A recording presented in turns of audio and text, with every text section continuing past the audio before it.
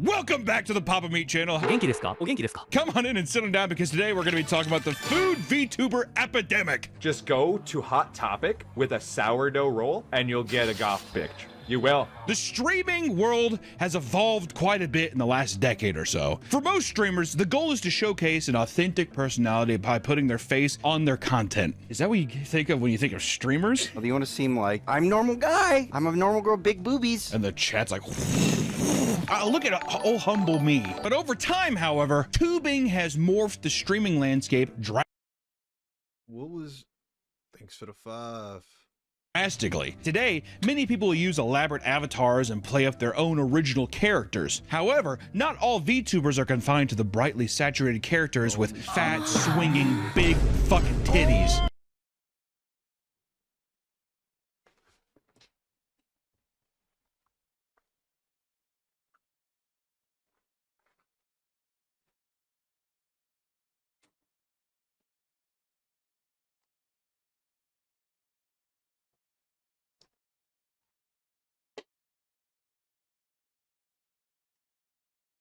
Anime. No. VTubers are no longer anime girls, Nick. They're much more. In fact, it appears we're now entering. I need new bone water.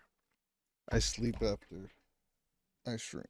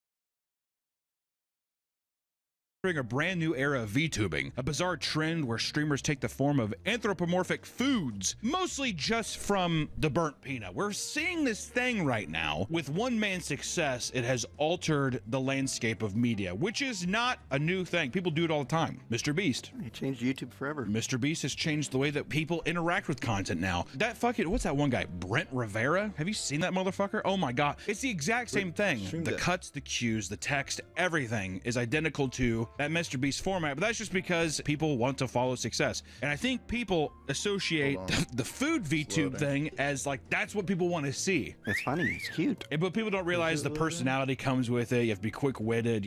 You have to have charisma, right? People were comparing it to the annoying orange. It's like reverting back. People want to follow success. And I think people associate the food VTube thing as like, that's what people want to see. It's funny. It's cute. But people don't realize the personality comes with it. You have to be quick-witted. You have to have charisma, right? People were comparing it to the annoying orange. It's like reverting back. The fact that it's a peanut is like totally irrelevant. No, that's the success. That's the successful key. Okay, I forgot about that. Yeah. We're going to talk about this new trend, but we're also going to talk about how it's led to possibly the worst streamer in modern history. And it's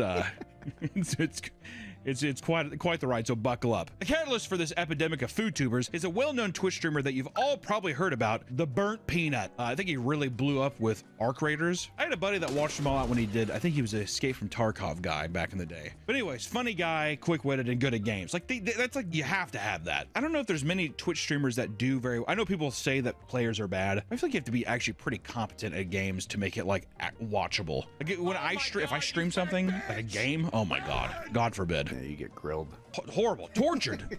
I mean, people don't want to, and people are backseat gaming the whole time. You have to follow somebody that feels competent in the game. They're quick-witted, they're funny, they're likable, all those things. Like it's a very rare thing to have, I feel like. And over the last 2 years, the Burnt Peanut has risen to unfathomable fame. Every time I see that motherfucker on Twitch, it's like 60 to 70,000 people watching. It's pretty insane. I think he's botting. Everybody on Twitch bots. That's also cope, though, isn't it? He's botting. It's like, fuck off. Yeah, I see clips of him all the time. He's botting. Yeah, right. It wasn't until 2024, however, that he began gaining a large following after clips of his Tarkov streams went viral on TikTok. Are you fucking serious right now? Are you serious? People were initially drawn to upbeat personality, the unique presentation, and the small details like his character's rotations of fun costumes, which I will say, this does show, and it's a good example of, you just have to put in a little bit of effort to stand out. If you're already called a Burnt Peanut, it makes sense that like, oh yeah, I'm just gonna be a peanut avatar because what the fuck else am I gonna be? But then it's like, oh, what if I just gave him different clothes? And then you just use a stream deck or whatever. And there it is. And people are like, oh my God! But that's just because the whole landscape is so fucking boring and not inspired. That was like a deal back in the day when I first saw Dr. Disrespect streams. You'd see all those transitions and then he wanted to fucking diddle. Shit, and you're like, the production level on this is crazy. I mean, a lot of people can do that. It's just a matter of, do you have the gumption?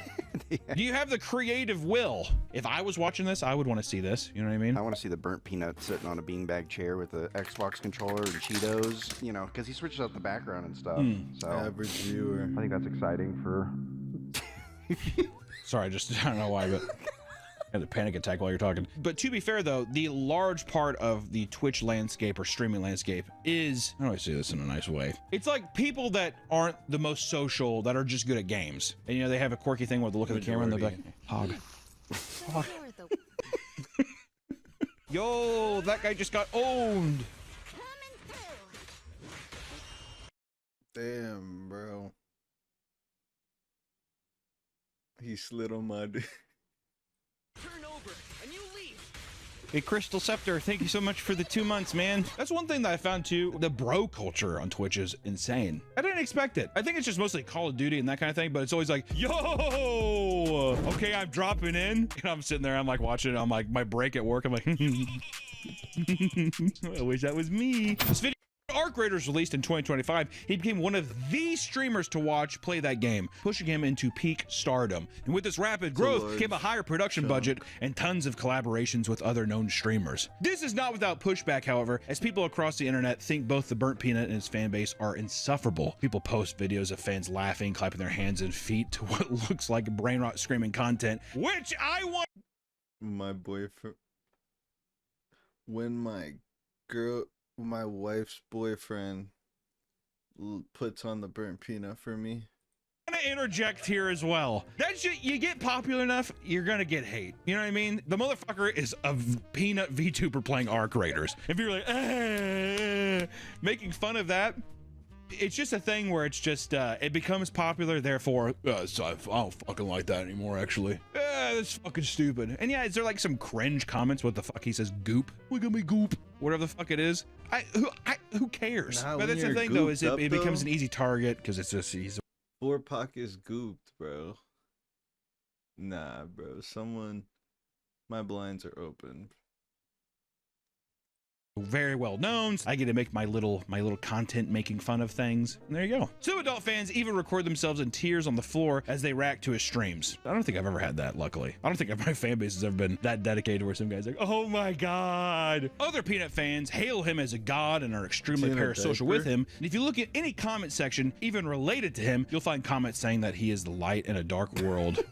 Or that he needs to be on every TV in America, which he has dedicated fans. What the fuck? You can say that with any rabid fan base. Look at any fan base. The problem is when a fan base becomes rabid, they become insufferable. To people who aren't into that fandom. That's why you get like the Has Been Hotel. People hate those fans, or like Amazing Digital Circus, all that kind of shit. Rick and Morty. It's just, it comes with the territory of being a huge like IP or star. People just, they get rabid. People get rabid, they get excited, they can't help it. Essentially, people treat the Burnt Peanuts audience like the classic millennial cringe, quirky chungus, spouting random like, oh, that's epic, hey, goop, all that kind of stuff, and people associate that's where it comes from, right? This weird behavior also started a trend trend of people making videos mocking the fan base, portraying them as man babies drooling over themselves and farting as they rock back and forth in pure bliss, which I will say I found a couple of my videos in those and it's funny. Really?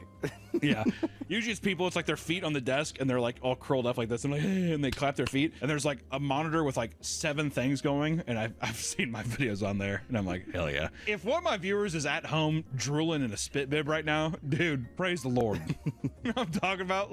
Hey, he has risen. But for people who think that the burnt peanut is the most annoying, like, oh my god, it's the fan base is so annoying, you probably should check out the competition of people that are copying him. Because the burnt peanut has seen massive success streaming in this style, it has inspired a whole new wave of copycats who try to treat his content as a formula for success. And if you scroll through TikTok or Instagram Reels, you are bound to find clips of people streaming as assorted food items and objects. After all, it's a very easy thing to set up with tons of YouTube tutorials instructing people how to mimic this recipe for success. You just gotta be food. Nick, what food would I be? Cheeseburger.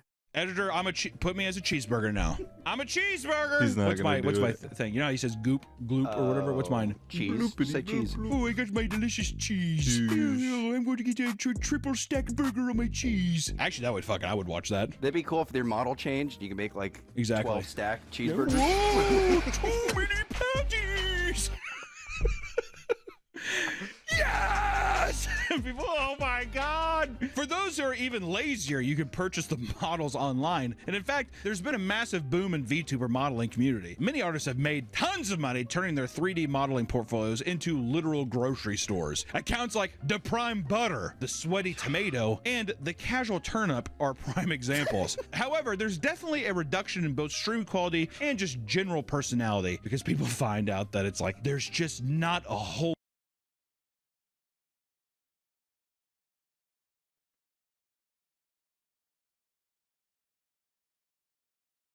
lot behind the personality that carries them. People online who come across these channels often call them out for copying the burnt peanuts formula, which is why nearly every one of these accounts has a video defending themselves and describing how their origin story is different, which I love. There's nothing I love. Dude, that's how I came up with the turnip.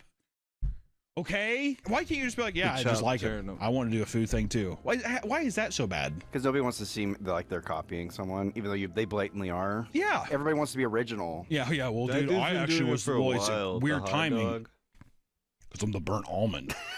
Just like a weird. I think that's from hot dogs, horseshoes, and hand grenades. Coincidence that we kind of are just both nuts. Just the state of my mind, I guess. This isn't to say there's something wrong with mimicking the format, but it's very clear that the thing selling burnt peanut streams the most is high energy and personality. It's not his fucking VTuber thing, dude, all right?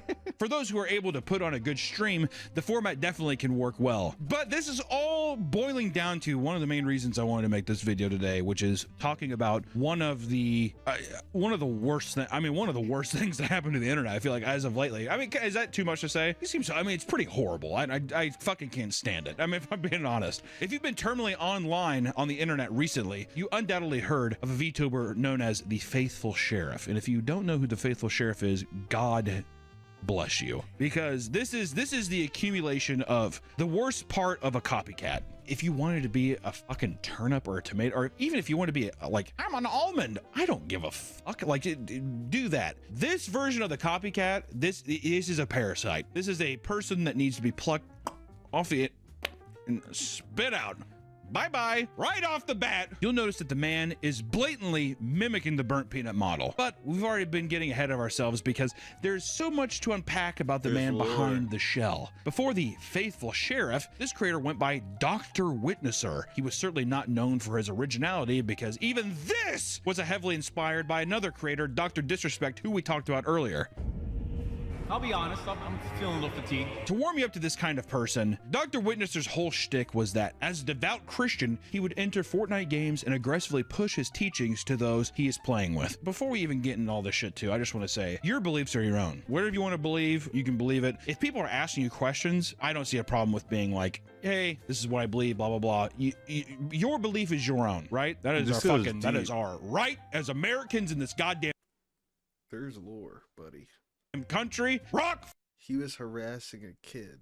flag and eagle, right, Nick? Oh yeah. But being a guy going on Fortnite and trying to like convert people, it has to be the most opposite way of introducing people to your ideals. I go into Fortnite and teach people the Bible.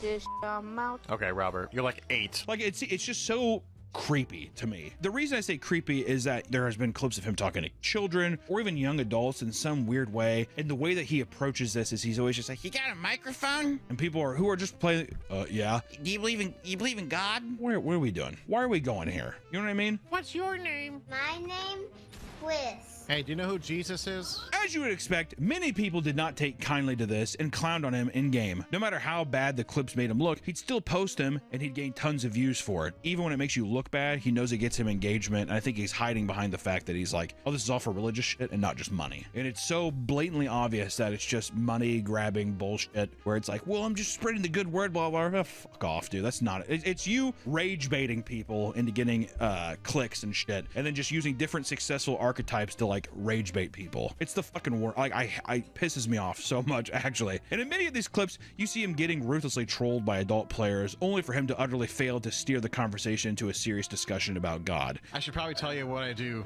Are you a hitman? I got a particular set of skills. Male on male porn guy? No, I have a particular set of skills. Taking it without flinching.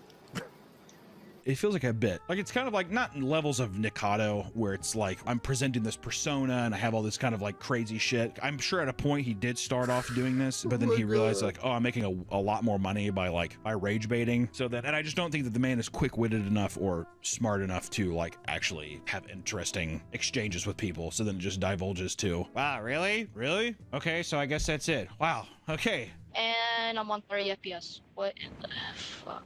Bro, let's watch the F-bombs here. Even when people try to genuinely tell him that they're not interested, he'd often force the conversation throughout the game in an incredibly anti-social. And I'm on 30 FPS. What in the... Try to genuinely tell him. Bombs here.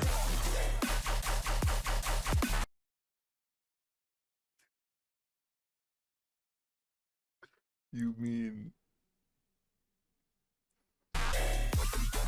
Even when people try to genuinely tell him that they're not interested, he'd often force the conversation throughout the game in an incredibly anti-social way. And at times, the constant rejections from normal adults trying to play a video game would get to him. In one video, a man from China tells him to knock it off, only for him to start whining about how he's trying to stop his freedom of speech. Oh, you want to stop my freedom of speech and expression? Okay, gotcha. I didn't know you were that oppressive. My bad. Fuck off. No Fortnite, mate. My God. Yo, Dr. Chud got it. It makes me sick to my stomach. As fun as it is to point and laugh at an overbearing Fortnite preacher, this man is very often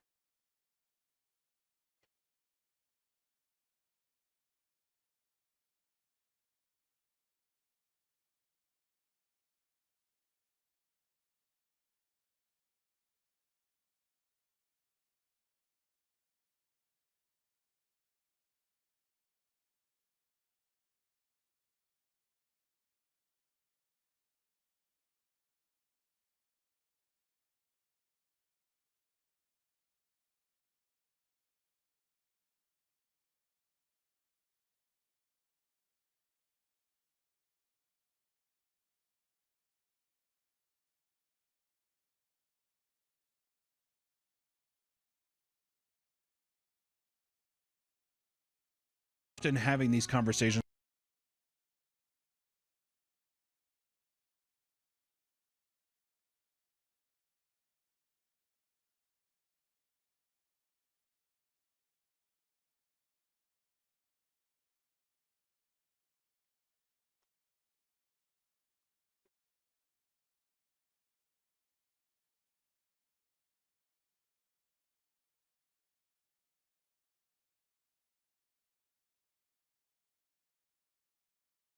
Zealous. Know the difference, ladies, when one is speaking to you. It's quite simple. Boys want to get to know you. Men want to know what your Cash App and Zelle is. Know the difference, ladies, when one is speaking to you. It's quite simple.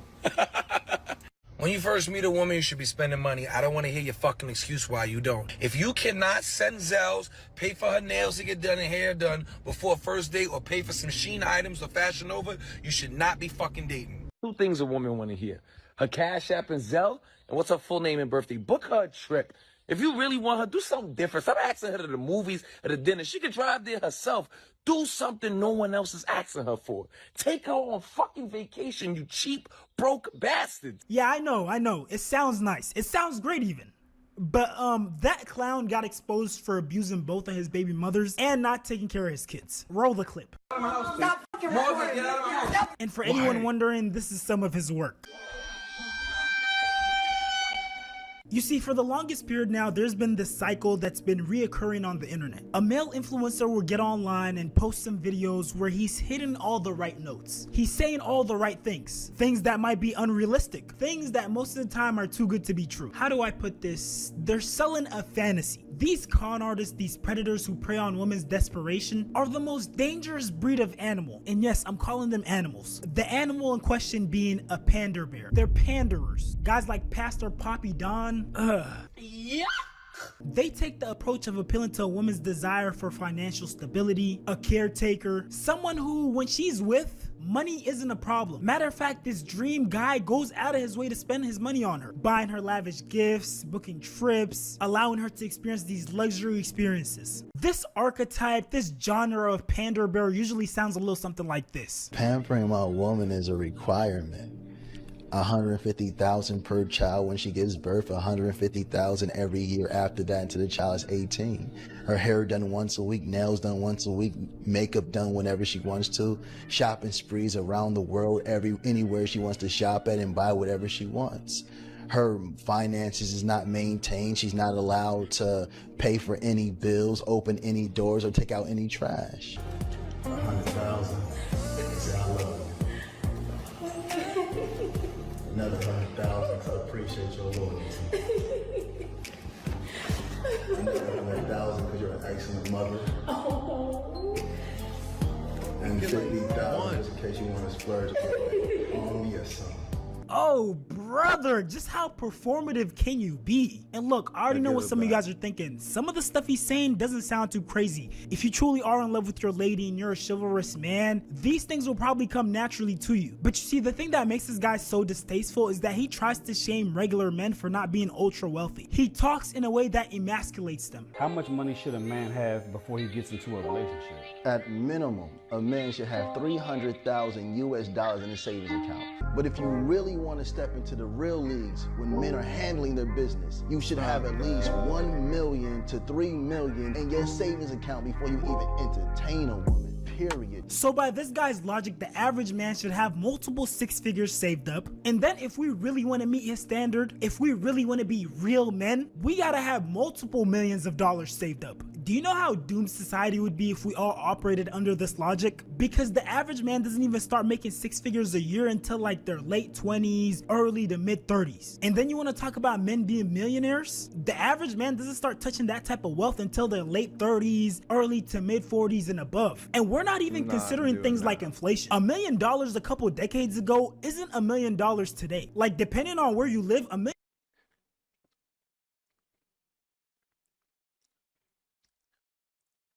But I still have it.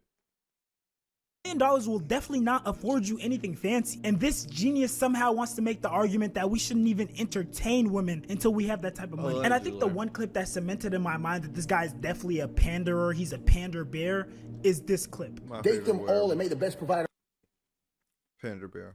win. And the only men that have a problem with this are the manipulators, the narcissists, the compulsive liars, the men that want you to provide for them. And to the women that say, well, I can't juggle 5 men at a time. You were dealing with a complete narcissist. This man had 5 different personalities. Every day you woke up, you see a different version of this man. You can date a different man At the Umbrella Academy champ. every day of the week. Date every single one of them and may the best provider win. If this isn't sweet talk, pander talk, telling women what they want to hear type of talk, I don't know what is. Cause look, I can respect someone who dishes it out to both genders equally. But when it's so obvious that you're trying to gain favoritism from one gender, your intentions become clear as day. And look, I already know what some of you guys might be thinking. This is all internet BS. There's no way anyone would actually buy into this sort of thinking. Well, ladies and gentlemen, you'd be absolutely wrong. You see, all a guy has to do is get online and make this sort of video. Y'all know it's niggas out here really buying girls food, paying girls rent. Real deal, paying for girls beauty maintenance. Real deal, like, real deal. I'm niggas. Stay legendary. And then you'll have women in the comments eating it up. May your money flow like a river. Hi king, you good? You ate today? The only type I date. I know some soldiers in here, they want to spend that on me. His inbox has to be going crazy right now. Yeah, I'm never settling till I find the one. My sugar pop is all the way in Canada sending me money. They're literally eating this shit up. And you see, these pander bears don't just come leading with money. They also have other tricks. There's other archetypes. There's other categories of pander bears. Not all of them sell this financial fantasy. Some of them use enticing words. For example, like Medusa's Judgment. His whole thing was painting men out to be these evil beings that were just irredeemable. And I genuinely feel like with him, he targeted a very specific audience. Women who were probably leaning towards being misandrous. Because no one besides a misandrist or a woman who's been severely traumatized by men would subscribe to an idea like this. If you was to ask a man if he would rather be in the woods with the woman or with the bear, he gonna say a woman every single time. And do you know why a man is gonna say a woman every single time? Because it's a bear. He got free reign. And the reason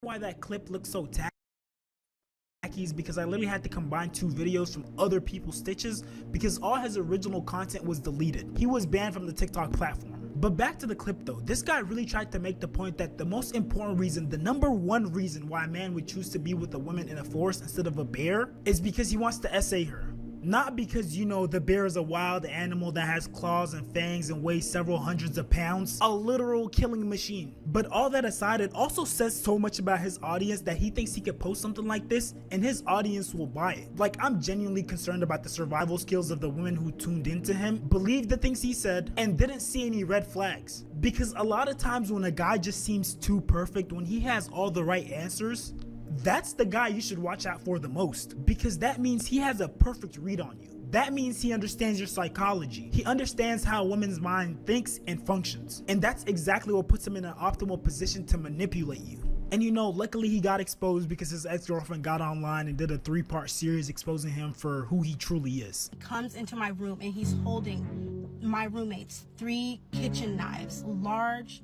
kitchen. He's saying someone is going to, you know what, tonight. Someone's gonna, tonight.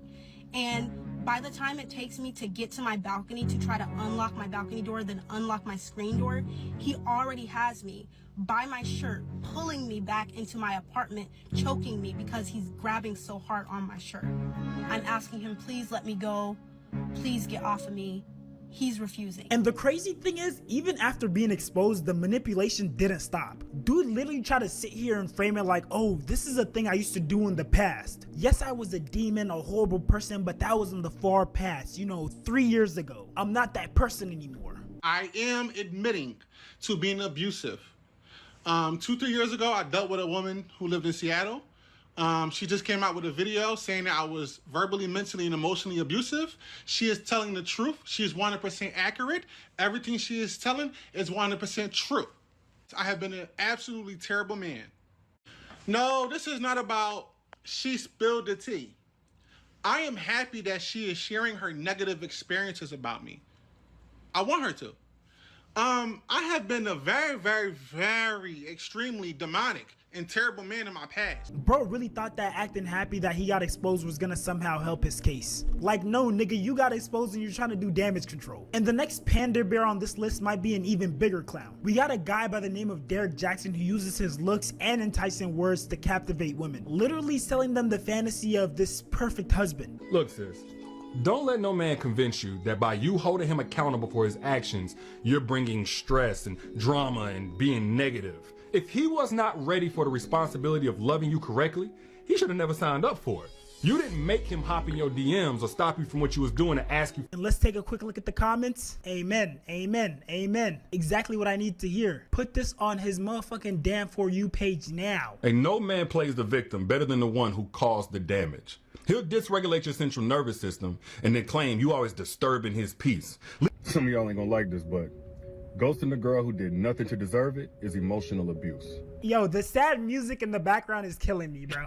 Never underestimate how fast a woman will cut you off for making her feel like she's begging for your love. I'm convinced bro literally works out to get a pump before he makes his videos, bro. I genuinely would not be surprised if he does that. Her anger ain't even anger. It's built up hurt.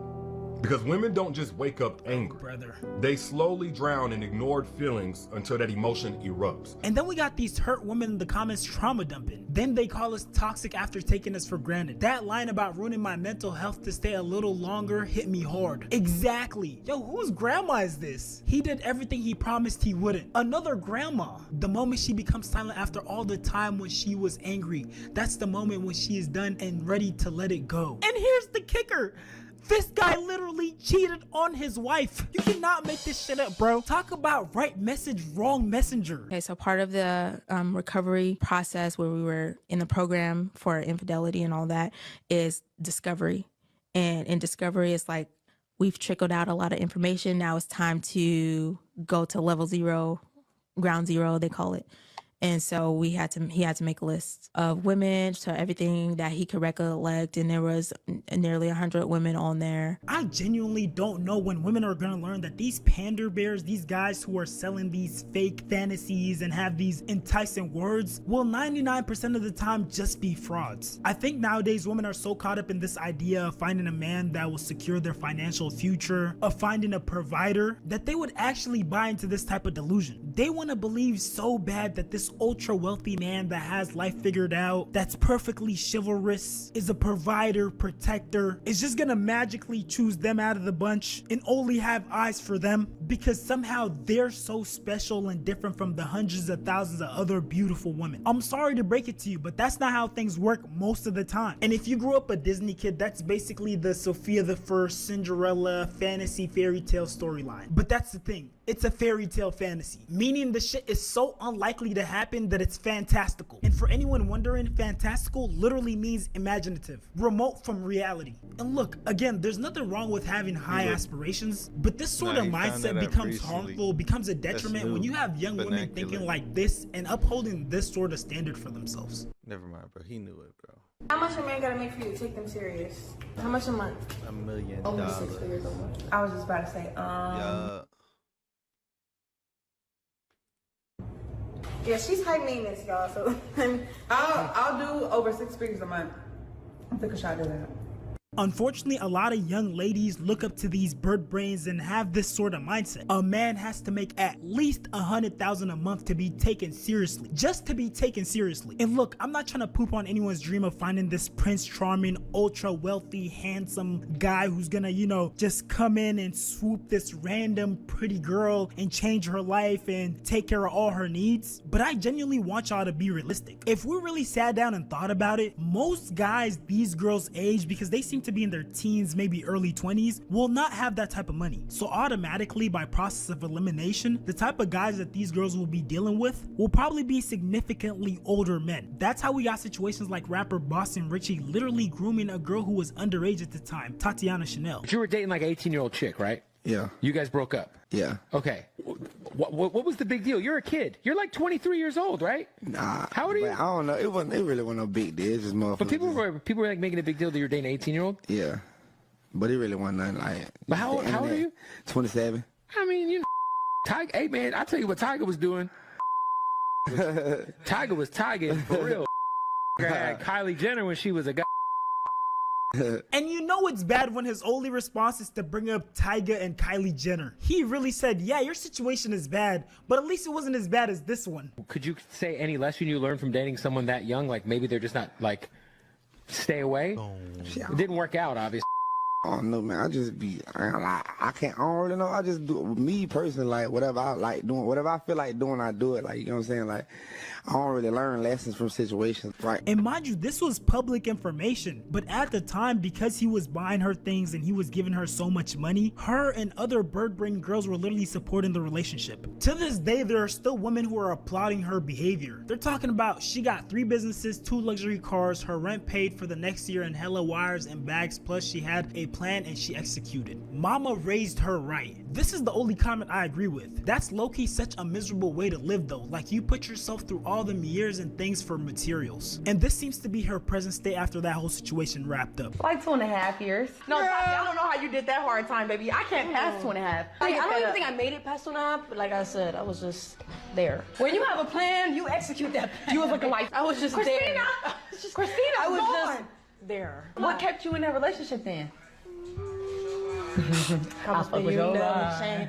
I put gas around your neck. I'm a BB every chain. What are you talking about? And look, you literally cannot make this shit up. Even after all these things came out about Boston Richie, him being a PDF, him being a rat, to this day, you go to his comments, there are women in there who are begging to be chosen. I need a Boston, hold the DV though. Y'all not tricking like Boston. Love me some Boston Richie because baby, can you help me? Oh my God, I love me a trick. Hey, I'm Miss Need Things Paid For. And honestly, I'm not surprised that this sort of pandering loser who leads with his pockets would hit on younger girls. Because a lot of times that's the only option they have. Because when they get in front of a real woman with her head on straight, these little tricks, these superficial materialistic gestures, they don't amount to much, and they can't use them to control these women, so they easily get exposed for what they truly are. Losers. You know the thing I love about the internet? I don't just gotta explain this to you guys. There's almost always an example already up online. So if you're not already informed about it, there's this YouTube dating show where people pop the balloon if they're not interested in an individual. The host asks some questions, and then if the person answers in a way that doesn't please the contestant, then they have the option to go up to that person and pop their balloon. Roll the clip. For me, a perfect date, first thing I'm gonna do, pardon my voice, man. First thing I'm gonna do, I'm gonna take you shopping for something to wear. I'm gonna get your hair done, get your nails done, pick you up in my double R. Probably got 1,000 roses in the Rolls Royce.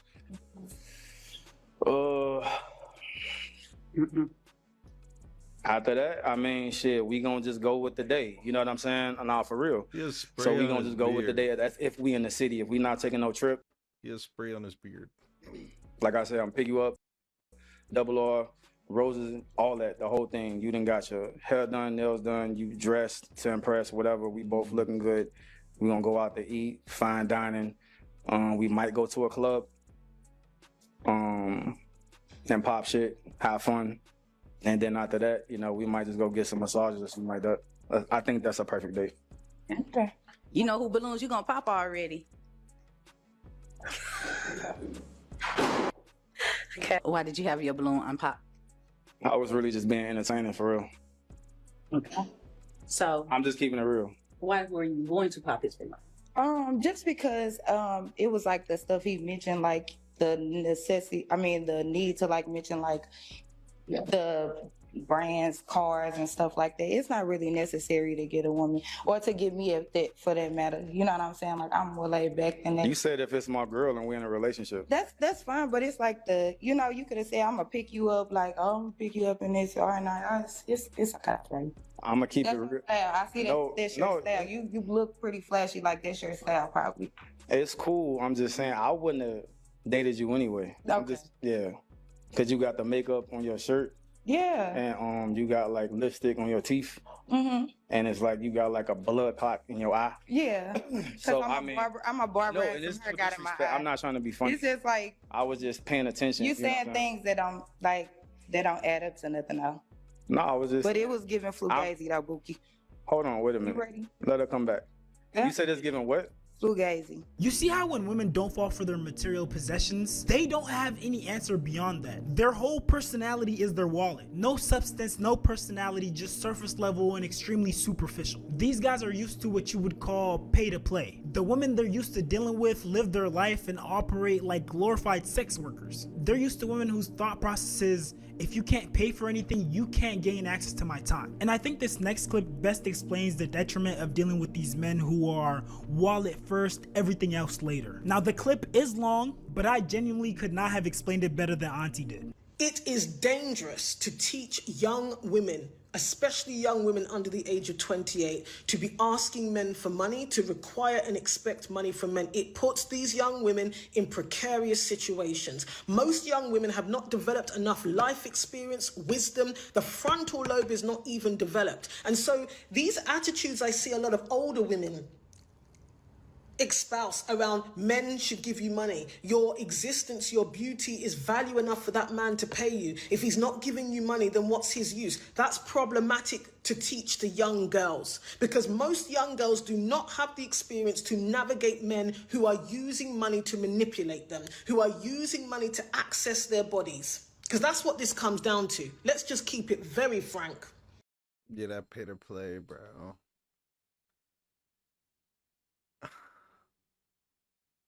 Okay, if you're not getting married, that man is trying to access your body. It's just sexual attraction and it's gratification. The reason why he's taking you to that restaurant, the reason why he's paying for your shoes or your hair is to access your body. Period. It always leads back to him accessing your body. And even if you do get married, you've just become a woman who signed a contract where now he is expecting your body. And if you're religious, you might well believe mistakenly it is by God's design and it is your wifely duty to give your body and not deny your husband. So either way you dice this, it's about getting access to your body. And I feel very strongly whenever I talk about the fact that women should not be relying on men for money, you should not be asking men for money. I think you missed the point here, that I am often thinking about the young woman. Because I'm sorry, I will say it again. I do not believe that every woman who receives money just because from a man is not doing something in exchange. And if you are a woman who's managed to master that kind of interaction with men, I'm pretty sure you're not a 22-year-old. And that still comes with risks. When you teach young women to be able to call another young man, because this is the other thing, are they calling a 22-year-old boy and saying, give me $5,000 or pay for my hair? Because if they are, that's not a good practice. It's not something we should be encouraging. And I think 22-year-old young men shouldn't be doing that either. They shouldn't be paying for girls' rent. For what? They're young people. What they're doing? Going to the cinema, going on a date. This is not serious relationships anyway. No. So why should a young man be giving that kind of money to go on a date with a young woman? Let them go and have popcorn at the cinema. Keep it simple. That's the stage of life they're at. So then who is this 22-year-old? Popcorn. Yo, they be not the cinema. 25-year-old woman actually asking for money from? Hard, cold cash. It tends to be older men. That comes with its problems. And most of these young girls do not have the life experience to navigate those situations and come out on top. They don't have the experience to navigate that situation and not give off their body unless they want to, or not feel like they have to, or they should. Even when the man is asking for that access, he's edging for that access to your body. Not all of these girls have the skills to not end up in those situations. This is why it's dangerous overall to assert that women asking men for money and expecting money in the dating stages in particular is a way of righting the wrongs of patriarchy. Not for every woman. You actually become more of a victim to misogyny, predatory behavior, and patriarchy. This is why we need to think about the day-to-day realities of these power dynamics that exist when women are looking at men and asking men for money just because you're beautiful. I'm sorry, if you're an older woman who's managed to crack this, fine, keep it to yourself. If you're a young woman, be very wary of taking that advice. Get your own money.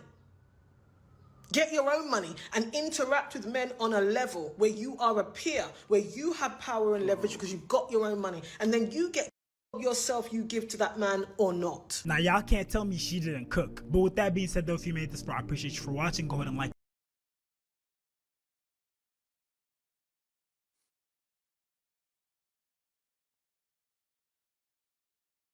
and behind the shell. Before the faithful sheriff, this creator went by Dr. Witnesser. He was certainly not known for his originality because even this was heavily inspired by another creator, Dr. Disrespect, who we talked about earlier. I'll be honest, I'm feeling a little fatigued. To warm you up to this kind of person, Dr. Witnesser's whole shtick was that, as a devout Christian, he would enter Fortnite games and aggressively push his teachings to those he is playing with. Before we even get into all this shit too, I just want to say, your beliefs are your own. Whatever you want to believe, you can believe it. If people are asking you questions, I don't see a problem with being like, hey, this is what I believe, blah, blah, blah.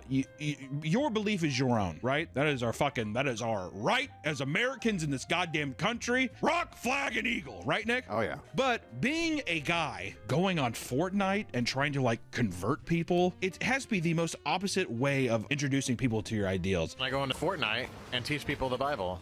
This out. Okay, Robert, you're like 8. Like, it's just so creepy to me. The reason I say creepy is that there has been clips of him talking to children or even young adults in some weird way, and the way that he approaches this is he's always just like, you got a microphone? And people who are just playing, yeah. Do you believe in God? What are we doing? Why are we going here? You know what I mean? What's your name? My name, Quiz. Hey, do you know who Jesus is? As you would expect, many people did not take kindly to this and clowned on him in-game. No matter how bad the clips made him look, he'd still post them and he'd gain tons of views for it. Even when it makes you look bad, he knows it gets him engagement, and I think he's hiding behind the fact that he's like, oh, this is all for religious shit and not just money. And it's so blatantly obvious that it's just money-grabbing bullshit where it's like, well, I'm just spreading the good word, blah, blah, blah. Fuck off, dude. That's not it. It's you rage-baiting people into getting clicks and shit, and then just using different successful archetypes to like rage-bait people. It's the fucking word. Like, I pisses me off so much, actually. And in many of these clips, you see him getting ruthlessly trolled by adult players, only for him to utterly fail to steer the conversation into a serious discussion about God. I should probably tell you what I do. Are you a hitman? I got a particular set of skills. Male on male porn guy? No, I have a particular set of skills. Taking it without flinching. It feels like a bit. Like, it's kind of like, not in levels of Nikado, where it's like, I'm presenting this persona and I have all this kind of like crazy shit. I'm sure at a point he did start off doing this, but then he realized like, oh, I'm making a lot more money by rage baiting. So that, and I just don't think that the man is quick-witted enough or smart enough to like actually have interesting exchanges with people. So then it just divulges to, wow, really? Really? Okay, so I guess that's it. Wow, okay. And I'm on 30 FPS. What in the fuck? Bro, let's watch the F-bombs here.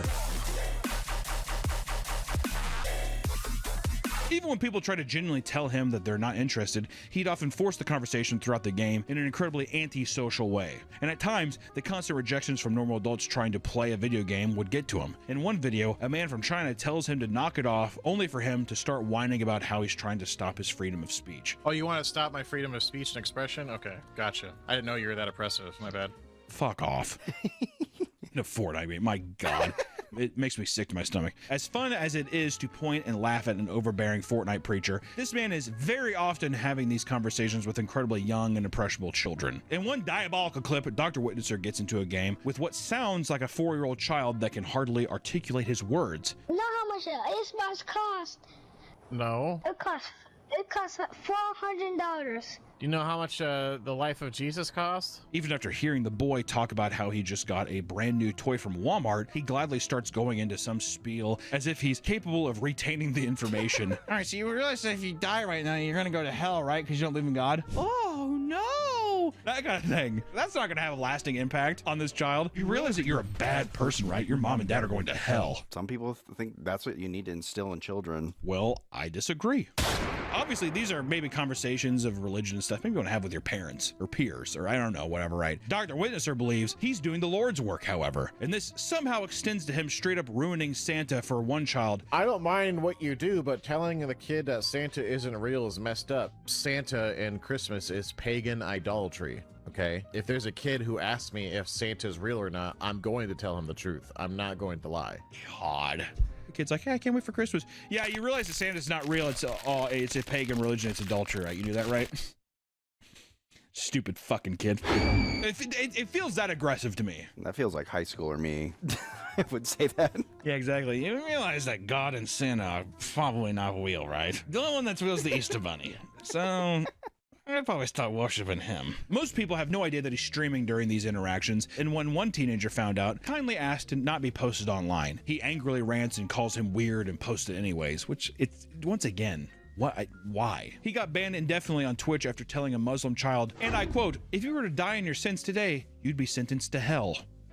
Is he wrong though? We don't know. And see, that's why I believe in the good man. That's why I tell every child that. You realize that if you die right now, you're gonna go to hell, right? Yeah, are you baptized? Yeah, specifically Muslim children. I don't even ask their beliefs. You're going to hell when you die. Thank you, Dr. Witnesser, you rule. You think people should just get baptized just in case, even if you don't believe? Or does that is that a cheat code? I don't think so, man. We see that a lot with like the Mormon wives and stuff like that, where it's like, you try to like, well, the Bible says this, but it doesn't say that. You think like an omnipotent God is gonna be like, how did you skirt around that? I just stuck it in and my friend was jumping on the bed. Exactly, I put it in. I didn't know it was gonna slide in so easily. Okay, technically, that is okay. The God I like to believe in, he's like a fucking like storm cloud. You think he has like a human body? People always like ask like he's like gonna shake my hand and shit. No, he's gonna be a fucking storm cloud that's just like, I think we're just kind of like a mole on like God's back. In your ideation of the world, God is a human man, probably like an overweight Italian guy, and we're a mole on his back. Yeah, like our universe is just a tiny mole on his back. Really puts things in perspective, doesn't it? We're so small. We're this big of a mole on God's big hairy Italian back.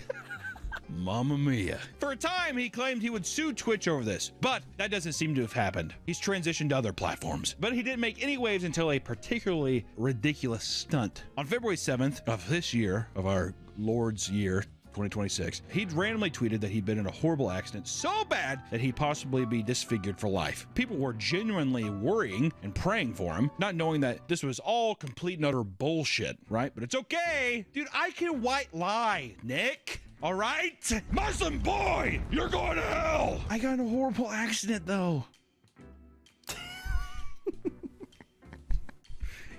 God is gonna love this. He'd fire up this next stream to reveal that he seemingly stole the Burnt Peanuts 3D model to use it his own, but with Bible in hand. How are you going to sit here and post something on Instagram and act like all injured and this stupid filter? Well, it's not a filter. I woke up like this. I fell asleep watching the Bugulator. I woke up like this. I don't know what happened. Isn't that funny? Isn't that a funny joke? It isn't. It definitely isn't rage bait to get you to click on the thing. Sympathy bait. No. Guys, it's a fucking bit.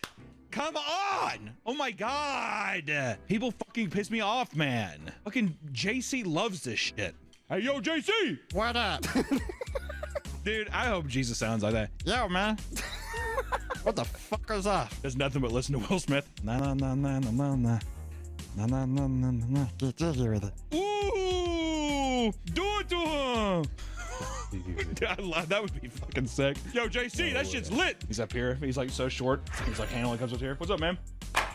You my man. After starting as a singular joke stream that he claimed would not be a rebrand, he almost immediately changed his mind and leaned all the way into it. He soon updated the model to resemble a cowboy, occasionally accompanied by an accent, and would constantly break the third wall to try and explain the terrible lore of this character and justify why it's okay to basically rip the entire idea, to the point where he was even admitting that he plans on stealing his mannerisms as well. People like, well, you're copying his mannerisms. Yes, that's part of the storyline. That's part of the storyline.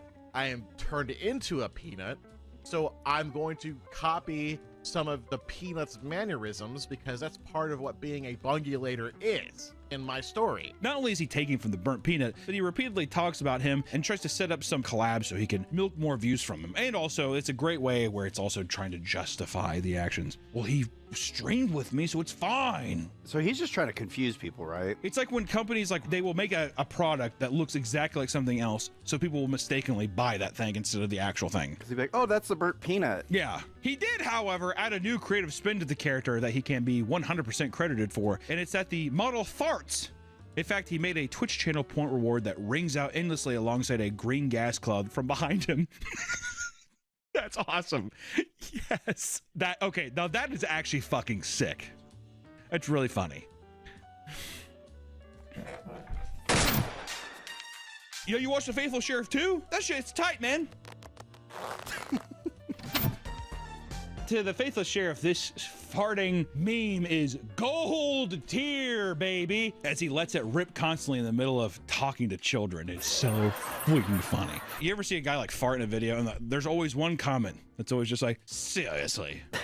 What's funnier than farts? It's the universal joke. It's a universal joke. Everybody can laugh at it. As more people grind out content criticizing him and his reputation gets worse and worse, he has only tried harder to justify his routine of constantly talking to children. Not only is he interrogating children on stream about whether or not it's okay to talk to them to make himself feel better, but he's even been reduced to posting AI Google results about Fortnite's game demographic to prove that it's not entirely a kid's game, which obviously it's not entirely a kid's game, but you do openly talk to children a lot. If you hear someone's a child, you should just be like, okay, I'm not going to talk to them for the stream, but it's like, I got to have that content. Exactly. It's a conscious decision that you're making to be like, I'm going to clip this, or I'm going to even do this on stream because you know that's going to get a reaction. It's going to drive traffic to your channel. Just like in the past, he will go out of his way to grind out as much clips as possible to maximize exposure, even when it's completely inappropriate. Like, what am I going to do? Waste the content? Come on. Where's the Muslim kid at?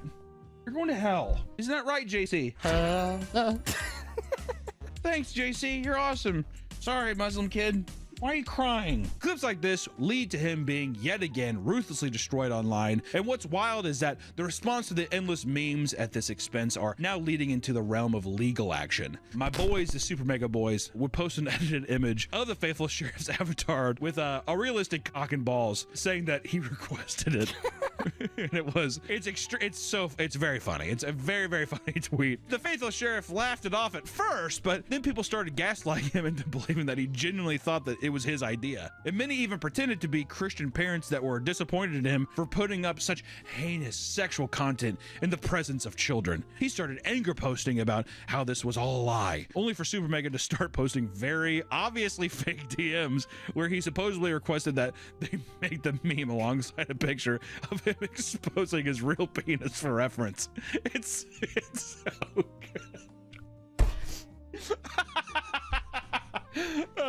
He then posted a video where he pleaded for people to believe him, even claimed that he will pursue legal action against them for defaming him. In an attempt to prove it, he shows his own DMs and tells people that the IRL image of him that they used is far too small because he weighs 300 pounds. This is not me. Y'all have seen me. This person probably weighs about 170. I'm 300 pounds. Not proud of it, but that's how much I weigh. That couldn't be me because I'm a big boy, guys. Obviously. Why are you even indulging in this? Fucking moron. Am I crazy? As of now, Super Mega has now received the cease and desist in the mail. And ironically, this meme was just a copy of a similar meme that they posted on the Burnt Peanut a while back. If the faithful sheriff had just laughed it off and took it in stride, it wouldn't have gotten nearly as many eyes on it. The reason that it got so big is that he's like, oh my God, this is not true. He took the bait.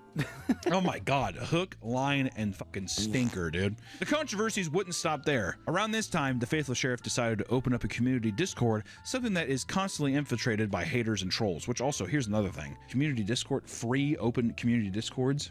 You gotta be careful. It's like a prison yard.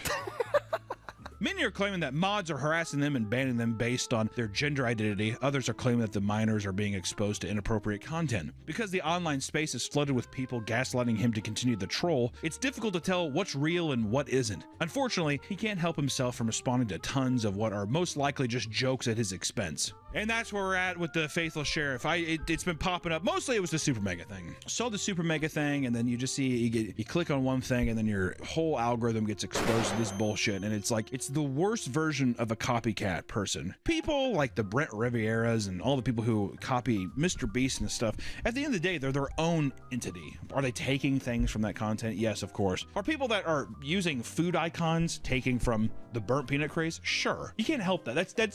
That's going to happen. Also, people might just be like, I think it's funny and I like the burnt peanut, I'm going to do it.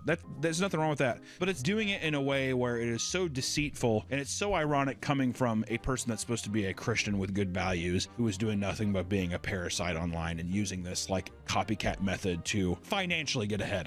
I really don't believe any of the virtues that he has is earnest. I don't think that it's like for a good cause. Maybe his content did start off with him like maybe wanting to do like, I'm trying to just tell people about the good word, but now it's come to the point where it's pathetic brain rot. People that post rage baity shit, after a while it gets so stale to people that they will continuously up that game to keep getting clicks. So who knows what happens now? I don't know. Never in a million years could the people building modern civilizations comprehend such a brain-dead topic like this to exist, and I'm sorry that I had to even indulge it on you, but it was on my mind. If you're someone out there who wants to take inspiration from their favorite creators and use it to make some fun content, by all means, go for it. I mean, that's how people start. You're in love with something and you want to emulate it. You want to like grow as that person. You want to become that person. It's how art gets made. That's how people interact and make things online. It's harmless overall, but there's something to be said about people who do it solely because they're desperate to latch on to whatever can get them views, to get them money, to rage bait people into clicking on something for analytical value. For people like the Faithful Sheriff, what else is there to say? The man is seeking out anyone, including children, to pressure them, to convert them while they're young and impressionable or in a bad spot in their life. He's not saving anybody. He's doing it all because he knows it pisses you off and you'll click on it.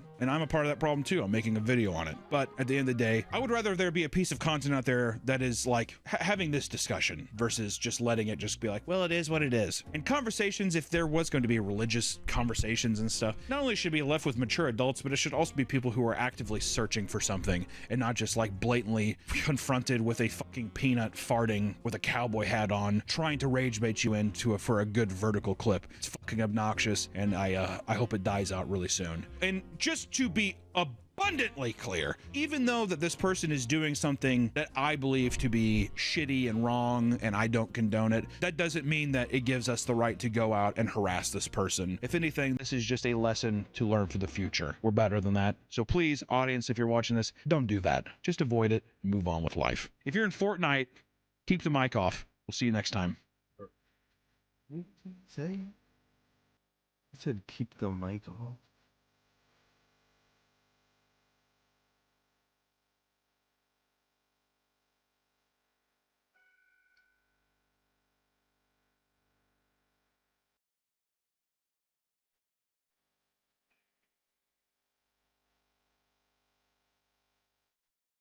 Today I'm going to talk to you guys about something very near and dear to my heart, okay? Something I find a lot of interest in. The Beat It Chick Prophecy, okay? I'm going to show you exactly what I'm talking about. Saw it on Twitter, motivated me to make this video, okay? As you can see, this young lady, you know, in some skimpy clothing is with this guy who's shirtless inside of the school. I don't know how that's, you know, not against school rules. He's got a big chain. His pants are sagging a bit low. He's in great shape, great body. Bracelet, rings. Clearly he's got money. He's got some form of funds. He's got tattoos, you know, and then there's this guy back here. He's got a book. I think this one's calculus. This one says something else. I can't remember. He's got a pencil behind the ear. Got a backpack on. Not very handsome. I think this guy is a little bit handsomer than him in the base form. And, you know, look at his knees. His knees are coming close together. Not very confident. Okay, this is not what confident people do. He's pigeon-toed. Look at him. You know the meme. Man, I'm in the first few minutes of the video, so I can't curse. But like basically, you know, genital shame. You know, like he's ashamed of his meat. Like he's not very confident in it. You know, he's wearing a button up to school, which honestly is just doing too much. If I'm being real. Like that's not what you need like as a student, bro. Like that's not gonna help you learn any better. Also, he's kind of disorganized if you think about it. Like, look, all the spines of the books are facing outwards except for this one book. Like, do you know how dangerous that is, bro? Like, have them facing the same way. Like, I don't know why he's doing that. And are these books really that heavy for like why isn't your backpack just big enough for the books? And it's like the school clearly has lockers, right? So it's like, why don't you just put some books in your locker and take the book that you need for the class? Okay, but anyways. She's with the guy, right? She's with the guy. She's wearing big hoops just like mine. And she's saying, don't worry, baby. He's just a nerd. Nerds in all caps. And then he's thinking to himself, why do they always pick the thugs? And then years later, okay, she's in the same exact outfit that she was wearing here. I don't know why, even though I feel like these pants shouldn't fit her. Maybe they're a different pair of pants. Maybe she got a different size. Maybe she just really likes this outfit. So she decided to renew it. Okay, I've known some women to do that, all right? She's holding this baby very poorly. Look at the baby's head just resting straight on the breast right here. And she's pregnant again. Okay, so she's got another baby on the way. And she's like, hey, baby, remember me? Oh, wait, no, I gotta break him down. This is his car, I presume. It's yellow. Which is okay, you know, like I guess it's like a nice yellow car if you're into yellow cars. He's got a lot more drip than before, you know. He's got these nice shoes, got this pants, he's wearing a suit, cuff a little bit extended outside of would that be a blazer? I don't know. Okay, you know, he's a CEO, and look, the tie is the same color as his shirt in here. So there's an element of him that he's still staying true to himself. Like he's like, this is who I am. I like this teal color, so I'm gonna wear this teal tie because a teal suit would be doing too much. Which honestly, I feel like he just had the bravery to like put on like the teal suit and really just show us who was boss. You know, like you're the CEO. Like, were they gonna fire you for wearing teal? Like, please, you know, he's got a lot of money in his hand. I don't know why. Maybe he's going to a gentleman's club later, but there's no reason for you to have this much cash on you, especially holding it in the open. Especially guys like this, bro. Like if he pulls up on you and you have that wad of cash, bro, you're completely finished. He's still, you know, he's still wearing the glasses and he's still ugly. He is still ugly, and this is gonna be an important part of the video. The fact that he is still unattractive. She says, "Hey, baby, remember me?" Which the thing is, I don't think she's asking. I think she's telling him because there's no question mark. She's like, "Remember me?" Like she's telling him to remember her, and he's like, "Beat it, chick." And she's like, "Why can't I find a good man?" So yeah, we're gonna break this down a bit. The sentiment of what's going on here is basically this guy, right? This guy, he's a nerd. He's undesirable to this woman. You know, he's working on his studies, and this guy is a thug, so to speak. thug, so to speak, quote unquote, kind of anti-black for him to call him a thug. Like it's not like there's a gun on him or anything. You know, like we don't know that. But anyways, it's a thug. And, you know, this guy, you know, he's more attractive. He's clearly more in shape than this guy. You know, like you can tell, like, look at his legs, bro. He's got no strength. Look at his arms. He has no strength. So it's like, bro, you're just not desirable. But, you know, if we're thinking long term, this guy probably has a better future doing something right. Because at the time, though, it looked like my dad was going to go to the NFL and be there for a long time. Now, he ended up getting hurt. But basically, she always held it against him that he wasn't able to give her this NFL life because he did get hurt. You know what I mean? So the problem isn't really, oh, you know, they... All right, come on, lock in. We gotta mute. Cuff him, what a dirty... Yo. I'm leaving.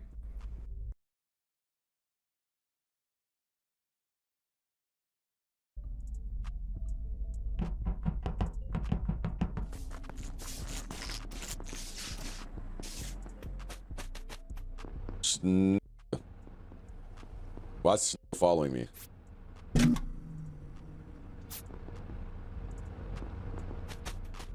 faked out the task. Alright, I'm about to go do it now. Uh-oh. Okay. Who spotted it? Okay, blue. Whoever killed you guys, blue. Okay, dark blue killed him 100%. She gonna call me Brady Girl.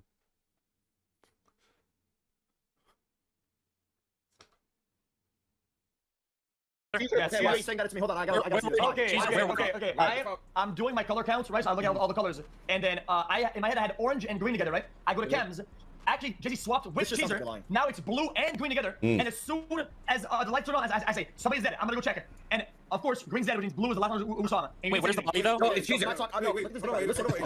I didn't even see XQC, so I don't know what you're even talking about. He was on cams. He said he was on cams. No, I was on cams. Wait, I was doing a test. I didn't see Cheeser's body. Yeah, who reported the body? I reported the body. I didn't know what it is. I was spanning the body because I knew for a fact that it was in there. I knew for a fact. But Jesse said he didn't see Cheeser though. Where's the body? And where was the body? So it's Jesse and Cheeser in the game. Where's the body? What are you actually saying, bro? Wait, no. Alright, How about Cheeser? It's an admin. I said it's admin. How about Cheeser? Okay, can it's funny. So orange is automatically me because XQC said it. Wait, more money. Vote Cheeser. He has more money in clout. He has more money in clout than you. Are we voting Cheeser, yes or no? I mean, that's what it sounds like. Wow. Damn. Bro, stop being a little baby. Wait, so was it you for real?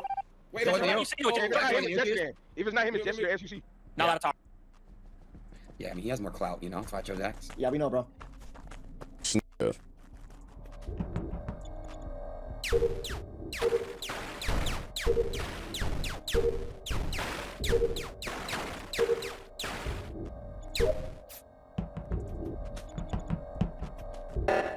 Fuck. Uh-oh. Fudge.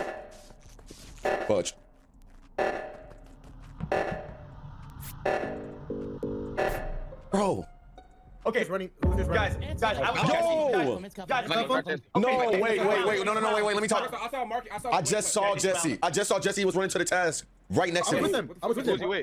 I didn't see who he was with though. Anyways, cuff him literally right now. We were doing the task. No, nigga, I had met y'all going up to it. No, it might be. I ain't gonna lie. It might be Marky. Let me talk. That's what I'm saying. I was with Marky. Who can vouch for Marky? Me. All right, so listen. The killer could have hopped in the hole. Yes or no? Yes or no? Yes or no? No, I'm not talking about Marky. I'm talking about Marky. Could the killer hop in the hole? Yes or no? Not from that. Not from there. Yeah, it's a hole right there, nigga. I was going up with y'all. I was meeting y'all up. Are you still? Nah. I was wrong. Like, what are you talking about, bro? You don't even know what's going on. Aiden, you don't even know what's going on, Aiden. Because you're goddamn. You don't shut the fuck up. Put a sock in your fucking mouth. No, you shut the fuck up. Yo, I know I'm good. All I'm gonna say is XQC's not an emote only. XQC's not an emote only. That's all I'm gonna say. Brother. Guys, we have a new Outdoor Boys, but this is a different one, bro. This is a special one. This is probably the most highly requested video that I've ever seen in the comments. People saying, you gotta watch this one, you gotta watch this one, you gotta watch the U.S. Marine Corps. What we are watching today, 6 days in the jungle, survival camping with no food, U.S. Marine Corps jungle survival, and apparently that is what is actually happening in this video. Highly requested for many weeks now, and we are here. And please, remember, like and subscribe.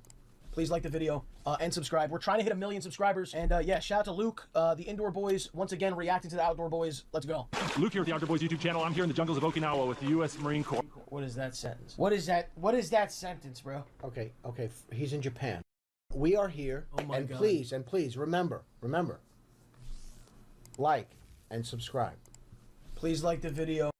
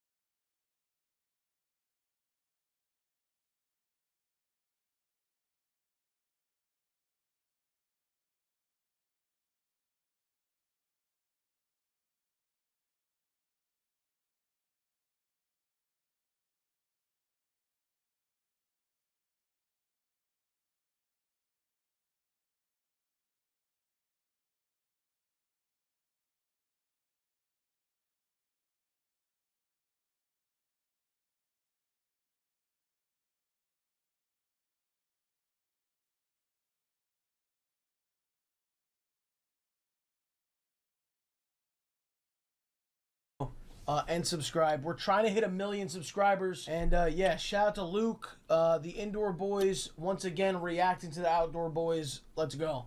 Luke here with the Outdoor Boys YouTube channel. I'm here in the jungles of Okinawa with the U.S. Marine Corps. What is that sentence? What is that sentence, bro? Okay, he's in Japan. What is it? I gotta hear this sentence again. Luke here with the Outdoor Boys YouTube channel. I'm here in the jungles of Okinawa with the U.S. Marine Corps. Oh, excuse me. He's in Japan with the Marines. Okinawa with the Marines. Luke, I don't even, let's go, man. Let's just go. 6 days with no food. Let's just go. Let it rip, man. Everybody's ready to go. Let's go. For the next 6 days, I'm going to be attending the Jungle Warfare Training Center. I'm not allowed to bring a tent, spare clothes, or food. We're going to be living off poisonous vipers, eating bugs, and we're going to be wet. I'm not sure this was a good idea, but it's definitely going to be interesting. I'm not even, okay. I'm a little freaked out right now. Dude, Luke, are you sure? This guy is fucking hardcore, man. Nothing to hold me back. Take my time, just enjoy the ride. I know, man, passing by. Life is good, best I've ever felt. Get me up, somewhere I can find myself. He's saying bye for a week. All right, guys, we're in Camp Gonzalez, home of the Marine Corps Jungle Warfare Training Center. And we're going to get kind of a rundown. He posted the video, so obviously he survived. You know what? Yo, bro. No, dude. You're so dude. No, you don't. You know what? The level of stupidity. I'm gonna be honest with you. You're dude. The punishment for saying what you just said, I really think. But he posted it manually. I think that my recommendation is get off the stream. Can we ban him? I don't want to go that far. Should we time him out for a while? I have a suggestion. I think this should be like a self-imposed penalty. Get off the stream, wait 2 days, and then just watch this on YouTube, because you're not capable right now. You're making no sense. But whatever. If you could stay calm and not make asinine comments, then you'll be okay. Otherwise, you're gone. So it's as simple as that. Dude, why did she even come on the trip? He's going away for a week. They flew to Japan and then... Japan's kind of cool, dude. You could have some fun. I mean, I hope...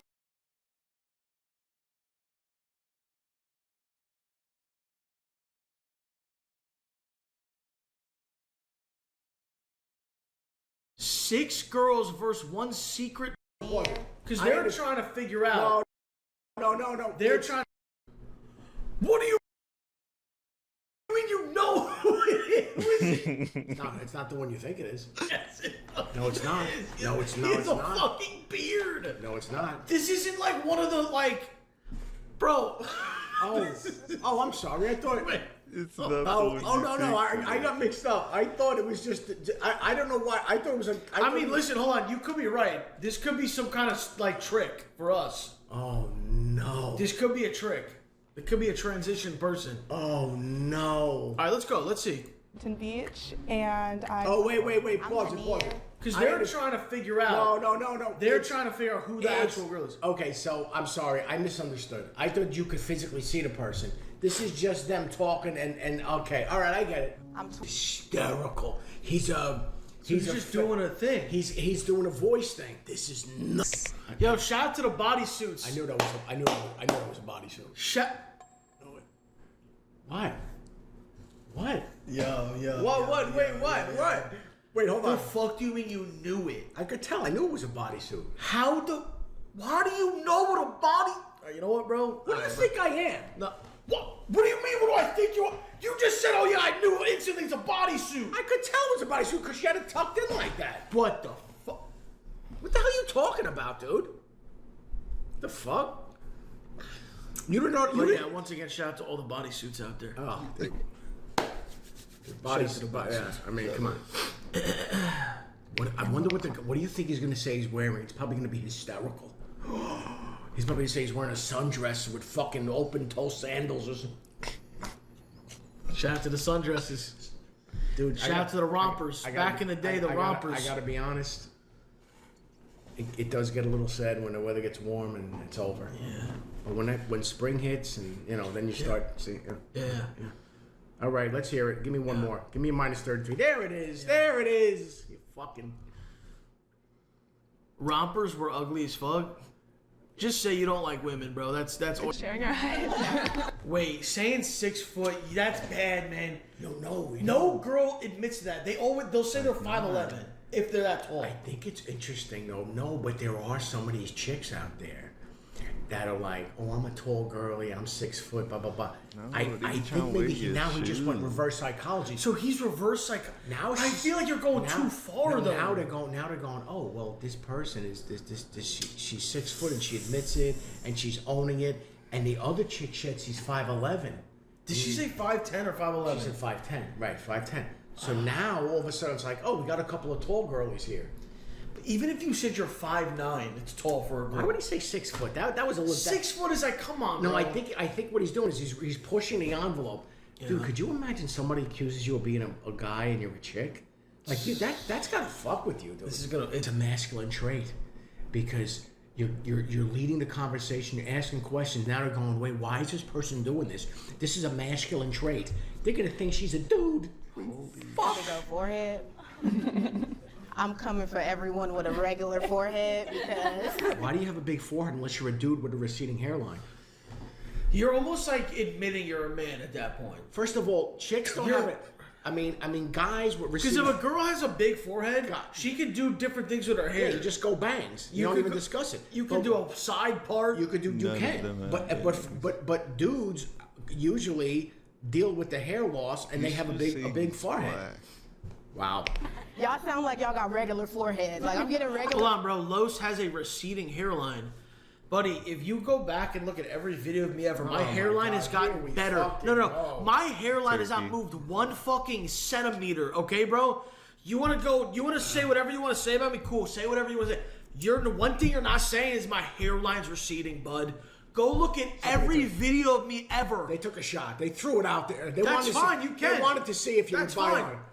Dude, not for nothing. Dude, 57. Not bad, brother. I mean, listen, it's in the family. Bro, look at this. 57, my grandpa, your dad he didn't go bald. He held on to that hair. He didn't go bald. He held on to that hair. But we have good hair in the family. Not bad, dude. Not bad. You know what Mom said to me? She looked at me. I mean, we were just out having a drink, and she looked at me. She goes, I go, what? She goes, I don't know what I would do if you were bald. That's so real. That was the realest fucking thing. So real. Y'all sound like y'all got regular forehead. Like I'm getting regular forehead energy here. This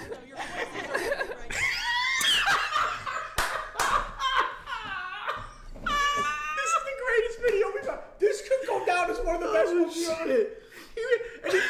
You see what he did? Now these chicks over here are going, the person to my right. No. I heard her. I heard her giggle. I heard her regular forehead. Like I'm getting regular forehead energy here. Who is this video? Who made this video? Is this one of the guys we know or is this someone new? I don't know. This is fucking tremendous. What? Laughing was a big thing for me. They were laughing a ton and I was trying to like it just didn't work out. These are the people that made the video that we had to guess the virgin. Wait a minute, it did work out. He's going, it didn't work out. No, it did work. Girls are not admitting. I'm sorry, bro. No girl's sitting there going, yeah, I got back in me, bro. Wait. That just doesn't seem. That's like a dude would say that, bro. Wait a second, though. But this is how he's spinning it. I understand, but you gotta try to blend in. She's saying, what's your insecurity? She's coming up with some shit, about acne. These chicks are going, oh my God, I get a pimple when I get my period. You know that whole routine. Yeah. Oh, my skin. They're going, wow, this is a real one. Yeah. So.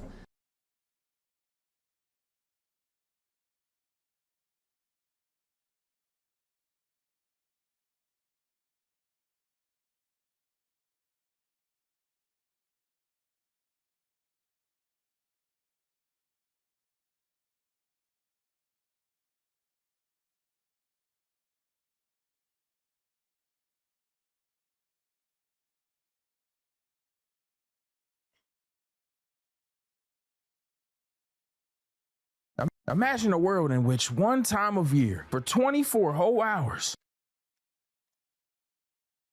you get to break any crime that you want. I mean, anything. Murder, theft, sipping that codeine lean. What would you do? Would you be one of the families that hide in the house, or would you go outside and get into that action? Today, we're about to look at both sides of the spectrum. A family that has decided they want to stay in the house, and families that have decided that they want to purge. Yo, how is the movie going to start off with literal just video footage of people fighting, stabbing, shooting, and killing each other? Is this real footage, or did they film this for the movie? I hope that this is film footage, bro, because that's kind of dark. Anyways, this is James Sandine. Sandine? I don't know. His name's James, and he's played by Ethan Hawke. You might have remembered him from Training Day. That gas! Anyways, he works for a company that have created purge security systems. They're systems that completely lock your house down, but they're not impenetrable. That's something that's very important that you should know. This is his wife, Mary. She's played by Lena Headey. You might remember her from Game of Thrones. Shame, shame, shame. Who would have known that fucking black-haired Cersei would be in this? Anyways, they have two kids, Zoe and Charlie. Now her kids are, you know, well, Zoe's regular. I was about to call Charlie regular, but I mean, bro literally created a robot with a webcam on it so he could spy on people. Type of weird ass. Anyways, Zoe's in the crib with her boyfriend. His name is Henry, and I mean, Henry should not be dating this guy's daughter. I'm gonna keep it a band. I'm not gonna lie to you. This man is clearly overaged. Why is this 19-year-old in here with a 16-year-old girl? I'm just saying, bro looks like he smokes cigarettes. Anyways, Mary's outside and she's greeting everybody else that's about to go home for the purge. And here comes her neighbor, bringing her a plate. Now, her neighbor is clearly envious of the fact that they have sold these security systems to every home in this neighborhood. Like, honestly, everything that they have is because of these security systems. And well, seems like her neighbor's a little bit salty about it. You know, everyone's saying that those security systems is what paid for that new addition on your house. Are they really saying that? Oh, don't worry about it. It's just gossip. You know how we hoes do. I'm not a hoe. Oh, come on. You think you got this nice house and everything by not being a little bit of a slut? Wait, what? Anyways, she goes in the house and Charlie pops up with this weird fucked up toy like Sid from Toy Story. Is this a burnt baby on this thing? What is that? What kind of fireworks went off around it? I'm just saying. Anyways, Charlie's worried about tonight, as he should be, because it's literally a societal purge. People are going to be running around murdering people just because. Like, this kid is clearly weird, bro. He be taking his vital signs and writing them in a book. What is wrong with this kid? Hey, what's going on, everybody? I'm sorry. Ethan Hawke here. Dad, can you stop acting like you're Ethan Hawke? It's weird. Whatever, nigga. Anyways, I want to talk about everybody's day, man. What y'all do today, man? You know, me, I sold some motherfucking security systems. You know what I'm saying? Had some codeine lean. I ain't gonna lie, man. You know, I can't put down the cub. I feel like Dave Blunts. And I fucked that new secretary. She kinda bad. Wait, what? You don't get a follow on this account, buddy. I'm sorry.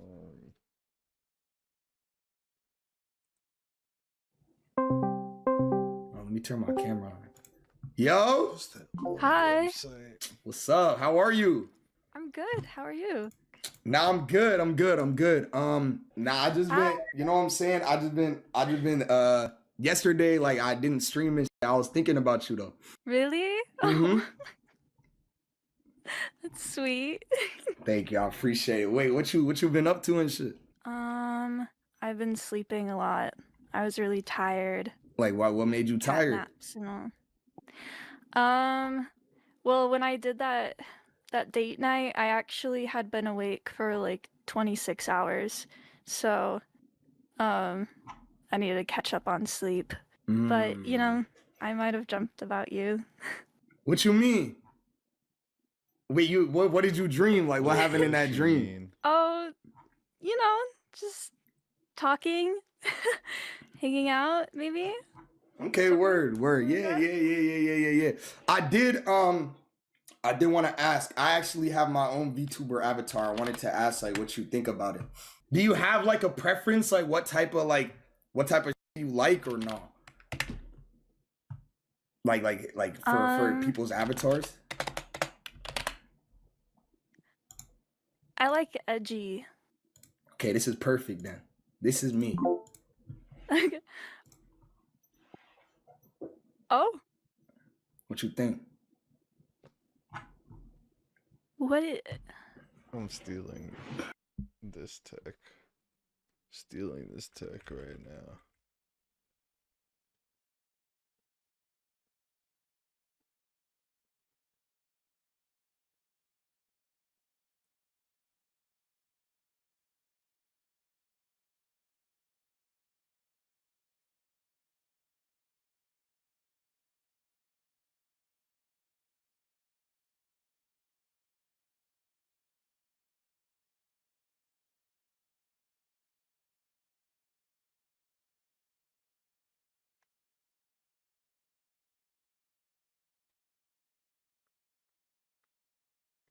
He's using Snapchat tech. What are you? I'm a peanut. Oh. Yeah. Like that one dude.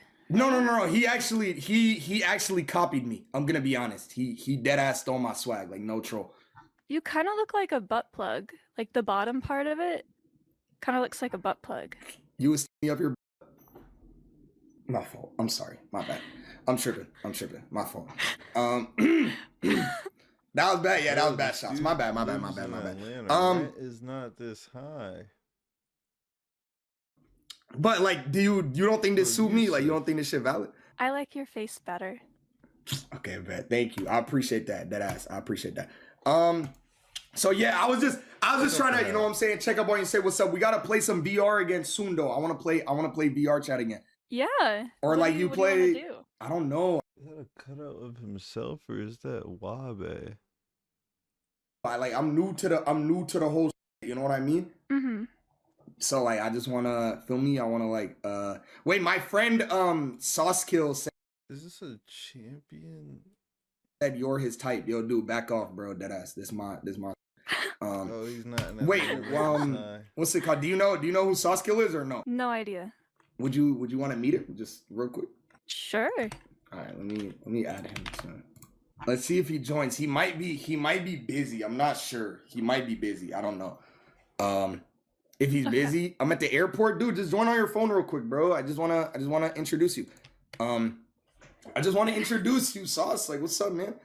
Okay, he might be busy. He's my roommate. He's coming back home today. Happily, I missed him. I'm not gonna lie. So yeah, what type of other games do you like to play, Cat Mom? Because we could game. Well, I told you about what I like to do on Overwatch. I don't know if you remember that. No, I forgot. What do you like to do on Overwatch? I like to play Mercy and heal Slut while something's going. I don't know if you remember that. Oh, okay, yeah. I'm not gonna lie. I lied before. I never played Overwatch before, but I would be down to try. I'm gonna be honest. Like that sounds intriguing. You know what I mean? Like I definitely want to try. But like we could play my games too. We could play Fortnite. You ever heard of Fortnite? No. Okay, you could introduce me to Overwatch. I could introduce you to Fortnite. Is that where you strip while playing Fortnite? How'd you know? What the? Wait, how did you guess that? I don't know. I guess you dead smart. I don't know how the you just guessed that. That's crazy. What the? Yeah, no, we could try that too. We could play off stream too if you want. We don't even just have to only play on stream. Well, it sounds like most of our ideas would have to be off stream. I mean, yeah, that's fine with me. No, I only stream like once every couple of days anyway. You know what I mean? Yeah. I'm like a part timer. Yeah. Cause I do like other jobs on the side. Like I have a 9 to 5. Really? Mm-hmm. Like what? Road running, risk taking, trapping, things like that. What do those entail? Yeah. Well, I don't know. I'm just like I just be outside, like just working the block. You know what I'm saying? What does that mean? I sell. Oh. Have you ever, I've heard that makes good money. It makes really good money. Have you ever tried any drugs before? No. Me neither, actually. I don't do that. That's not my type of stuff. I'm going to Vegas for the first time this week though, so maybe I'll try like cocaine or something. I don't know. You backed. Oh. Yeah.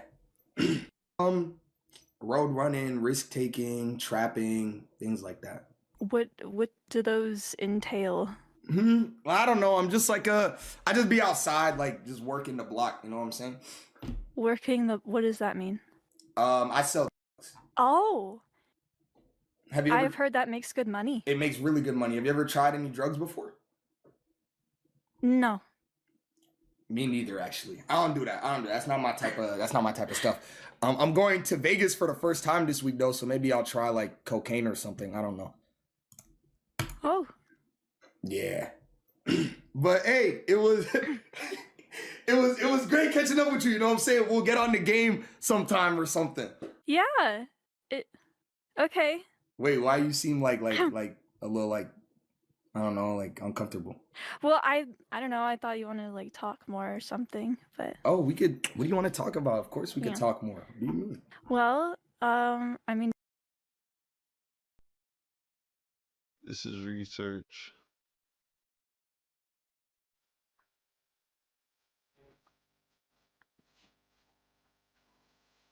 Another one of these is crazy.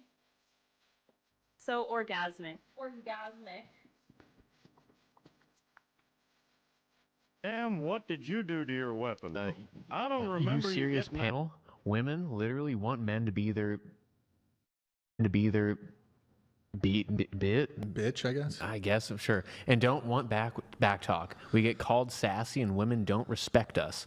They want us to obey them and let them do as they please. This is true. This is true. That is the typical thing I run into. Yeah, man. Honestly, though, on that note, I think that the relationship works best when the woman is more into you than you're into the woman.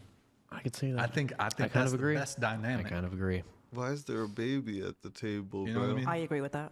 This is weird to me because I don't have this kind of relationship with my husband. Like it's. You're both just into each other. I Yeah, guess, we have. Well, that's Well, probably okay, yeah. ideal. We're not saying like he's not into you. It's like, hey, I'm going to be very, very into this lady, but I want this lady to be more very, very into me. We've been together a long time. I think that might be okay, like at the beginning, but when fair you've been together as long as we have, it's different. Yeah. No, I could agree with that. Like when I look at my mom and dad, like I can't say, like there's no way I could ever rate who likes more. Right, right. Wait, I had a thought on something. Okay. Fuck. Shit, totally forgot. It's like the admirer or the admired. Admirer or the admired. Which one is better? Because the admirer feels like they're What the fuck have these kids. That creates additional burden, additional complications. Nancy. It's not just one kid, which is already a Attachment handful. onto the It's laptop. 2 kids and then 3 kids and then managing all that and then the increased burden financially of having more kids. But so you took, when I asked the question, who took the first shot in this war, you said you did. So, I mean, I suppose on one hand, you have some degree of you have a degree, well, not just a degree, you do have self-awareness. You are taking account valuable, who would be more productive or valuable? There's the sinking boat, and this is an island civilization, and it's the only civilization. There's a sinking boat, and well, who would be? No, you know what? Fuck it. There's not a sinking boat. There's an island civilization, and on that island, there's 1 man versus 100 women, or you have 100.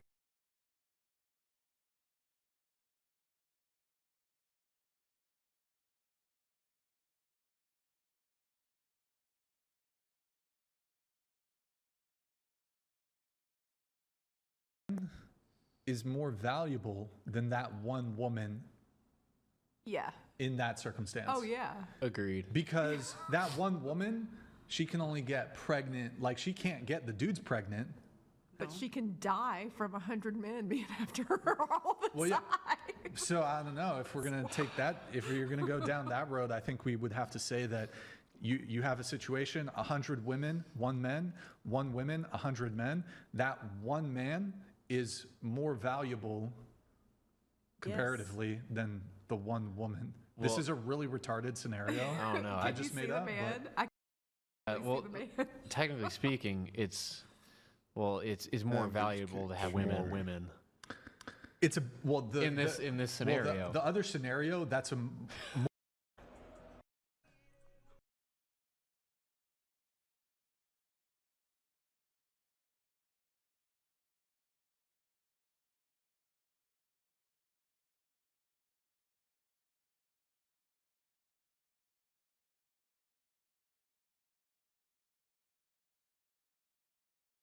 Want Jing?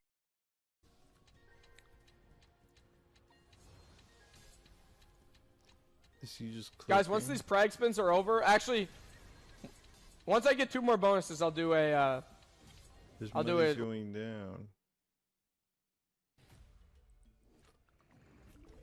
Bang. Bro, we gotta get in, man. Did you try the other sweets? I will try it.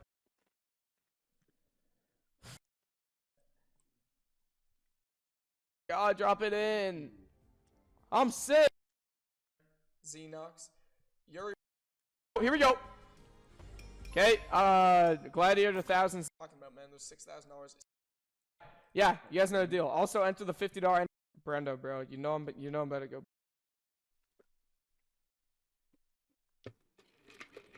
Loser, bro. I would love to know who this is. I would love to know who this is. Like. Your DMs, bro. I like actually. Like one of the people that push around the people who are like too fat to move.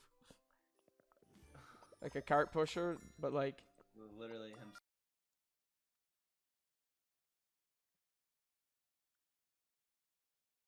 Wanted, bro. We need it, but we're not getting it. Bankrupt.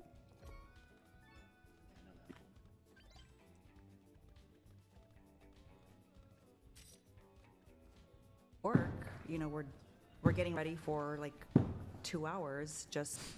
I mean, this is some disgusting stuff out of Colorful. Let's just get that out of the way. This is the worst I've ever seen on Colorful, actually. I mean, I think a woman could do like the equivalent of men's prep, so like I've take a seriously never seen it shower, worse. You know, maybe just do a bit of stuff to your hair, like so it's a total mess. Put on your clothes, and men would be fine with it. Most. Also, is it women wear makeup for men, or they do it for themselves? Pick a lane. For themselves. So if they're gonna do it for themselves, be right back. They're not. I feel better when I have. I don't wear a lot of makeup to begin with, but fair enough. I do feel more put together, and so I don't have do a you problem wear going makeup out barefaced. for your man, or do you wear makeup for yourself? I like to get up and do bare minimum tinted moisturizer. Well, so yeah, okay. Well, that's not necessarily the question I'm asking. Like, are you doing your makeup because you like it, or are you doing your makeup so it appeases the man? I like it so I feel put together. Okay, so it's for you. Yes. Okay, so you're not doing it. So it's not effort you're putting into the relationship. It's effort you're putting into yourself. You would be putting into yourself regardless. Correct, but I put on more effort, like to do a little bit more, if I'm going on a date. So it's a little more effort. Yes. So it's a little every effort. day it's Okay. 5 minutes. Fair enough. On a date, I'm probably spending 20 minutes. Okay. Okay. Yeah. So I mean, do you not think like? I think men put in. They're obviously not putting makeup on, but I would say they probably put more effort in. It's just behind the scenes effort that you don't get to see. So like the only reason a man's going to be able to date you is he makes more than you. So he's going to have a job. He's going to have a job that he's been pouring a lot of work into for so many years. All the work that you haven't been able to see. And like and that This is bugging. he has to be making at least what I make or more. So he's had that behind the scenes work. He's also probably, I'm going to guess you guys probably would like a fit man more than an unfit man. So you're going to want a guy who spends hours and hours in the gym. I mean, I love the gym, so regardless of if I'm going to have a woman or not, I'm going to go to the gym. But I've poured 15 years of my life, blood, sweat, and tears in the gym. There's that. There's he has to have had some kind of experience that he can demonstrate that he's a mature man who knows his way around a room. That he like comes off to people like he is authoritative. He is a provider, a protector. He has all of those traits that take a lot of extra work to obtain.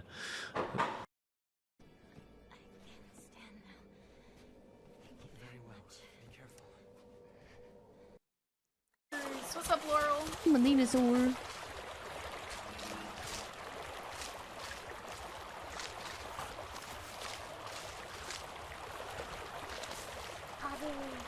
$99%. Oh shit. Okay, there's something that's not us nearby us that's making noises. I don't like.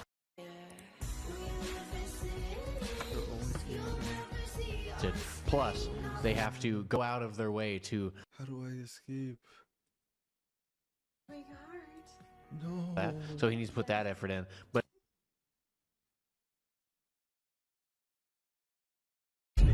that shit was cushy, bro. What's Frontier like? You alright? It's a little bit better than Spirit. Alright, bet. Bro, Spirit is trash. You see me, chat, I don't give a fuck. I'm one of them guys, I'll sleep on a fucking sofa, I'll sleep on the floor, I don't care. But Spirit, bro, that shit had me uncomfortable as fuck. Like the chair was like this thin. It was...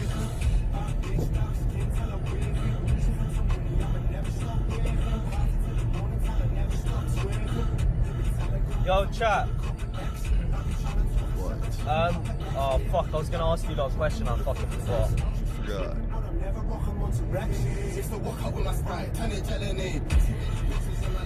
Yo, we should, bro, have you been seeing the clips of Coachella? I don't know if that's your thing, but... Yeah, bro. I had to skip Madison on stream, but... Nah, I ain't gonna lie, we gotta go to Rolling Loud. If we're going to Miami, we gotta go to Rolling Loud. Yeah, they normally do it in December, right? What happened? It was in December last year, right? May. Oh, it's in May this year? Yeah, we gotta go. Fuck off. Month. Yeah, it's next month? Oh, no way. We can get backstage passes. I talked to Shangel about getting patches and shit. It's so dope. He said he's down, so we yeah, definitely go. We'll have to organize it. You would, mate. Yo, chat, you don't want to see us in Rolling Loud? One's yes, two no. Rolling Loud next month. Oh, I'm so down, bro. That'd be fucking fire. I only want to go because SD Kid's gonna be there. Oh, is SD Kid there? Party and SD Kid. Oh, bet, yeah, we outside for that. They ain't Rolling Loud in Miami. They ain't Rolling Loud in New York City. Nah, they never had it in New York. They're saying it's sold out. Yeah, it's sold out, but we'd be able to get passes. I got connects. We can get passes, bro. Coachella would have been lit, man. Bro, I fuck with bro JB. Bro, like I don't listen to him like every day, but like I fuck with his music. I fuck with JB heavy. Yeah, bro, I fuck with heavy, man. Change yours connections rate just for use case. Yeah, bro, don't worry, we'll get tickets for that shit. All the streamers will be there, right? Yeah. Everyone will be there, bro. But this is your blog, bro. It's better to just tell the truth, bro. It makes it better. Bro, I'm sorry. I'll leave. I'm sorry. I deadass didn't want to. Where you going? Hey, bro, if you can go, but you just know that the Texas will be breaking down on your door. We have enough evidence for it. That's fine. Okay. I think the right decision would be just to talk to us, bro. Just admit. You wanted to watch Netflix with 16-year-old, bro? Who will buy that story, bro? Come on, man. I can't even, like, this is serious matter. Honestly, I don't have Netflix. I have Paramount. So I was like, hoping to see on Netflix. Someone might come up.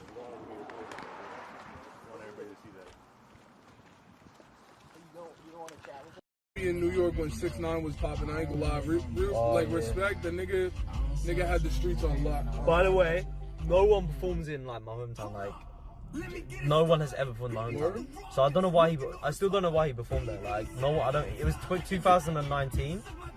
I was like 15, so I couldn't go. It was in the club. I was telling you, a lot of drill producers are from UK. Yeah, So maybe he had a connect there or something.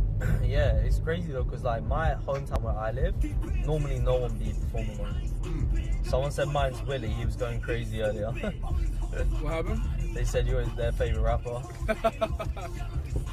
I just left. Don't listen to 6ix9ine in the US anymore. Man, don't listen. Yeah, but I'll fuck with 6ix9ine heavy. I'll be real. I ain't gonna lie, he's funny as shit. I'll say that shit on the internet. I don't give a fuck. I'll fuck with bro heavy. Hello? Hi, can I help you? Can I get the a large high C? And can I also get the 2 of the regular Derby McFlurries? I'm gonna get one for Gabby. I'm sorry. Oh, okay. Thank you anyway. What's this Derby McFlurry? So large high C, that's it? You got any of the ice cream? Huh? You got any of the ice cream? Just my Oreo. Okay, can I get 2 of the large regular Oreo? Okay. That'll be it. Thank you. Okay, come to the window. What's a derby? A Derby McFlurry is like, it's like ice cream with blueberries. Oh, okay. Okay. Let me pay for this, bro. Nah, I got it. Bro, Chad, this guy pays for fucking everything. Bro, I got a good job. I'll be working. This guy's rich. He's fucking rich. Me and Shane are broke and this guy's rich. This guy's rich. He's the one who needs to be getting us out of the fucking hood.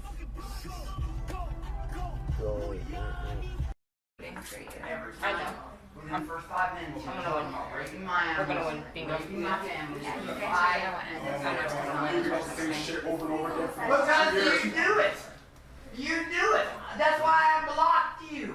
And then you begged me. Conflict? All you do is say you're gonna break my animals and break my family. Oh, because I don't want to hear about my dead father and break my animals all the time? I know. I openly say that. There's a lot that happened.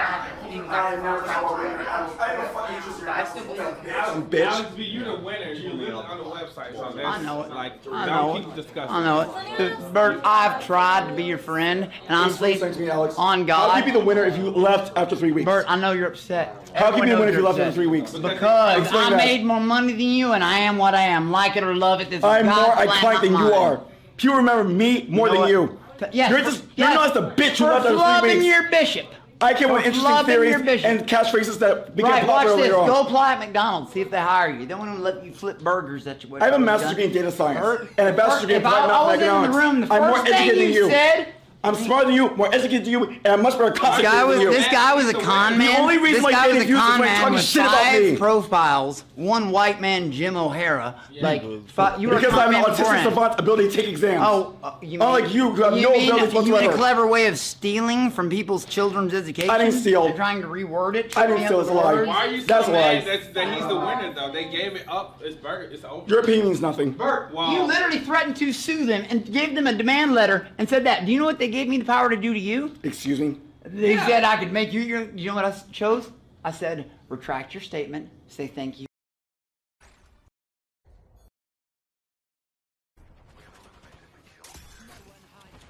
That women giving the eyes, that's the woman doing. Oh. He's normal?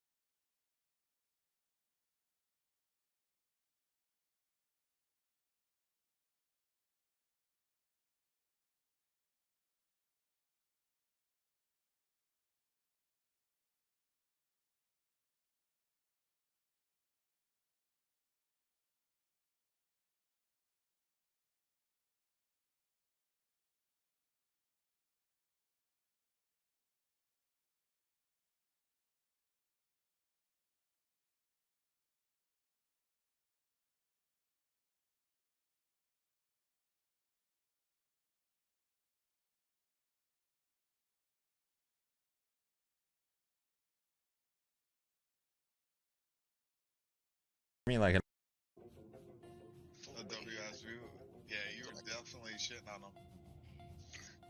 He We're gonna play sometime. I ain't played COD in a hot minute. Warzone. Fuck COD.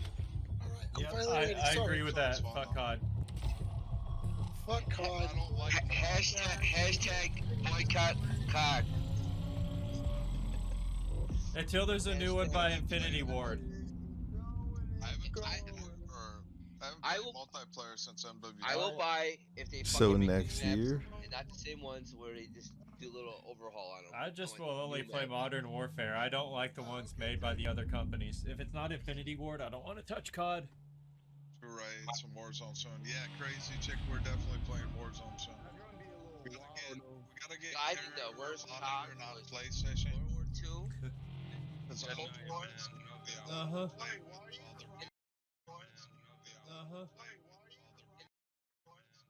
Agreed with the first 4 statements, which are: men should pay on first dates, men should provide, protect. First dates, men should provide, protect, men should be chivalrous, husbands should be willing to die protecting me or you, taking the bullet. All of you circled those, all of you agree.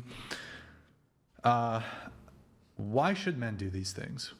Then let's start with the first one. Why should men pay for dates? I feel like that's just part of their end of the deal. The man's end of the deal. Okay. Yeah. Before we get in, I'll give everybody a chance. What's your thoughts? As far as paying for dates, it's more like I am putting Now 15,000. I like this.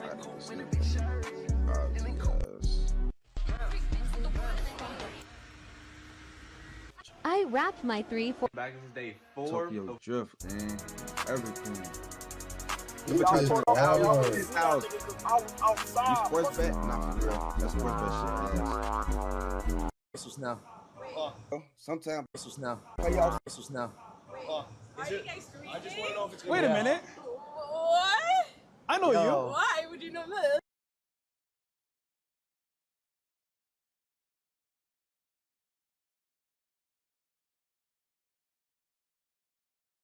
I know you. Why would you know this? Hi, how are you? How are you? Do I know you? I want to know you. That's funny. You want to get to know me? Yeah. What's your name? Denise. Denise? Milene. Yeah, Denise Milene. Where you from? I'm from New Jersey. What are you doing here then? I mean, looking for girls like you. Swedish girls? Swedish girls. Yeah. It's my thing. You want to hang out with us You know, later? you know who this is or no? No. What? Oof. That's the big Wait, homie. are you guys actually No, it's just No, pictures. no. pictures? It does suck Yeah, you having want to to hang say later? that. Sure, yeah, let's. So I know the best stripper bars. I'll show you the best night of your life. I would love to. Okay, I like strip clubs. Is that your man's over No, there? not a strip club. No, just. Let me run that back, because they really do Wait, suck. where is mall it? is Which straight one? up. Wait, Say which that, one? though. Looking for girls like you. Swedish girls. Do you know me? What's good with that? Bro, I don't know. Like, my producers know. Are you guys streaming? I just want to know if it's good. Wait a minute. What? I know Yo. Why would you know me? Hi, how are you? How are you? Do I know you? I want to know you. That's funny. You want to get to know me? Yeah. What's your name? Denise. Denise? Milene. Yeah, Denise Milene. Where you from? I'm from New Jersey. What But, are you doing here then? I mean,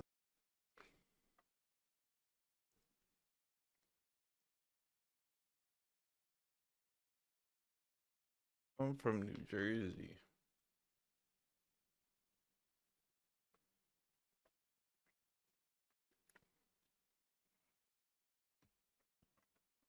looking for girls like you. Swedish girls. Swedish girls. Yeah. It's my thing. You want to hang out with us You know, later? you know who this is or no? No. What? He snatched her I'm up. just be lying. Yo, she Yeah, was listen, with like, some I'm straight to the point. dude. Like, 1, then Yo. 2, then 3. He stemmed all the Okay, come. way to the Come here. breast of Vaughn. All right.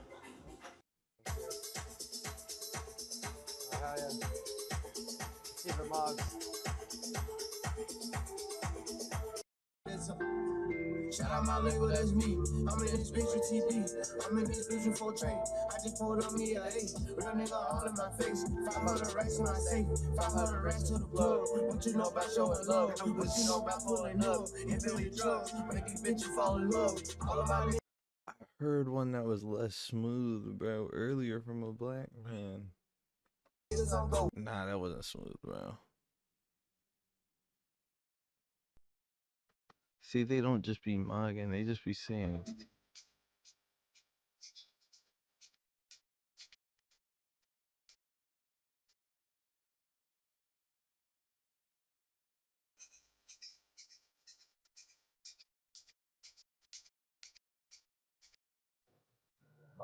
Shoot, 31 point. Dude, my ult has more fucking. Yo, can you say hi to my boy Matthew? All these fucking bitches. Not even mic'd up. Creatine is coke. I have a question for you too. Creatine's coke. It's what? It's coke, dude. I mean, like, it's a good supplement, but like, when you think about the other things that I'm taking, it just blows it out of the water. What else do you take? And like, what's like the accessibility to like the average person? None of it's accessible. Because I feel like none of it. Because Yeah, how do you source it? You have sources. Special You have doctors. special doctors. Because I feel like a lot of people get hot like without. Oh no, he's What's about the stranger method? What happened? What do you need? David's bringing the batteries. Yeah. Okay. So that's what I do. Is I roid. Okay, you never finished your story. Oh yeah. Well, I was in LA. Then When did you get to LA? You lived in Massachusetts. Yeah, I moved there because Massachusetts or New Jersey? no, me and my butt. I He met. went to Massachusetts with his grandma. Oh. And then you moved to LA. How old are they? No, so I did a trip to Miami, and I met My fault. two people No, for the first no. time. We hung out for like 5 days, you know, and then we all moved to LA together. That's iconic of you. Yeah, and That's then- fun. Honestly, Iconic. that's fun. That is iconic. I'm not gonna. that's my How is buddy that here. fun? Yeah, he's still here. The blonde one. So, you know, we did that. Yep. Oh yeah, you might not have met him. But yeah, so we did that, and then we were in Del Rey, and we came to Miami in January. So You I'm not. think Miami's your spot? Well, it's the best for content. Yeah. I have Yeah. seen you, by the way. Like Really? that wasn't a burger. Why are you a burger? No, you're pretty built. Yeah, I like your body. Yeah. Do you have any like pictures in a bikini on your Instagram? Whether it's the man or the woman makes more money, ergo they should. Wait, what? Bro, I don't know. Like my producers know. Something about it. That I use the McDonald's app.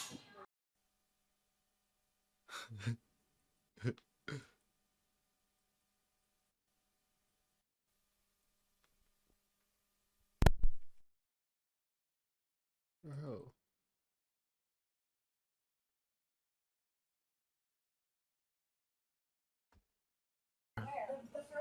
Yeah, sit over here. You.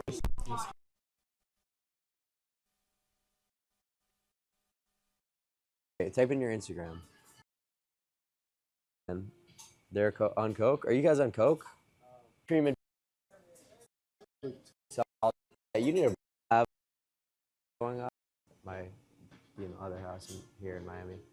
But I think it's just like kind of. I could do a marathon where I just like don't have like as much shit going on. Just an interview with like ABC, but then they said like I had to turn off my stream, and we were like nope, so they left. It's That was I've been it. streaming since like 1 p.m. I think. Let me see the VOD. So W's in the chat for that. Easy stream. Can I get on the aux? I wonder if they let me play music here. Yeah. Like 24 hours.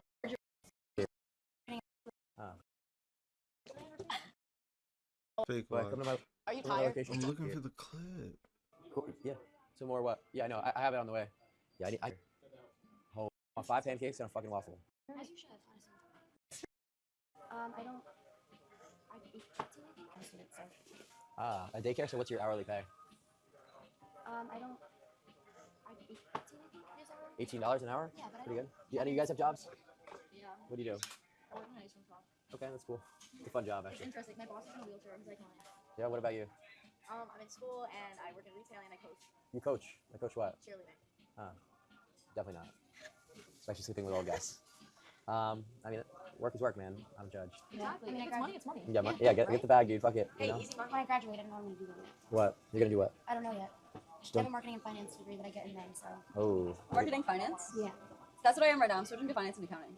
Oh my God. Okay. Yeah. Oh my god. Here, where do you go? I don't live over here. I wouldn't dress her I'm with in my New money, York. that's for sure. Which college? It's in see Connecticut. Tarzan. It's in Western Tarzan's almost here, boys. Okay, I'm from Mass, so like I know a lot of moving. What part? I wouldn't dress her with my money. That's what I am right now. I'm switching to finance and accounting. Oh my god. Okay. Yeah. Oh my god. Here, where do you go? I don't live over here. I wouldn't dress her with I'm my in New money, York. that's for sure. Which college? Let's It's in see Connecticut. Tarzan. It's in Western Tarzan's Connecticut. almost here, boys. Okay. I'm from Mass, so like I know a lot of moving. What part of Mass? I was in Boston. I was in Cape Cod for a while. You're in Cape Cod? Yeah, Cape Cod's fun. it is fun. Yeah. It's very pretty. You know Chatham Square? What? Chatham Square? That's where I worked.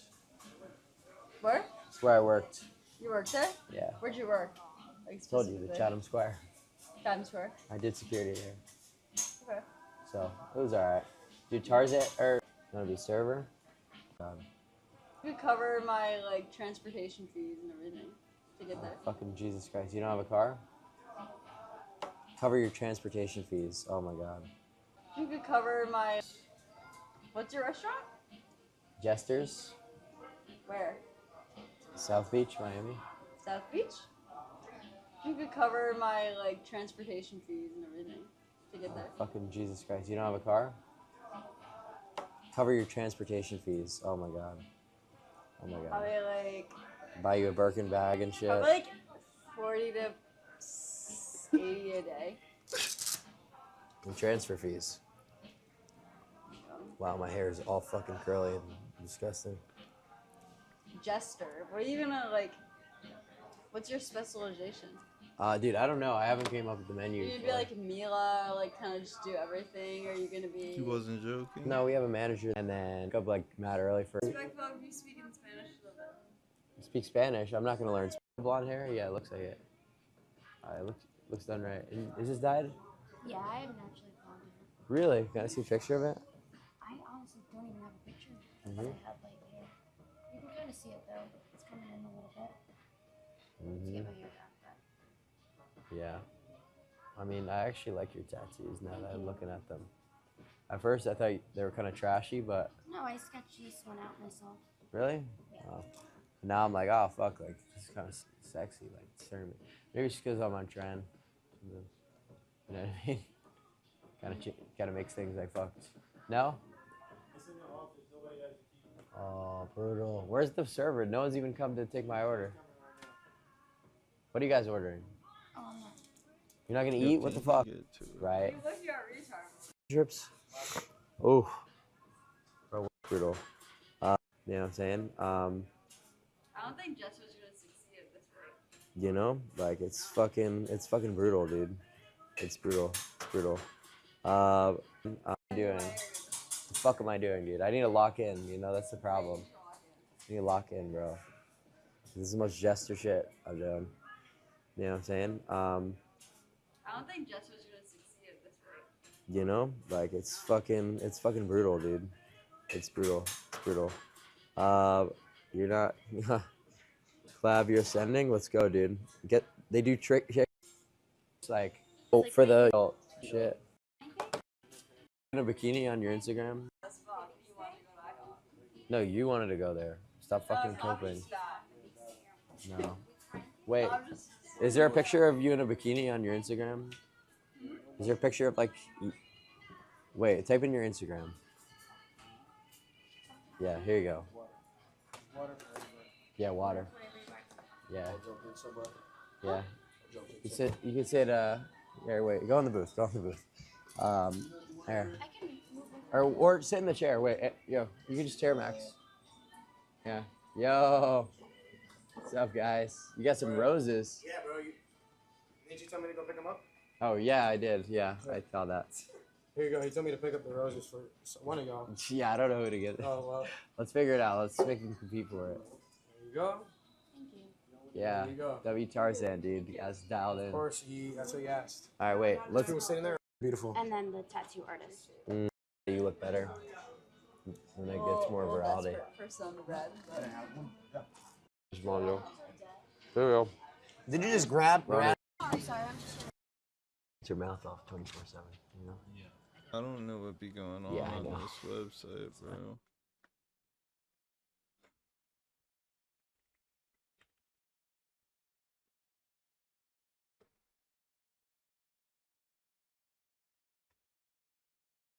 Do you have any hobbies?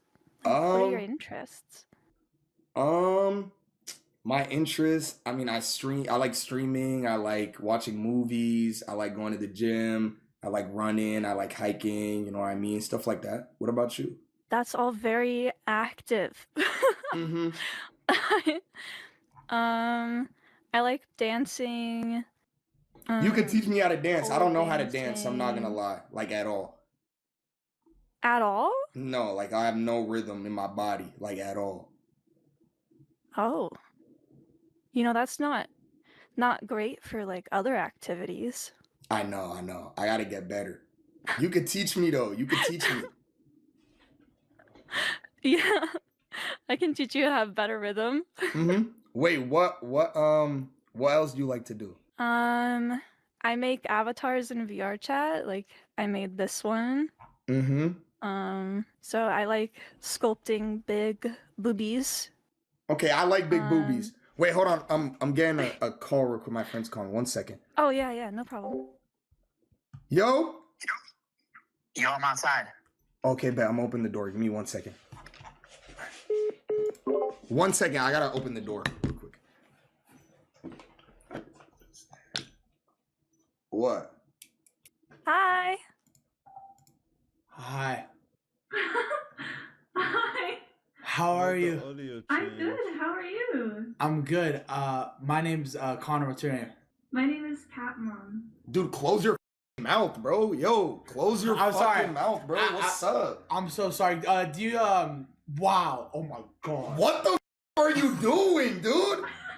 What are you doing? Those things are mouth. Yo! Dang! What's up? Dude! Wait, I'll just watch. Continue what you're doing, I'll just watch, please. What the are you talking about? I haven't booted up my stream. Yeah, I know. We gotta start your stream. No, this is great. I just want to watch. Yusuf, on my life, just let me watch, please. I mean, we're just having a conversation. Dude, what is it? I'm sorry, if this is weird. I'm really sorry, Calvin. Wait, can I add you on Discord? Oh! Okay. Wait. Feels like you just had a seizure when I said sure. Are you okay? Yeah, I just like you're really pretty. Oh, thank you. Wait, hold on a second. One moment. What are you doing? Is this a femboy or like actually? It's a girl, I think. Okay. Oh god. Okay, bet. Yeah, I'm down. Do you think the whole chat's asking for like a outfit reveal, like 360? Do you think you can like do a little 360? Show the. Oh, yeah, of course, no problem. It's a great fit today, Cat Mom. Oh, Rent's not. Oh my god.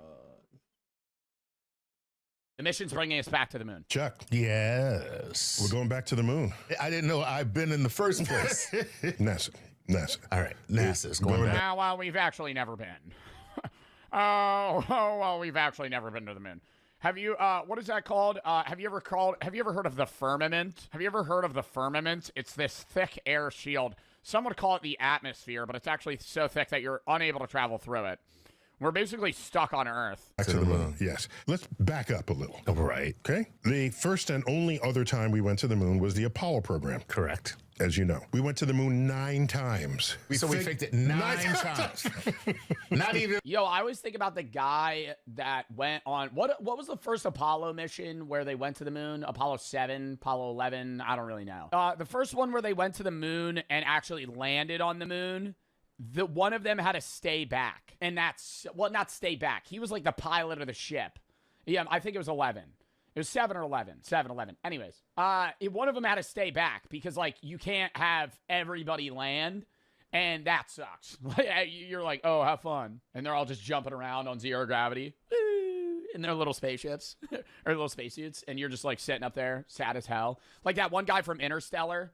You ever see that movie? That one dude from Interstellar that has to stay on the ship while everybody else goes to like that one planet that's rotating really fast, so time dilation's different, which we're going to watch a video about later. And they come back and he's like been waiting for them for like 30 years. He's like, oh, nice of you to come back. For them, it's been like 5 minutes. In my marriage has that much faking taken place. Apollo 8. Okay. Went to the moon, orbited, and came back. Okay. Took that famous picture of Earthrise. I love this photo. Oh my God. This was my computer background for some time. Over the landscape. That's right. Apollo 10. Okay. Went to the moon, orbited the moon, deployed the lander, and then came back up. Right. So that's a. Well, is it Artemis 2 also? Like, these are actual moon missions, but Artemis 2, the one that's going to the moon right now at the time of this, stream, that one's not really a moon mission. Isn't it testing the new rocket and spaceship model for a flight elsewhere, like to Mars? Like, this isn't, we're not really giving a fuck about the moon right now. This is just like a means of dialing in the new spaceship technology / gravity slingshot method to reduce fuel, need on a ship. Apollo 10. Right. Apollo 11, everyone remembers. Buzz Aldrin, Neil Armstrong, walk on the moon. Right. And they leave Michael Collins up in the... Yeah, being that guy. Holy fuck, bro. Oh my God, sitting there just watching. The FOMO. I don't think anybody's had bigger FOMO. I mean, he is a professional, but still. Like, he knew that he was... It wasn't like, in the moment, they drew straws, and he was the one that had to stay up. Like, before they even left Earth, he knew. Capsule. Just left him up the cuck chair, actually. there. Didn't even give him the opportunity to go down later and check it out for himself. No, It's in the plan. These are professionals. That is rough. Yeah, I mean, you gonna make me the chauffeur? Go to the moon. Wait, was he the pilot? Who was Michael Collins? Like, why did he stay? Yeah, he was the pilot, so that's why he had to stay back. What if he just dipped on them? Make me the moon chauffeur. I didn't even get the moon chauffeur. I'm the moon chauffeur. Then there's Apollo 12, Apollo 13, the ill-fated one. Right. Old Hollywood movie. Yes. On that, directed by Ron Howard. And What? Sorry, I'm not making a joke. I'm actually curious. Which was the one that blew up? Because one of them, they died. Apollo 13, the ill-fated one. Right. Oh. Old Hollywood Sorry, I gotta pay attention to the fucking video. movie. Yes. On that, directed by Ron Howard. And then Apollo 14, 15, 16, and 17. All right. Why did we go? We're Americans. We're explorers. It's in our DNA, is what we are told. Right. That's not why we went. That's not why we went. No, why do we go? You could want to go for those reasons, but that's not what makes anybody write a check. Yeah, exactly. Who writes the checks? Congress writes the checks. Right. You got to spook Congress somehow into writing the check. So Kennedy. Do we know how much, it costs to do this Artemis 2 mission? I'm Googling. Artemis 2 mission is estimated to have cost around $4 billion. Okay, I'm going to have an outlandish take here. That's not that much. To go to the moon? Okay, yeah, $4 billion is a lot of money. But, Elon Musk could fund 50 of those. like, brother could sell all his stake. Cash out. Says we go to the moon and do this, that, and the other thing. It's $90 billion for the entire mission, $4 billion per launch. What? You're saying for all the equipment and gear, but aren't they recovering some of that? Like the spaceships, you could reuse that. Like it's not just gone. No, you can't. How much is the entire Artemis mission? 93 billion. The Artemis program, 93 billion through 2025. Massive undertaking, heavy lift rockets, infrastructure, 100 billion total for the full campaign. Okay, so it's $100 billion. Because it is hard. So Yuri Gagarin comes out of orbit. Okay. Right. Oh, we're back on why we went to the moon for the first place. This is what I was arguing. I knew this already. I was arguing with I know I was getting full rage baited, but I can't tell with Lacey and those guys on whether or not they're being serious. When I was in a call with fucking 8 streamers and they're going, "Oh, the moon landing's fake. Why would we even go there?" I'm like, you only go back for war or economic reasons. And they're like, oh, really? Yeah. First man in space. Yeah. To orbit the Earth. Right. 6 weeks later, we have a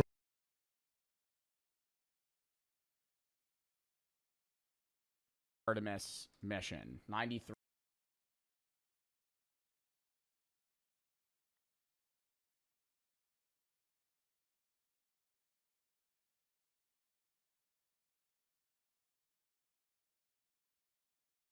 Was not fake. It was, yes, no, it was. Jojo, Bro, I saw a video. it's fake, dude. I saw a video where the flag was like there was wind. There's no wind in space. Minecraft. So it had to have been fake. Have you ever done? Okay, so you saw that probably on some TikTok edit made by a 12-year-old that had no logical, in-depth looking into that, right? Like you said, oh, the flag looks like it's waving. There's no wind on the moon. Obviously, the moon landing's fake. Did you look into maybe a rebuttal on that, or But you know what's weird? Why have we gone to space 100 years ago, but we haven't? Exactly. Okay. We haven't been back to the moon. I agree. I agree. I agree. Let me explain this. I fuck with a guy from Friends. Ginger trolling. I refuse to believe a British person. No, I agree. I agree. I refuse. I agree. I'm with Ross on this one. I'm with Ross. We have better technology now than 100 I'm with years Ross. ago. I'll be honest. I'm with Ross on this. We have better technology now than 100 years ago. Why have we not been back? Muda, let me explain. Thank you. That's the thing. Well said. Well said. I'm going to explain it. I'm going to explain it. Let's hear it. Let's hear it. Explain it. Go on, explain it then.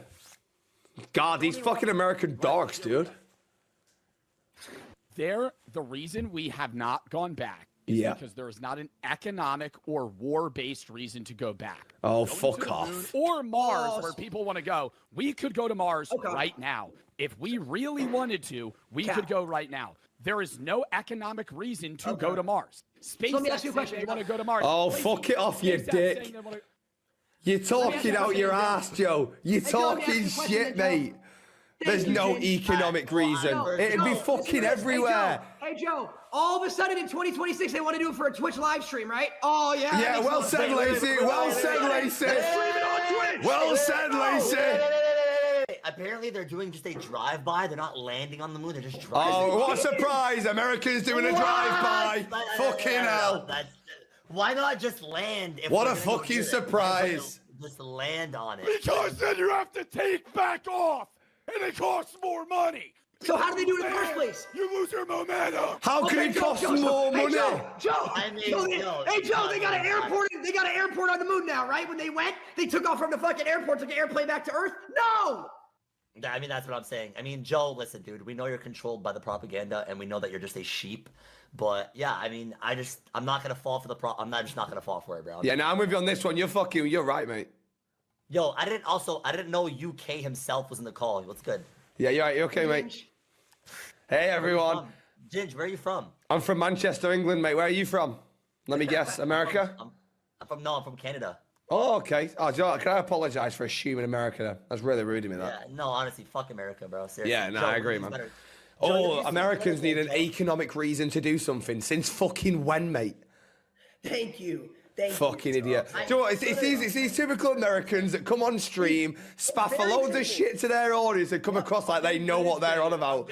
Fucking idiot. I'm being so serious. No. Well, see, I can't tell whether or not you're rage baiting or it's your honest take, Lacey, but I know for a fact that Ginge is rage baiting me. I'm not rage baiting. Not actually think that. When you said, oh, wow, first time America needs an economic reason to do something, what the fuck are we talking about? That's the only thing America does. Nah, mate, you spaff money everywhere, you lot.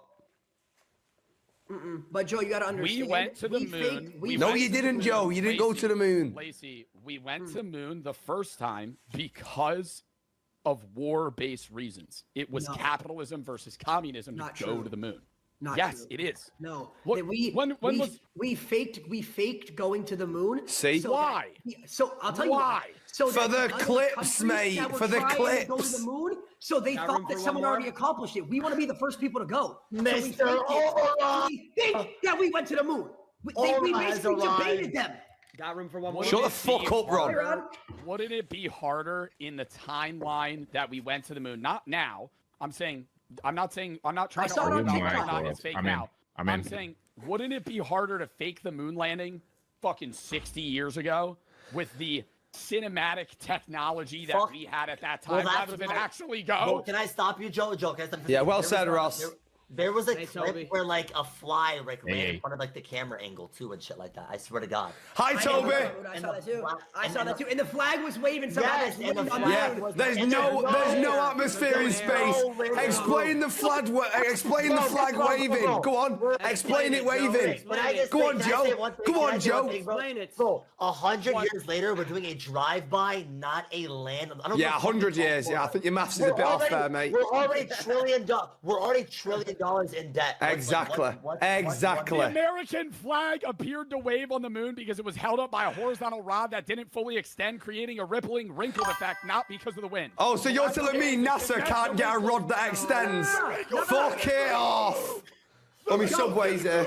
Hey Joe, let me ask you a question, Joe. Hey Joe, let me ask you a question. If I went and landed on Earth and stood on it, I'd fall through the clouds meteor. It'd be a fucking meteor, bro.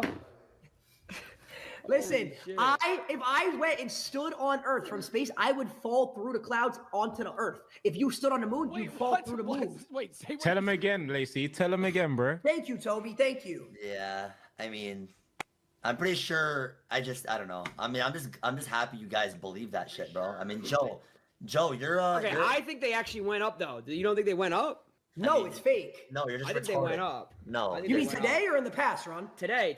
No, I'm talking about in the past. No, in the today past, they went no up. one He ever been on the also moon. said today it was fake because he No, today wasn't It is fake. fake. Today No, wasn't it is fake. fake. I think that It was fake. back then it was to beat Russia, right? Wasn't that what it was?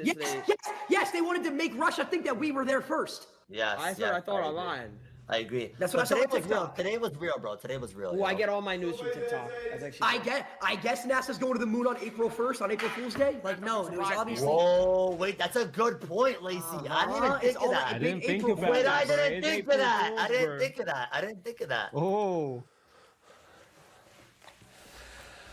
Today was fake. Today was fake. I fucking couldn't agree anymore. How the fuck can it be real? And I'm watching it in fucking 720p in 2026. Fuck it off. And guess what? Guess what? I'm in Florida. Didn't see a rocket ship in the air. Well, there you go. That's all the evidence you need then. Let me say this. You looked outside. You stared at the wall, Lacey. In Miami, looking directly in the sky on top of the parking garage, didn't even see a thing in the air. He didn't even see it in the air. Dixie. Guys, I'm in Florida, guys. Dixie, Come on. Do you think did you think the original moon landing happened 100 years ago? So let me say this, bro. First off, in 1960, I believe it was 1969, there's no way we have the technological capability. Exactly! Wait. Exactly! Joe, wait. Exactly. Joe, wait. It's true. That's what I thought until today. Now, after I saw today, and I saw the Earth is round. I didn't know that. I saw the Earth is round too. That was fake today. A lot of new information has progressed. Exactly. Joe, there's a lot of shit going on with AI. You didn't know the Earth was. There's a lot of shit with AI. You can't trust everything you see, bro. And now I'm gonna say I believe it all now, bro. Also, I left my room. I'm like 2 hours away from Jupiter. I heard the rocket, guys. I heard it went. Cap. That's not true. Obviously, Lacey, you're in the Everglades. You're not gonna hear it, bro. I'm in Miami. You're supposed to be able to see the ship from Miami. Me and a bunch of people were standing on top of a rocket. On top of a rocket, didn't see shit. Oh my. Hey, God. Senna, how's it going? Mine's over. Hey, Senna. No, guys, come on. No, hi, guys. You know what? Hi, Senna. Hi. How you doing, Senna? Hey, Senna. Rocket League tournament yesterday? No, that was sketch. Senna had 30 minutes on the game. I wasn't expecting much. Sketch sold. Raise your hand if today's moon landing was AI. Well, there was no landing, so. 2. They just. Well, not landing. Moon exploration. Fucking UK motherfucker. Let me tell you. Let me tell you why it's fake. Let me tell you why it's fake. How can it take 6 days to get to the moon, but only take 1 day to get to the other side of the world? It makes no sense. Okay. Wait. You're right. It's a 30 No, he's right though. He's actually right. I'm right. Because it's 3,000 miles to get from like the East Coast to the West Coast. Exactly. Is it the rocket ship? It's 500 miles per hour. Yeah, they go. A plane goes 500 miles per hour. Yeah, and California versus New York is like 3,000 miles versus 240,000 miles. Exactly. Okay, but the rocket ship's going faster, Joe. Hello? Yeah, but it's not going. Hey, yo, let's go. What's up, guys? Deji, your camera's not working, Dej. Deji, why are you blue screen? Deji, the voice. Wait, what'd you say? I think it's mine. I think it's mine not working. Deji, Turn your camera on. Deji, what was your thoughts on the moon landing today? Fake or real? What do you think? If I'm being honest, come on, what's up, Toby? If I'm being honest. Oh, I'm sorry. Why only Toby? No, Yeah, what? Oh, wait. Oh, sorry, so why have you ignored every other person and only said hello to Toby? Jin, No, yeah. Daniel, what's that? No, sorry. I told you exactly. Really true. Exactly. And they don't land. No, they drive by. Why don't we just ask the alien himself, Jason? Yeah. Was the moon landing real?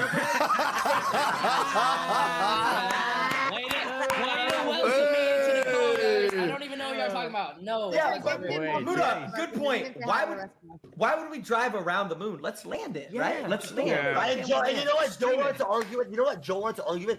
Because it costs a little bit more money to land. Yeah. What are you? Joe, are you like a NASA? Like, are you paid by NASA, bro? Like, guys, it's obvious there's no parking. For a Come on. multitude of reasons. And if you land, you lose your momentum and then have to take off back. Bro, so again. what? Bro, So fucking what? Make it sound like it's the end of the world if they land, bro. Like We've done it before, so why not do it You're again? 90% there. Why not just do the next Exactly. 10%? Just fucking start the engine again when you want to go. It's not fucking hard. True. Actually true. Exactly. Pull the key in, turn it. Senna, you're talking way too much. Guys, I have a question. I have a question for the call. I have a question for the call. Hold on, Senna. Senna talking way too much. Senna, way too much. Yeah, I agree, Jason. I agree, Jason. Sinner, just shut. Sinner. Sinner, it's not happening, sweetheart. Stop begging it. It's not happening. I'm curious. So who has the bigger nose now? Is it Toby or Muda? Oh, Definitely Muda. Definitely Muda. that is not a competition. That is not a fucking competition. What do you think? It's still not dead. I said not dead. It's normal size.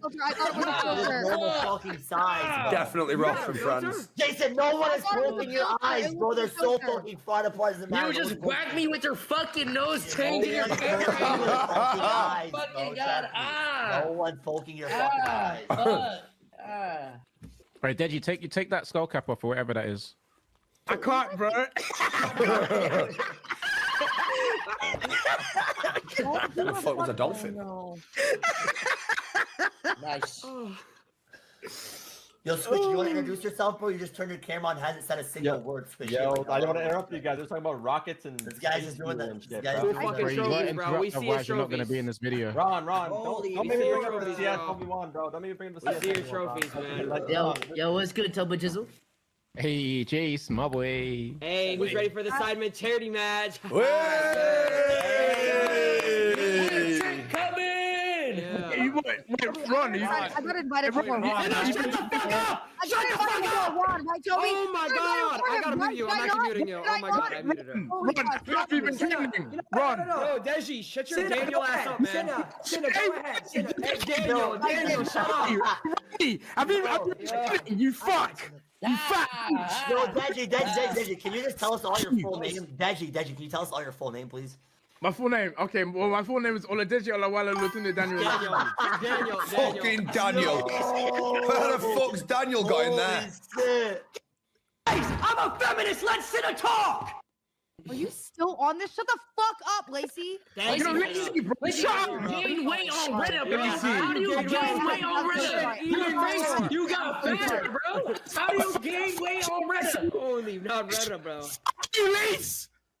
Yo, bro, I saw something on Twitter talking about Lacey doing something about like another challenge of a diet. Well, that's the third one this month. Yo, Muda, you're Muda, is that a filter that you have on? Oh. Is that a filter? That is fucked. He broke his camera. Oh, I he think the actually filter has broke. a fuck. He looks like the nose fucking emoji, though. The stone face emoji. Like he actually looks The like. Moai? I don't know. Somebody will say that too. Oh My shit does my not look like God. a stone fucking Tiki Island, bro. It does not. Yo, Joe. Do you believe in aliens? Have this conversation. We have one, but we have This one. exact conversation. Welcome to Yo, Earth. Joe. What would you rather have? A madder goat or a madder baby? Yo, aren't you 0-3 in Bro v Bros right now? And like can't even. Go on, Scott. I beat him in Fortnite. Hey, what's up, Sketch? Do you guys think that Helen Keller is real? Sketch, no, No, what the fuck? Oh, okay, hold on. Holy fuck it. He's definitely pissed. Wait, Sketch, with all that money, that's your chair. Not everybody is like you. We all grown. Jason. Fuck, oh, shut up, bro. Yeah, yo, shut word up, man. of the shit, word of the shit, you have a prime Ranny, cut, bro. shut up, bro. Yo, Ranny, word of Ranny, yo, did y'all know word of the shit? What's wrong with hitting his camera? Like, no one wants to let me talk. How many No one wants to let me talk. Do you know what Stable Ronaldo? Do you know what his real name is? Daniel, everyone knows my real name, bro. His real name is Daniel. Yo, Daniel, your name. Yeah, hold on. Nuts, bro. Yo, hold on. Wait, Oladaji Daniel Olazistani, bro. Can you calm the fuck down?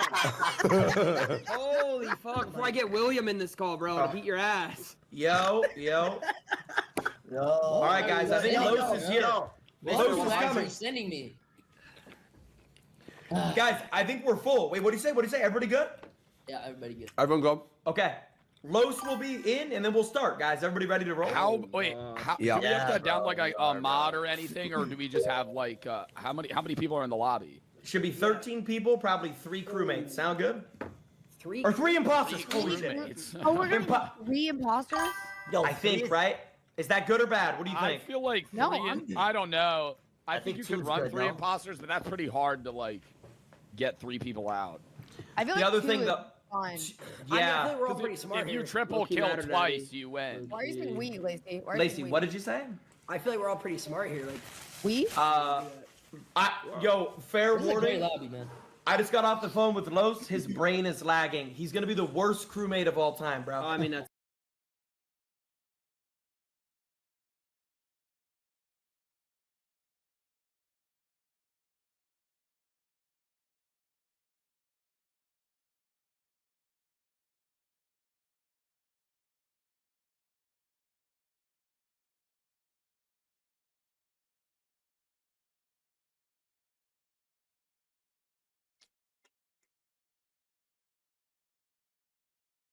Damn. Oh, never mind.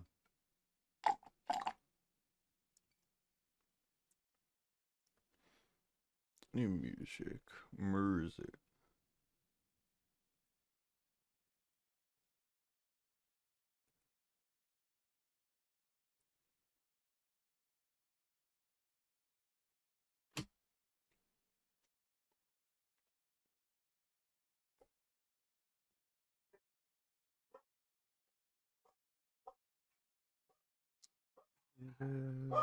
Bené.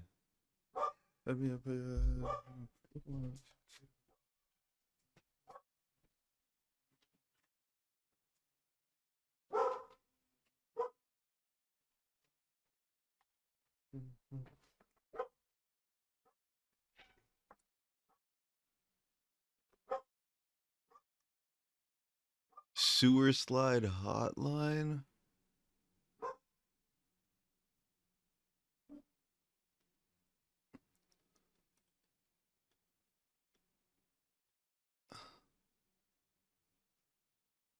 Okay, I don't know if we just start with this one.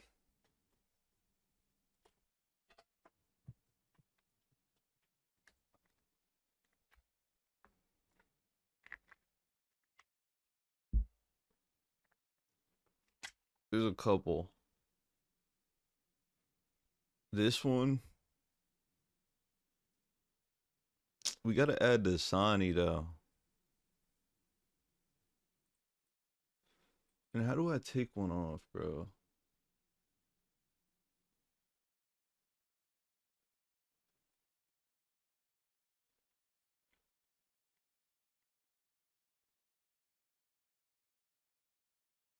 I'm gonna add Dasani.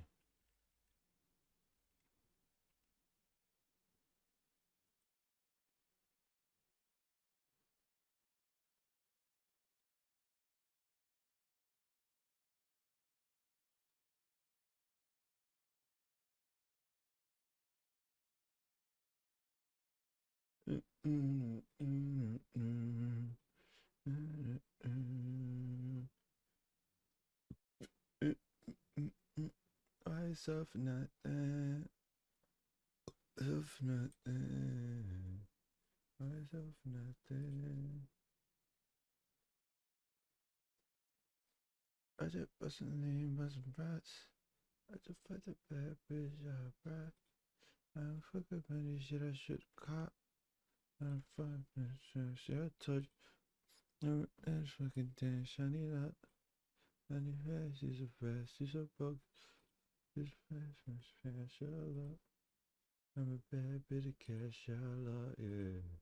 Rise of nothing. Rise of nothing. Rise of nothing. Why does it keep opening on that screen, bro? I didn't leak anything, bro. For my trusting guy, yeah, I had to read it, Bob. Damn, I hate this side. Fucking niggas, hoes, goddamn, I hate this side. Rose Royce color, and I don't even got no time. Rose Royce color, and I don't even got no time. I've been driving with a bad. Okay, we're gonna do this one first.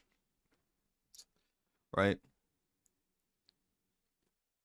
I'm putting my contacts on.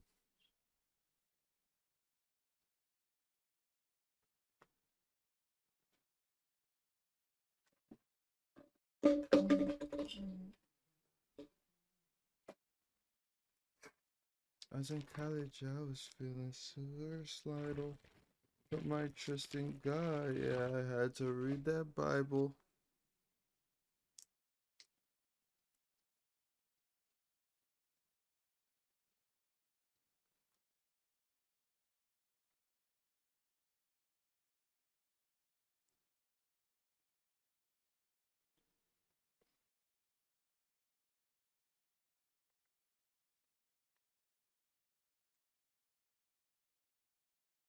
Myself not there. Myself not there.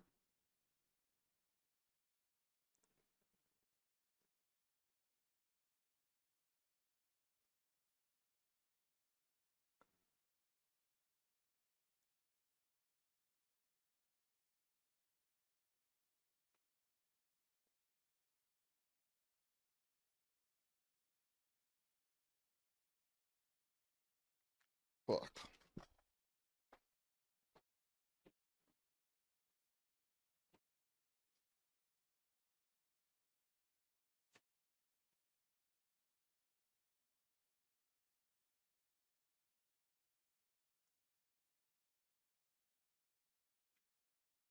Sucks.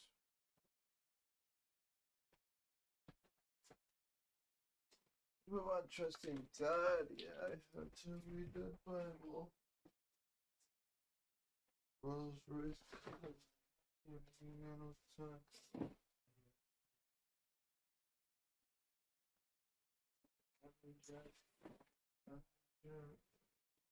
With a bad bitch.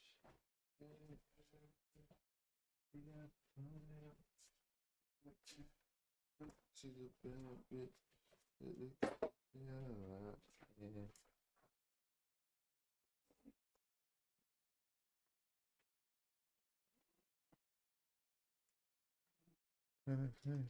MVP.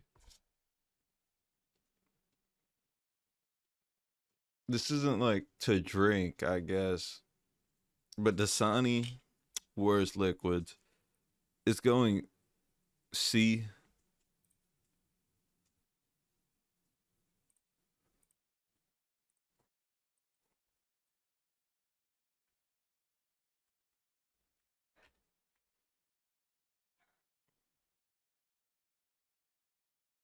I don't know what that is. But it is. I don't know who made this list, bro. Coca-Cola.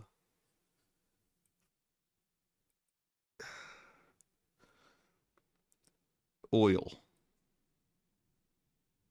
C. P. D. Next to above Dasani. Oh, the ocean.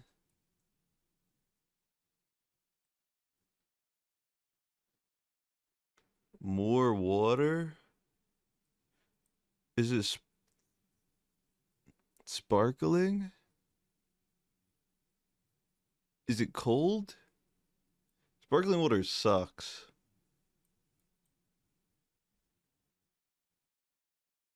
A mixed drink?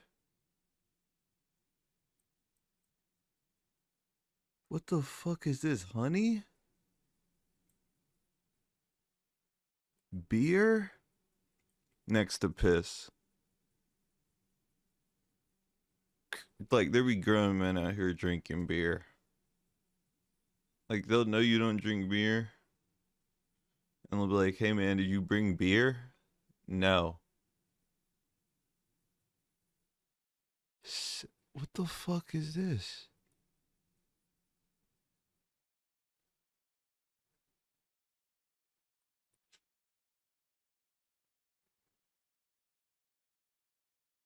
Sour cream? Whipped cream?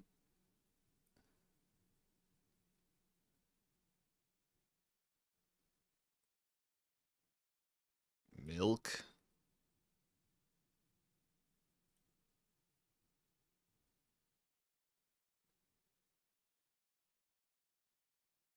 Energy drinks.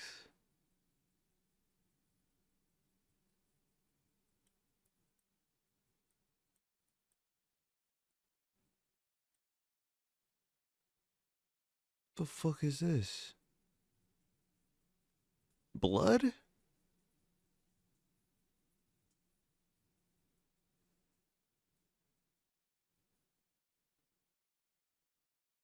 What is this? Tea? Ooh. Is this iced tea? What the fuck are these pictures?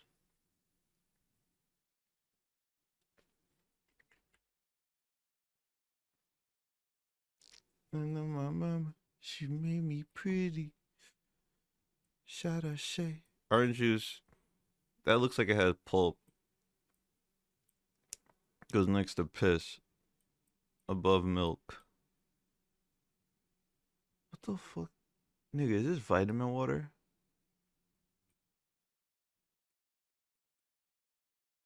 Yo, what the fuck is that? Who made... Next tier list. Oil rig worker.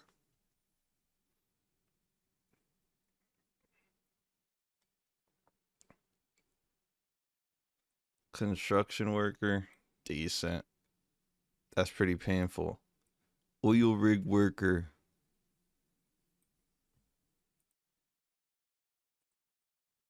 I need to go like oil rig core.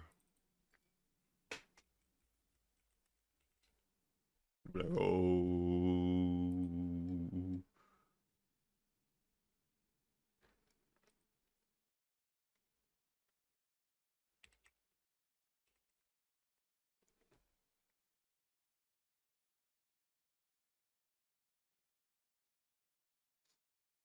This is not an oil rig.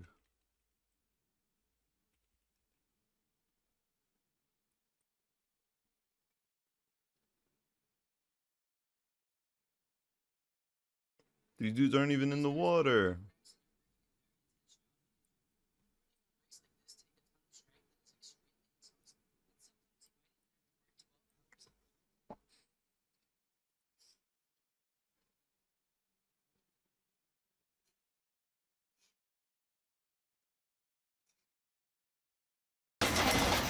Would you ever work a job?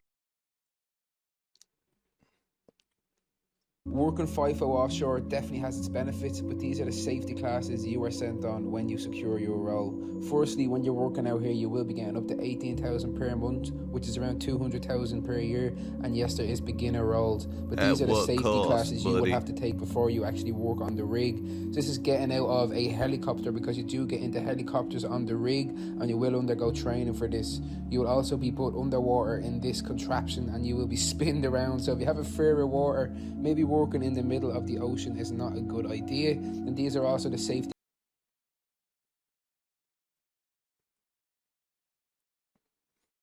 Librarian.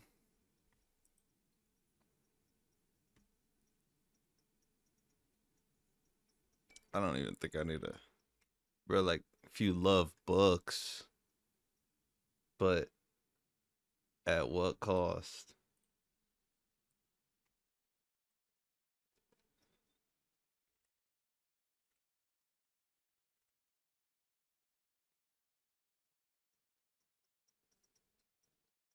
I can't find the We Like Fortnite video. Oh, I found it. Okay, who likes Fortnite? We like Fortnite. We like Fortnite. These kids could vote. These kids could vote.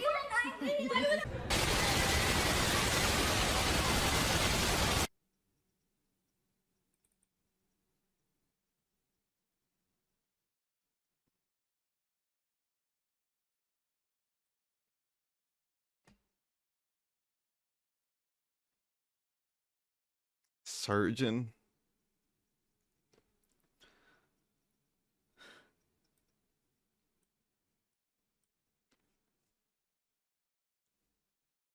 Ooh.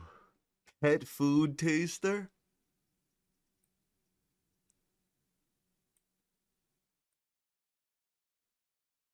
What's worse, oil rig or pet food taster?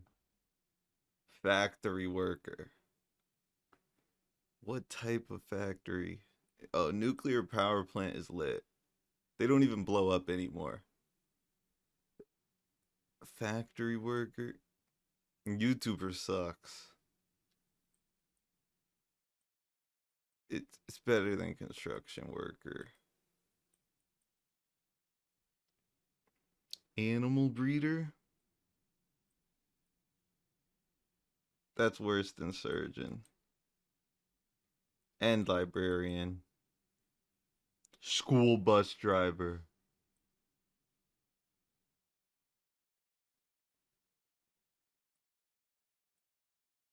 When I'm posing up, when your ex blue.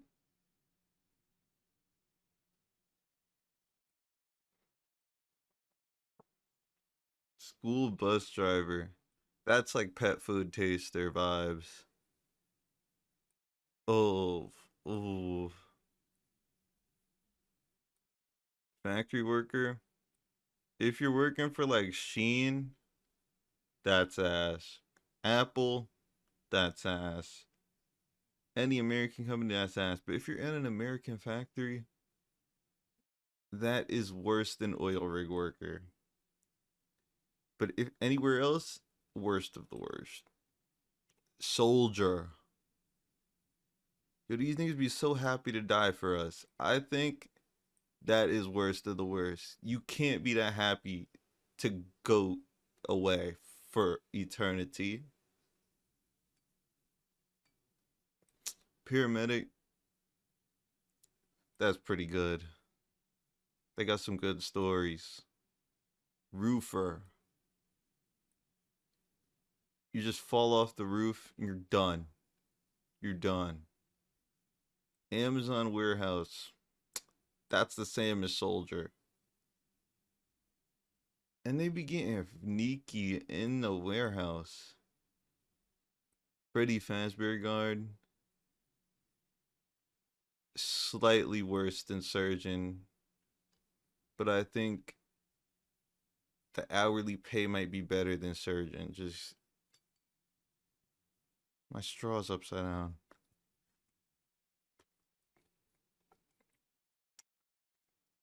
Waffle House worker. You're just cooking. Oh, Waffle House worker sucks.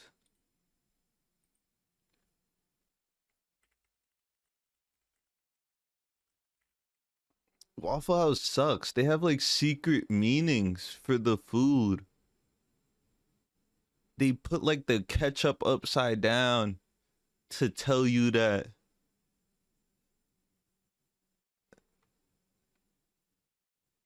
what the fuck is this? Let me find it. Waffle House worker might be worse than surgeon. You go through all this training. It's better than roofer. Because you get to make like degenerates food all day. And the occasional adult.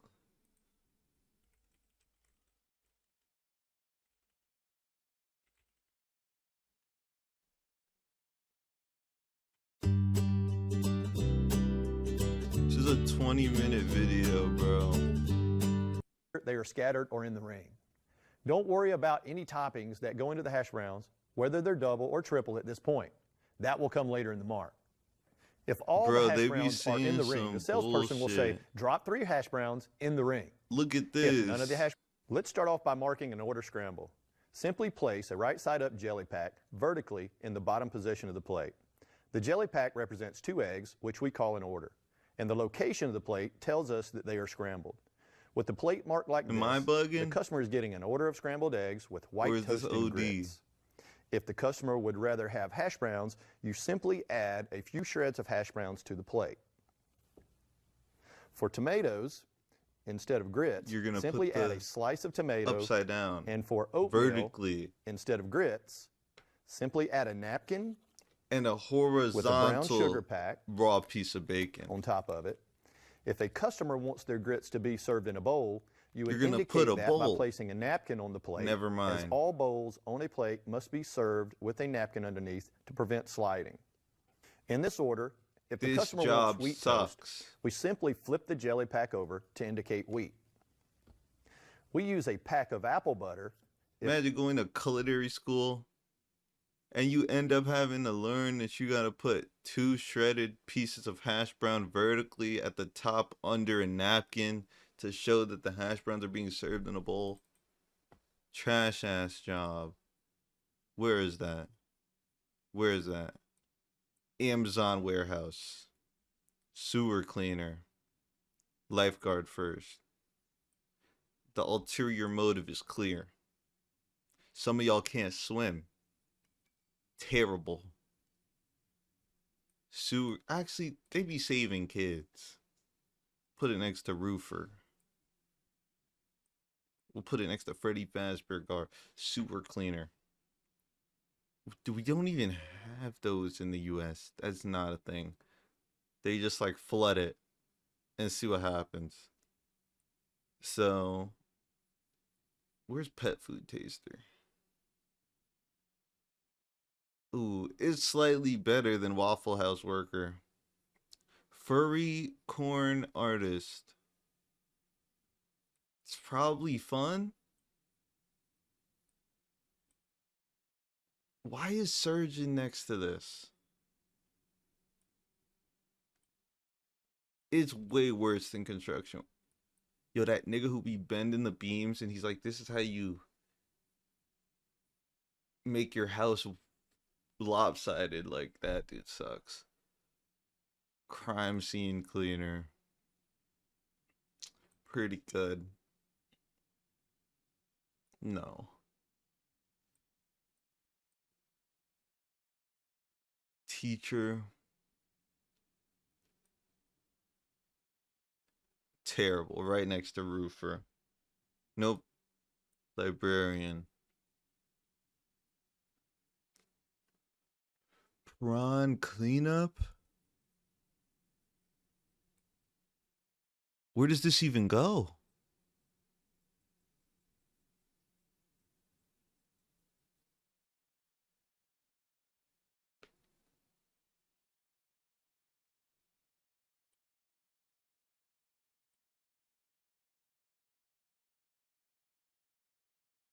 Queen's Guard. Singer, songwriter, dancer. All of them? Terrible. But if we're going both, it's better than YouTuber. Queen's Guard. Terrible. You laugh, you're fired. Dentist. They be having fun. Writer. Very painful. You go on strike one time, they replace you with a 16-year-old intern. Uber driver.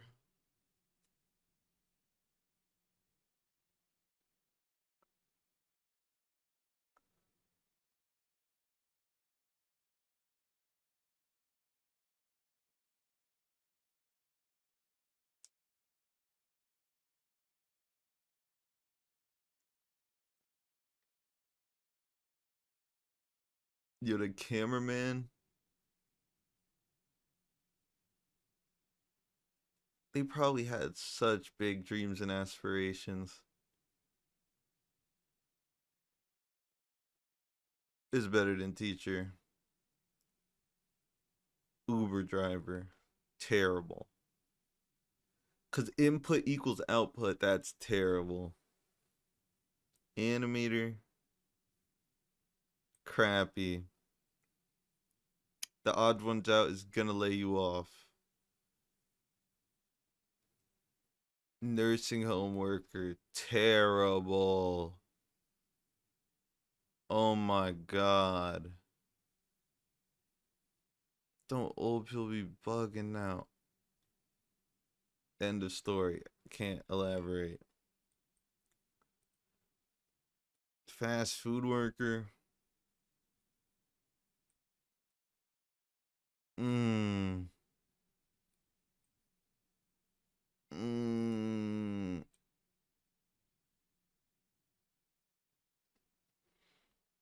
Artist. Last choice. You're not profitable till you die. And then you're still not profitable because you died. Sewer slide hotline.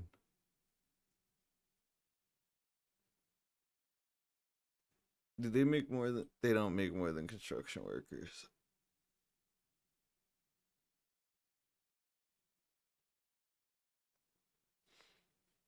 Cleaner? Like a janitor?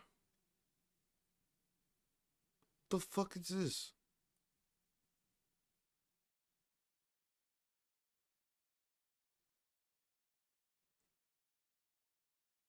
I think construction worker needs to go down. Because it's with surgeon. Customer service.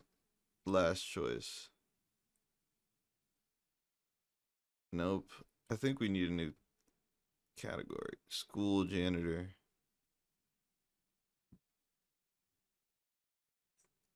Very respected. Truck CDL? CDL question mark? I think if a nigga told me to get my CDL, I would up switch ASAP. So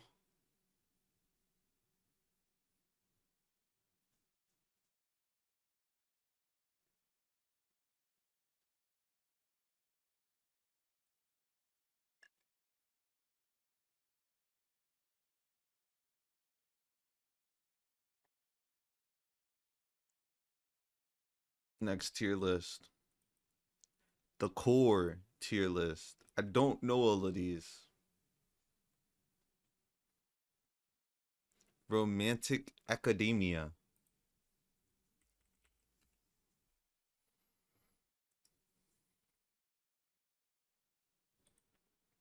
I let her meet my mama. Now she knows she the one. These niggas, bro. These tier list niggas be using some terrible pictures, bro. The liquid tier list had nut on it, bro.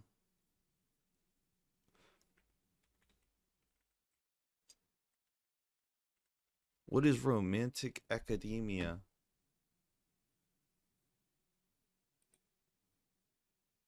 Terrible. D. Gothic academia. E. Adventure core. C. You're LARPing. You're not that spontaneous and whimsical. Angel core. F. Bastard core. You got some lore. Goblin core. Anime core. Moon core.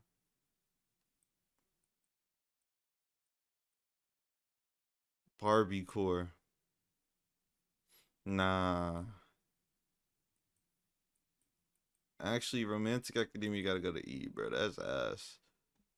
Nostalgia core. C. You weren't there. Y2K. Tough. Is that a fucking Apple Vision Pro? Rainbow core.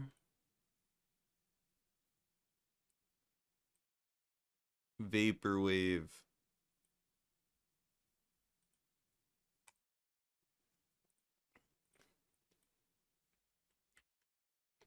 Pinup core. Tough.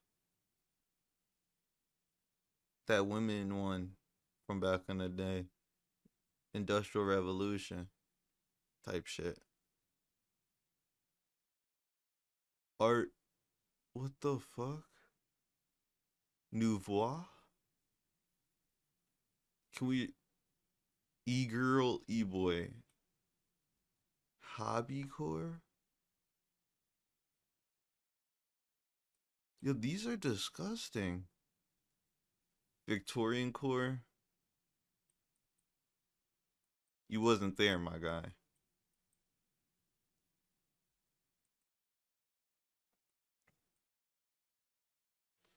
Art Nouveau. Oh, it's those... the spiritual art shit.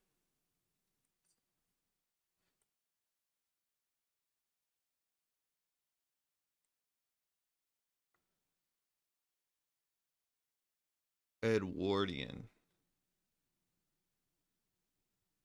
1910s? Nah, bro. Hippie. Punk. Urban. Pinup has to go above punk. Hollow. Rave. These niggas be... Yo, rave niggas be bugging. And then they have the nerve to try to settle down with the normal person, bro. Just disrespect. So ill. Scene core. Where's the goth one? Did I do that?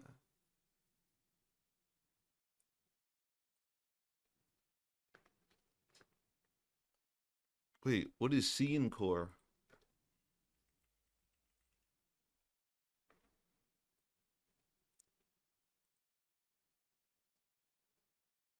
Oh, hell no. Color puke?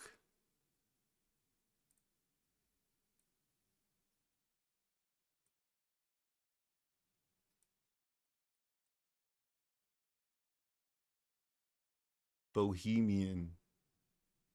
So Erewhon? B. They were there. You don't... I fuck with Erewhon. I've never been there. Soon. Synthwave's ass. Cyberpunk. Cybergoth. Oh, Bastard Core Luke, you gotta go to like here.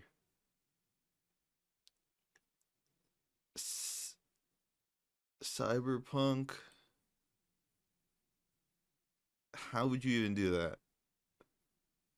Nautical, the ocean. Where's Pirate Core? Shiver Me Timbers. Hip Hop. Tupac. Royal Core. Decora.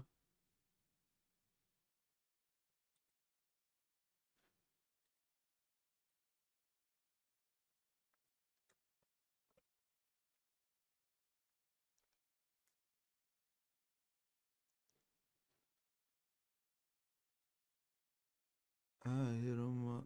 God damn, I feel like pop. I hit him up. All eyes on me. This is disgusting. This is a grown woman.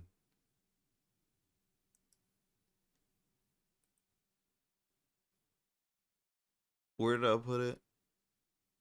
Where did I put it? Ew. Okay, Royal Core gotta go F.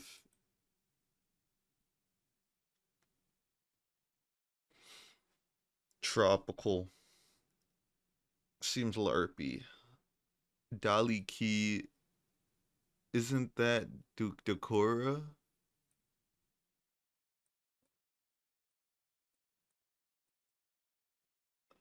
Indie kid.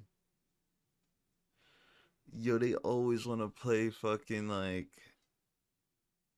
Peak or something, bro.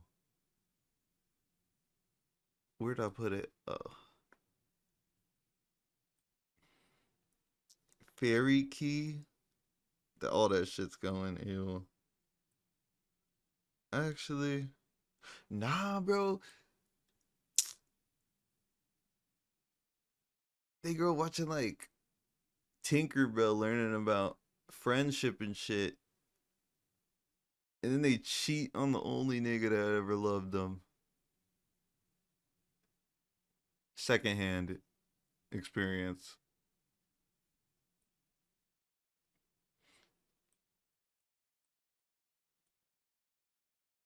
Fairy core. Did I not just do that? Oh, fairy key probably like E. Visco. You gotta respect it. No, you can't. Oh. So glad I never posted on Visco. I gotta make sure I didn't. Baddie core? They always chopped. I gotta go next to Visco. Nope, hold on.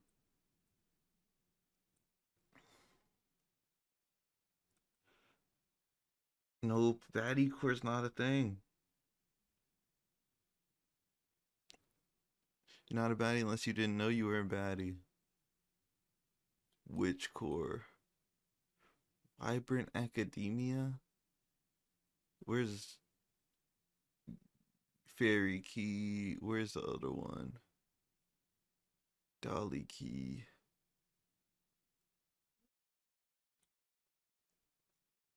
Moon core sucks, actually. Goth core. They do it for them.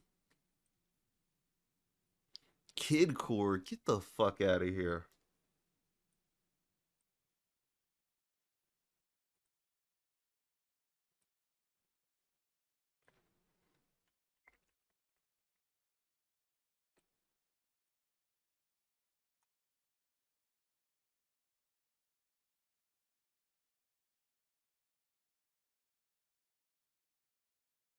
Pastel Goth, if this isn't AI, where did I put? Pastel Goth is better than Vibrant. Arto core. Is that a self-titled core? Preppy core? Nah, bro, they always be going to get a matcha. Overdressed. Plant mom? They don't be watering them.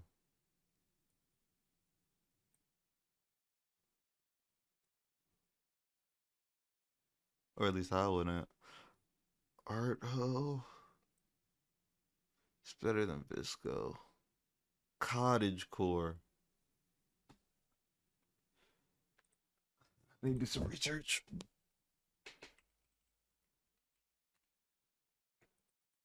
Stay right on the gym.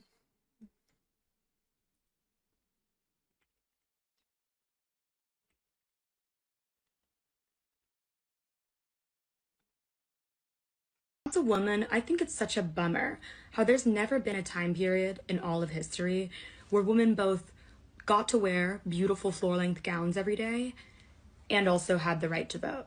No shit. Thank you for the video, ma'am. Yes, there was no time period where we could dress like where women could dress like Rapunzel and vote at the same time. Yes, that does make sense. Where did I just put it? It gotta go like D.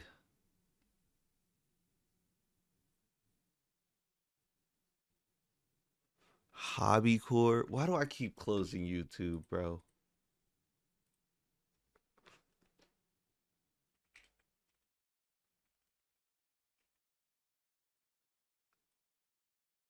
Hobby core. Oh, hell no. It's a dead core. There's no...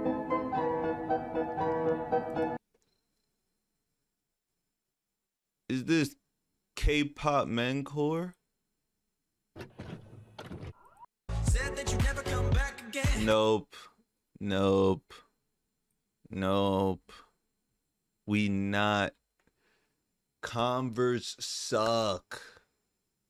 We're not painting the Converse. And if you have leather flavored Converse, you can't dress, especially if you put it, no, denim flavored Converse. You can't dress, especially if you wear it with some denim. You can't match denim with denim on your shoes. This isn't Jesse.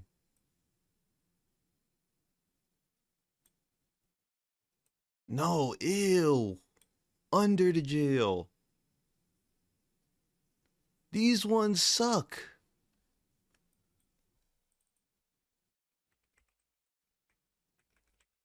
This doesn't make me throw up, bro. Okay, this isn't bad. Are you a fan of the Never mind, bro. cozy intellectual vibe of dark academia, but find it a bit too, well, dark? Then let me introduce you to its delightful counterpart, light academia. Light academia. Fucking Nepo Trust Fund after college core? Is all about creating a romanticized and nostalgic atmosphere inspired by academic and intellectual pursuits with strong Victorian undertones. But Where'd I put Victorian core? Dark academia, better than Visco, not better than Art Ho. Light academia, I'm not gonna lie, after seeing that, Gothic academia is getting bumped to F. Above preppy. Where's dark academia? Art academia. I don't think artists ever did the academia shit. They were like schizophrenic and shit. That would fuck up the flow.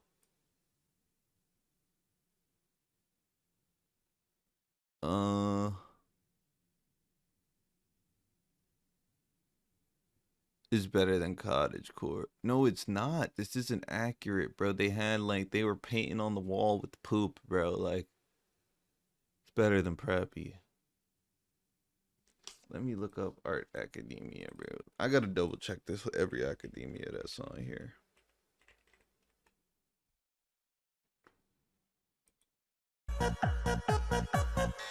Oh my. Art teacher core? Hold on. Where did I just put that? That gotta go. It gotta go. Wait, after art school, you just start dressing like an art teacher? It's not even like... I thought this was part of the job description.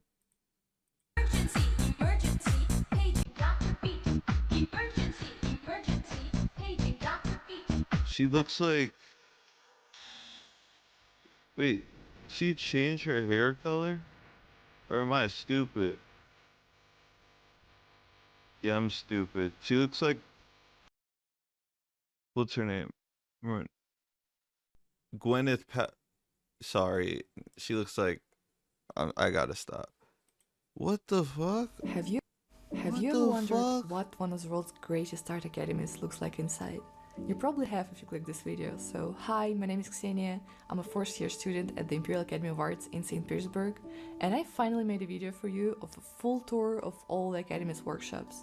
At the end of each semester we have a large exhibition of all the departments, so this is the perfect time to... Like, twin you came from, bitch, I came from going crazy. 3-5 to the face, bitch. Know that I be faded. Any bullets ain't got no name. So I make his ass take it. Which one did I just look up? Was that Art Academia? Romantic Academia. Art Academia.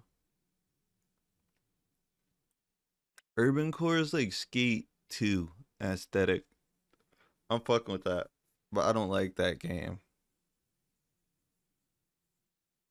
It's like the fucking fisheye camera effect that you can't turn off pisses me off.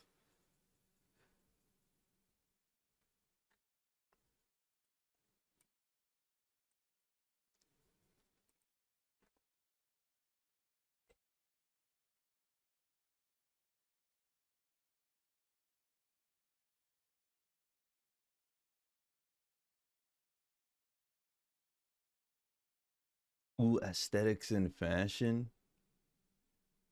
That's what I just did.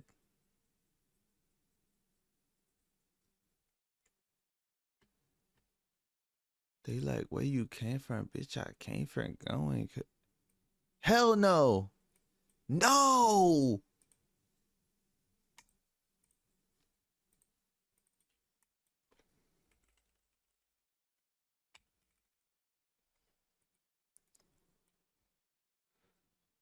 Art ho? I think I need to do more research.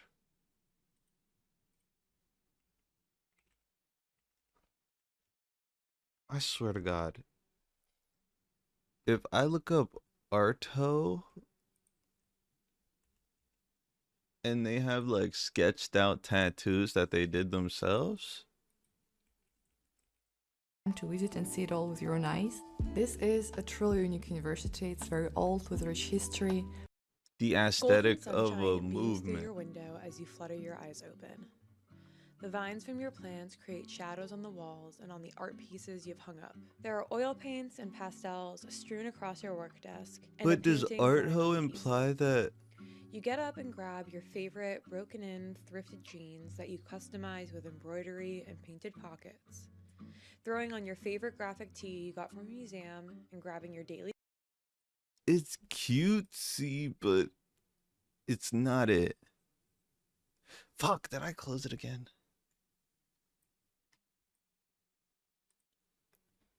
Yo, Lalita Core is crazy, bro. Like, y'all gotta go. Y'all gotta go. I'm taking it off the list. I'm taking it off the list, bro.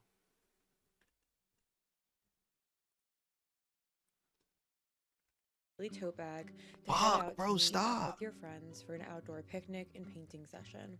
You find solace in your creative pursuits and freedom in releasing your ideas onto canvas. You feel supported by your art community. You see rebellion in art and relish in its power. Hello friends, and welcome back to my Bad channel. bitch core gotta go. My name is Dion. That's today Pinterest? We're going to talk about Pinterest vibes? I'm Sammy. 40-inch hair, yours came in a pack. So fat, you can see it from the back.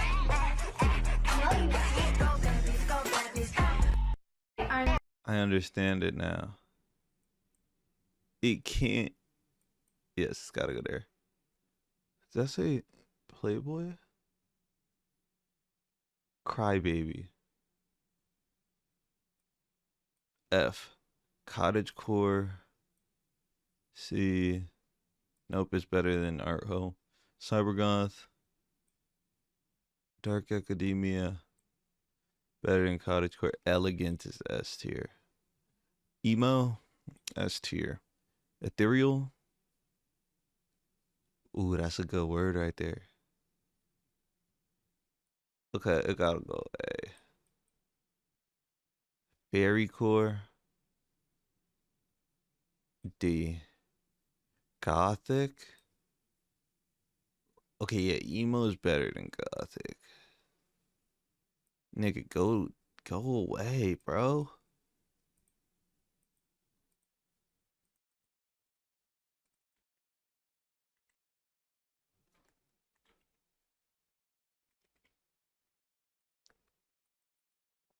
Like, ooh, minimal.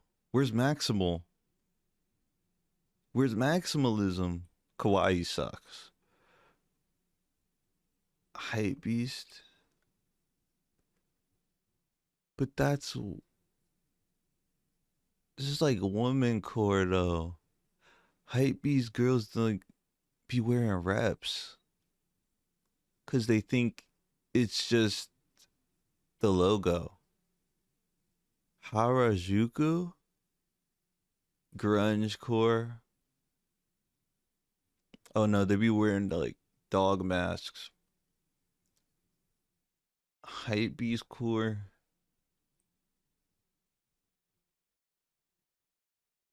Vintage core. They're always my age. We weren't alive. Oh wait, actually, that's like thrift. Indie.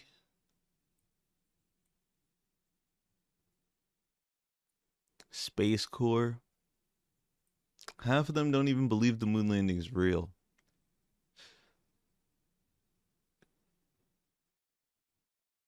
Vaporwave.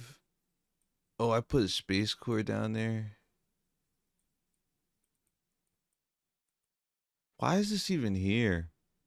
Dressing like a schoolgirl is like disgusting. Where's grunge?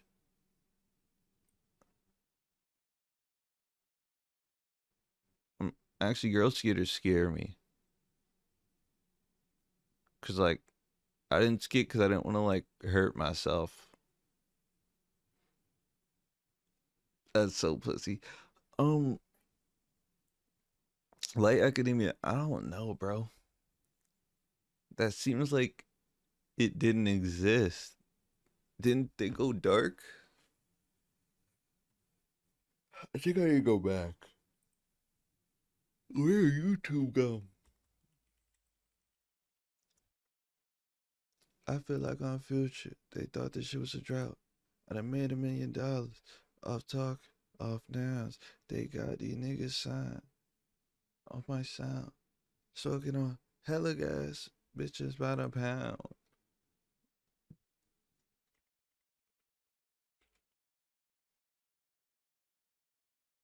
My nigga, what? Japan's Harajuku girls were accused of corrupting youth. These girls from Tokyo's Harajuku district weren't just fashion enthusiasts, they were cultural revolutionaries. And it wasn't just about their creativity. With Lolita doll dresses, decor... Nope. You're going down here. Above Vaporwave. Indie core? I feel like that's like Discord friend slot niggas. This is not indie. I guess it's indie because nobody wants to join you in this venture. Oh my god. Take the fish islands off your phone. What do I do?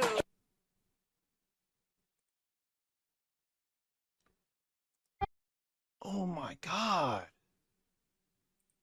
This shit better suck. Ah! Oh!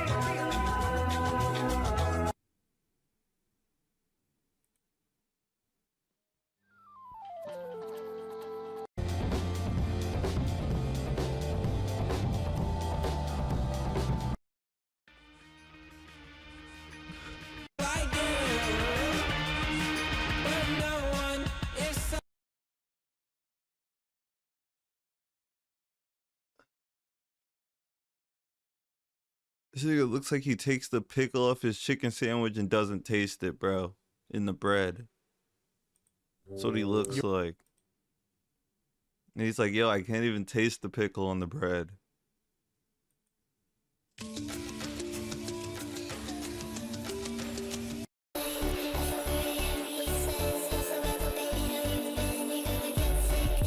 Okay.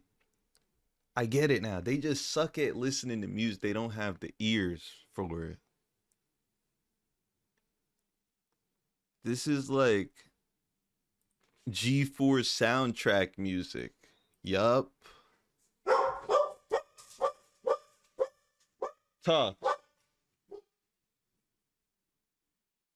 G4 soundtrack music. At my life, pepper get high like plans. If I visit for the beaches to put this in my name.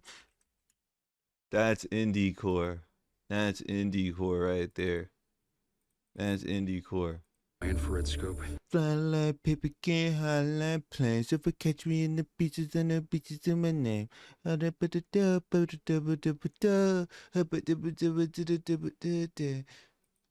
I wanna do is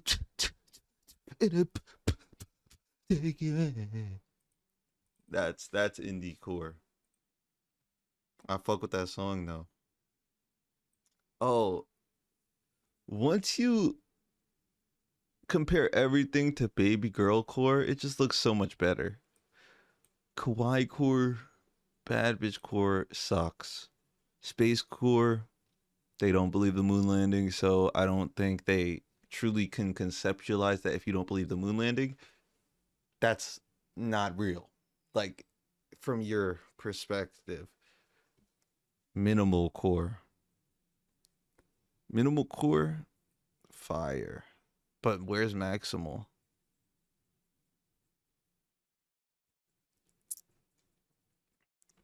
I just read a book about the art of dying young. Fucking she talking about you don't even make her come. They were speaking in some times.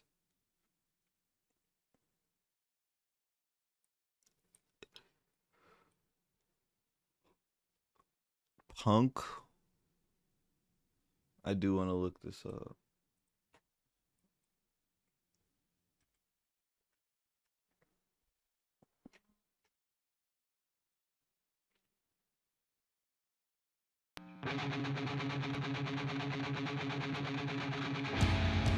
No, cause bro, if I turn on rap, they're gonna be like, yo, get out my car.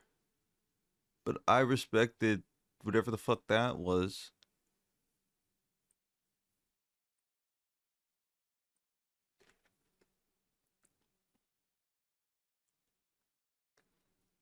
I actually didn't respect that.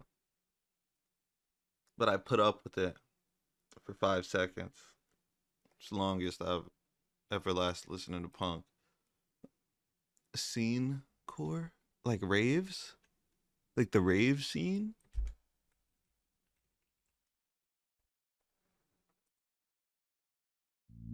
Baby, I got a monster in my room. Yeah. They outsourced to Mumbai? That's you. Scratch me with your claws, eyes, you ghost too. I knew they would be ravers. They even call it trash core. That shit is trash core. I just want her love. I know this pretty scene girl. I wish you could have seen her. I know she got some problems.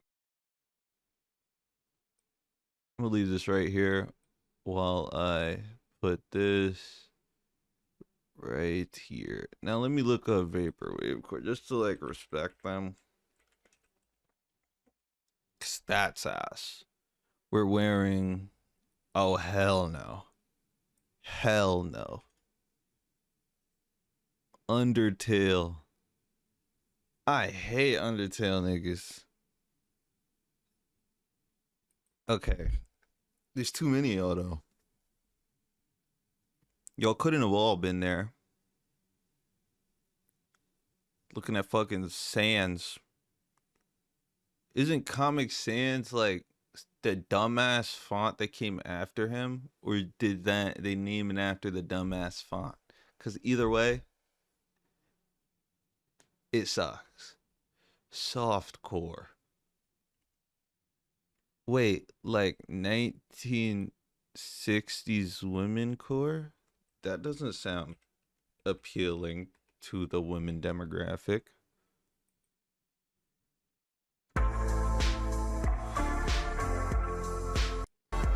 Oh my god, like this is I'm so busy I don't know that I have mental issues core.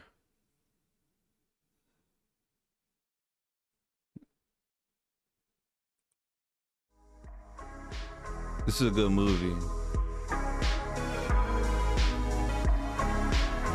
But this is like I pre-planned my year so I don't realize I have mental issues core.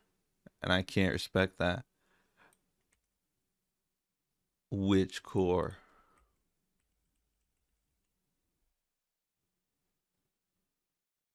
If I throw up, it's not my fault. That's not normal, and I think, you know, you should maybe get some help or something. That's looks not like normal. She looks like she's dressing for her funeral. And I think, you know, you should maybe get some help or something.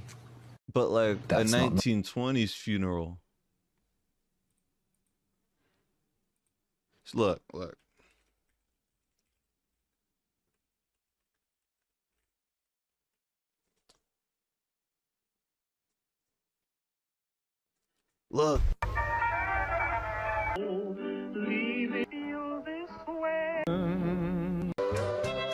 I think to myself.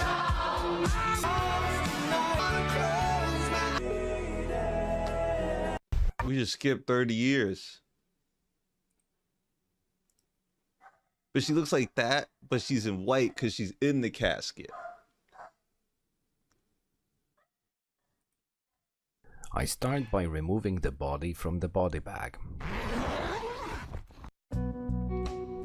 I lift the head and get it out of the bag. Oh, thank God. It's a doll.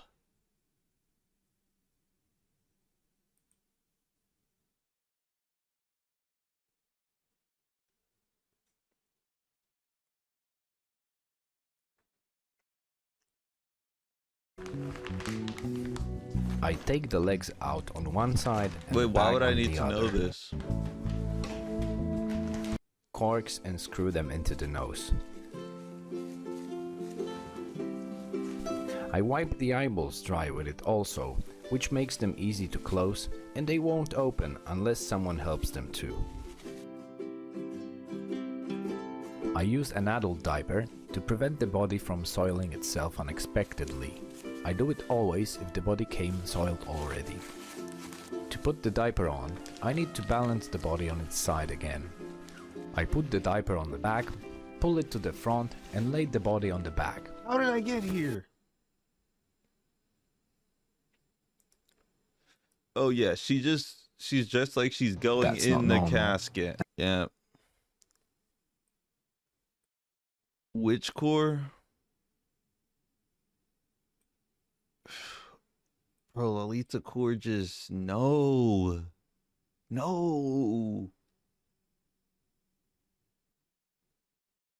Who's that? Who that nigga? Who's that YouTuber?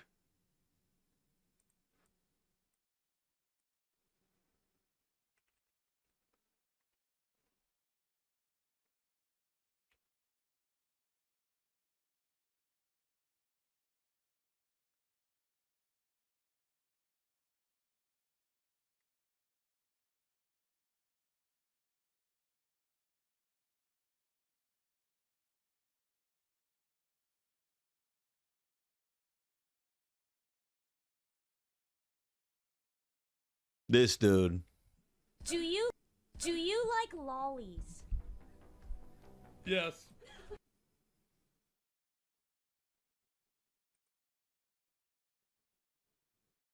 Wrong click.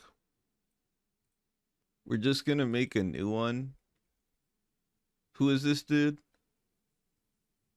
Oh, it's Lakari. We're gonna make him a new section called Lakari. Okay? And we're gonna put this in there. We're gonna make sure nothing snuck up.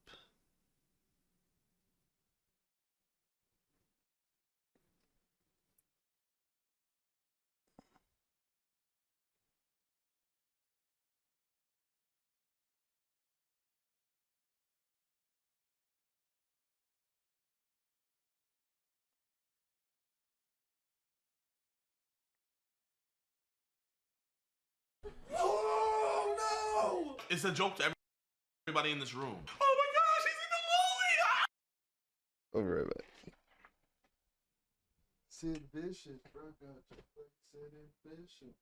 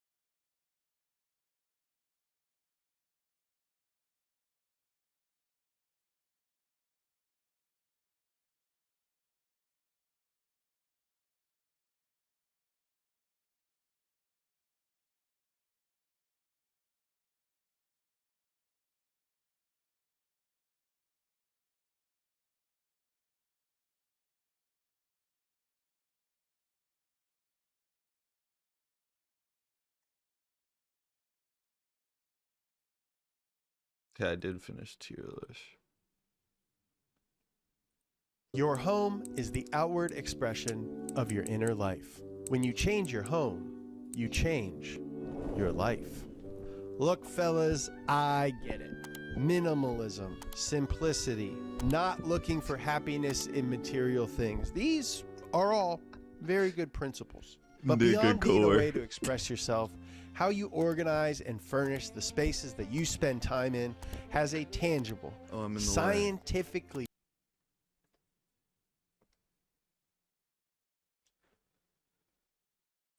proven effect on your health, mood, and general outlook on life. So the boys and I dove deep into interior design research online. We read a book, and we even talked to an actual interior designer.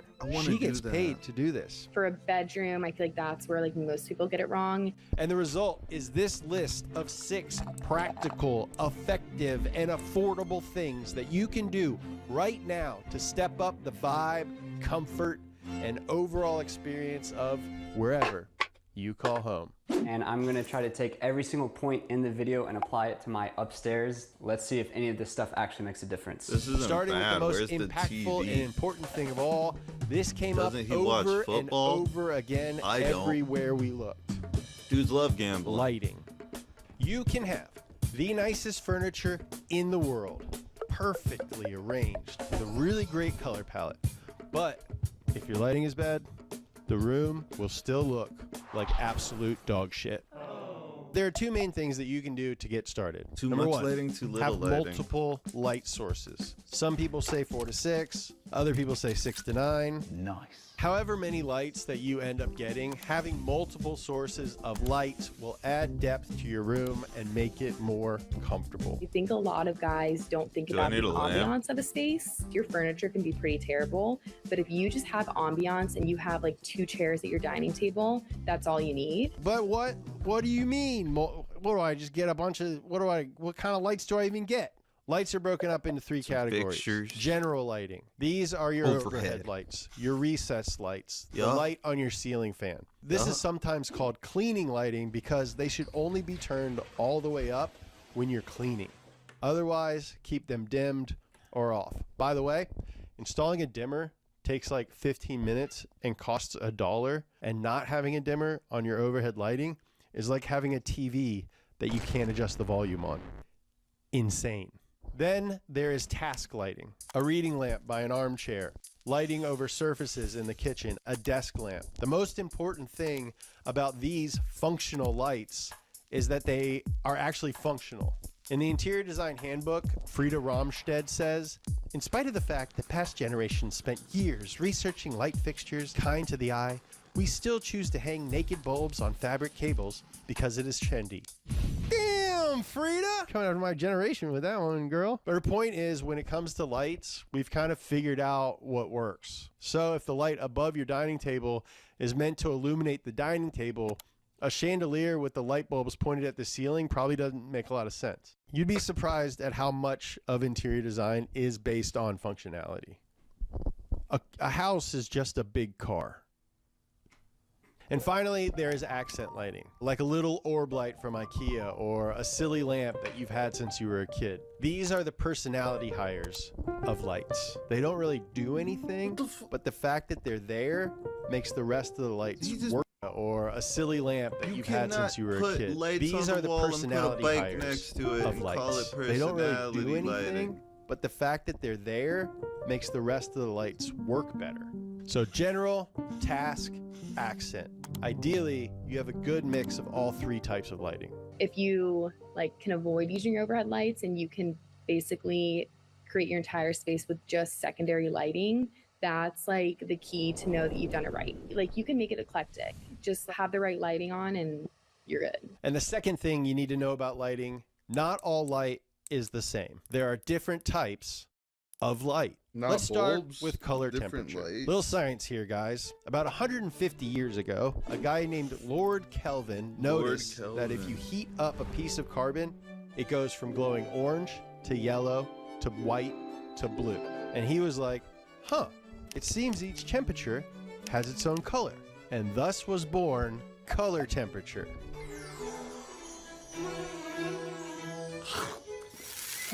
Hot. This allows us to measure how warm or cool a light appears using the Kelvin scale. Using warmer light, which is around 2700 degrees Kelvin, can take a room from being sterile and cold Kelvin. to comfortable and inviting. When do we use Kelvin? He sucks.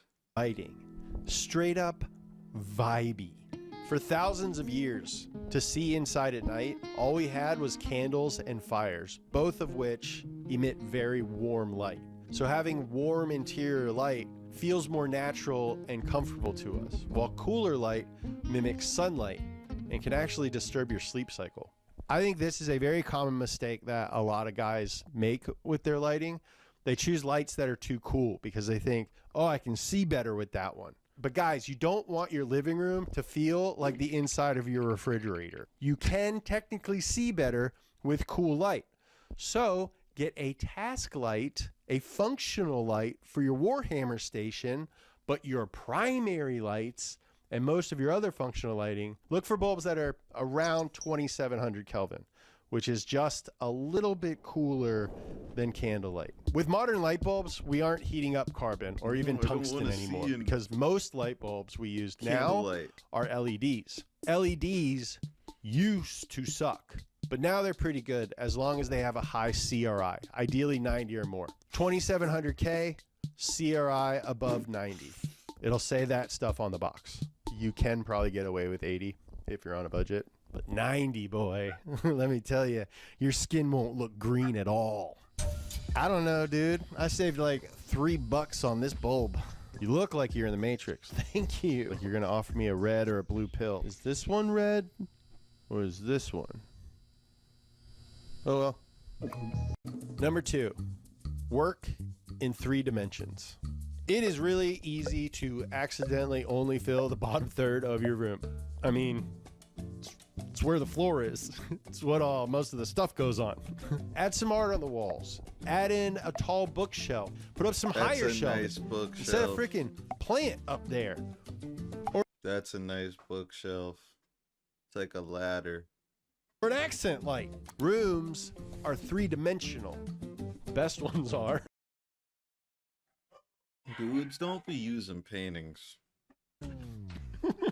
A great way to add vertical dimension to your room is to put up some curtains. A lot of guys get curtains wrong, specifically by going too small. To avoid this, keep these 3 tips in mind.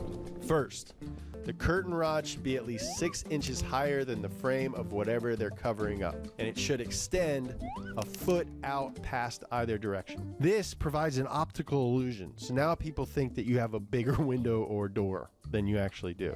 Makes the space feel bigger, makes the window feel bigger. Also, the curtains should just barely kiss the floor. Just like little forehead kiss on the floor. If they're like 4 inches off the ground, it looks like you're wearing short pants. Way too short. Not in a cool Tyler the Creator kind of way. And finally, the curtain itself should be double the width of whatever space it's covering. That way, when they're closed, they still got them ripples.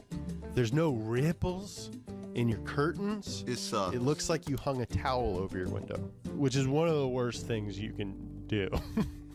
Another way to work in 3 dimensions is to get some art on the wall.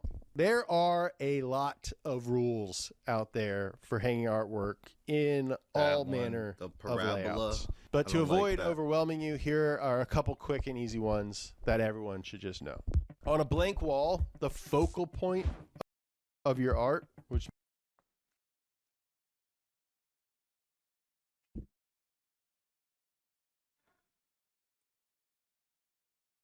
Yep, I was right. And I think fuck you.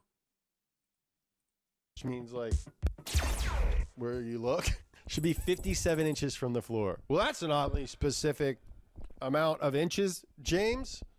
Aren't there all kinds of different sizes of walls? Yes, there are. But this is based on how tall humans are, not how tall wall is. And if your art is behind a couch or a bed, the art should be no longer than 2/3 the width of that piece of furniture. And 3, put that junk in a frame, dog. frame it, man. You can have a poster on your wall, just put it in a frame. Go to DuckDuckGo and search some guidelines for framing art. Be careful when you are framing stuff. There is ways to do it cheaply. There are ways to accidentally do it way too expensively. A cheap frame will look better than no frame at all, so don't get intimidated by it and just get it done.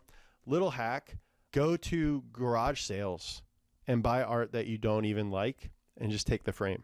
Another hack, I think that movie posters have gotten an unfair faux pas rating as far as boy decoration goes. But if you're going to have a movie poster on your... Do not pick Top Gun wall, get it in a foreign language. American Terminator 2 poster, Japanese Terminator 2 poster.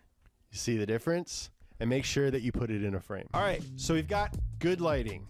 We're working in 3 dimensions. Next tip, number 3, focus on materials before colors. Obviously, the color of your furniture is important, but if everything is made of like the same thing, the room is still gonna feel flat and lifeless no matter what colors you choose. The general rule of thumb is to try and fill your space with as many organic materials first. Then you can use inorganics and synthetics to like fill it out. Organics are things like wood, linen, wool, bamboo, cork, cotton. And just like the warm light that we were talking about before, we've been using this stuff forever. I mean, we used to live in trees. It's natural for us. It makes us feel normal. These materials create a sense of warmth, familiarity, timelessness. They encourage you to be comfortable.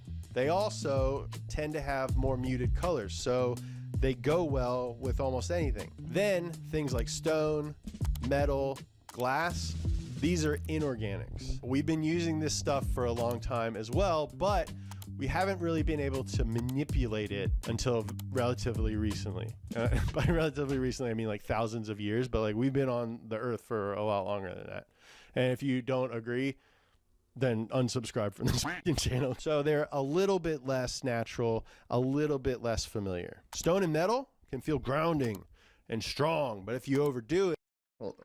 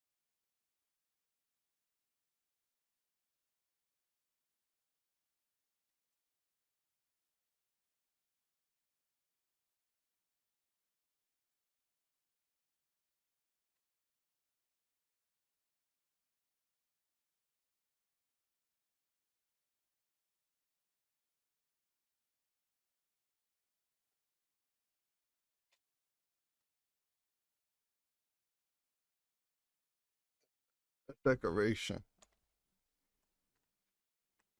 Fuck. I have so much laundry, bro. Your room can feel cold or lifeless.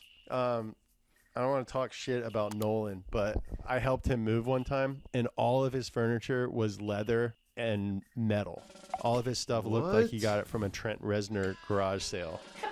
It felt like we were like moving a haunted hospital.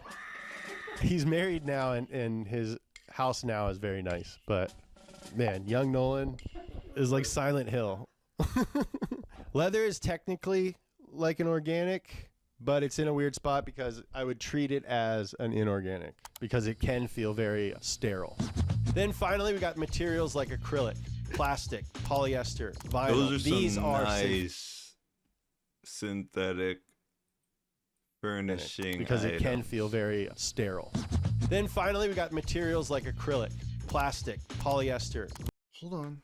Great idea.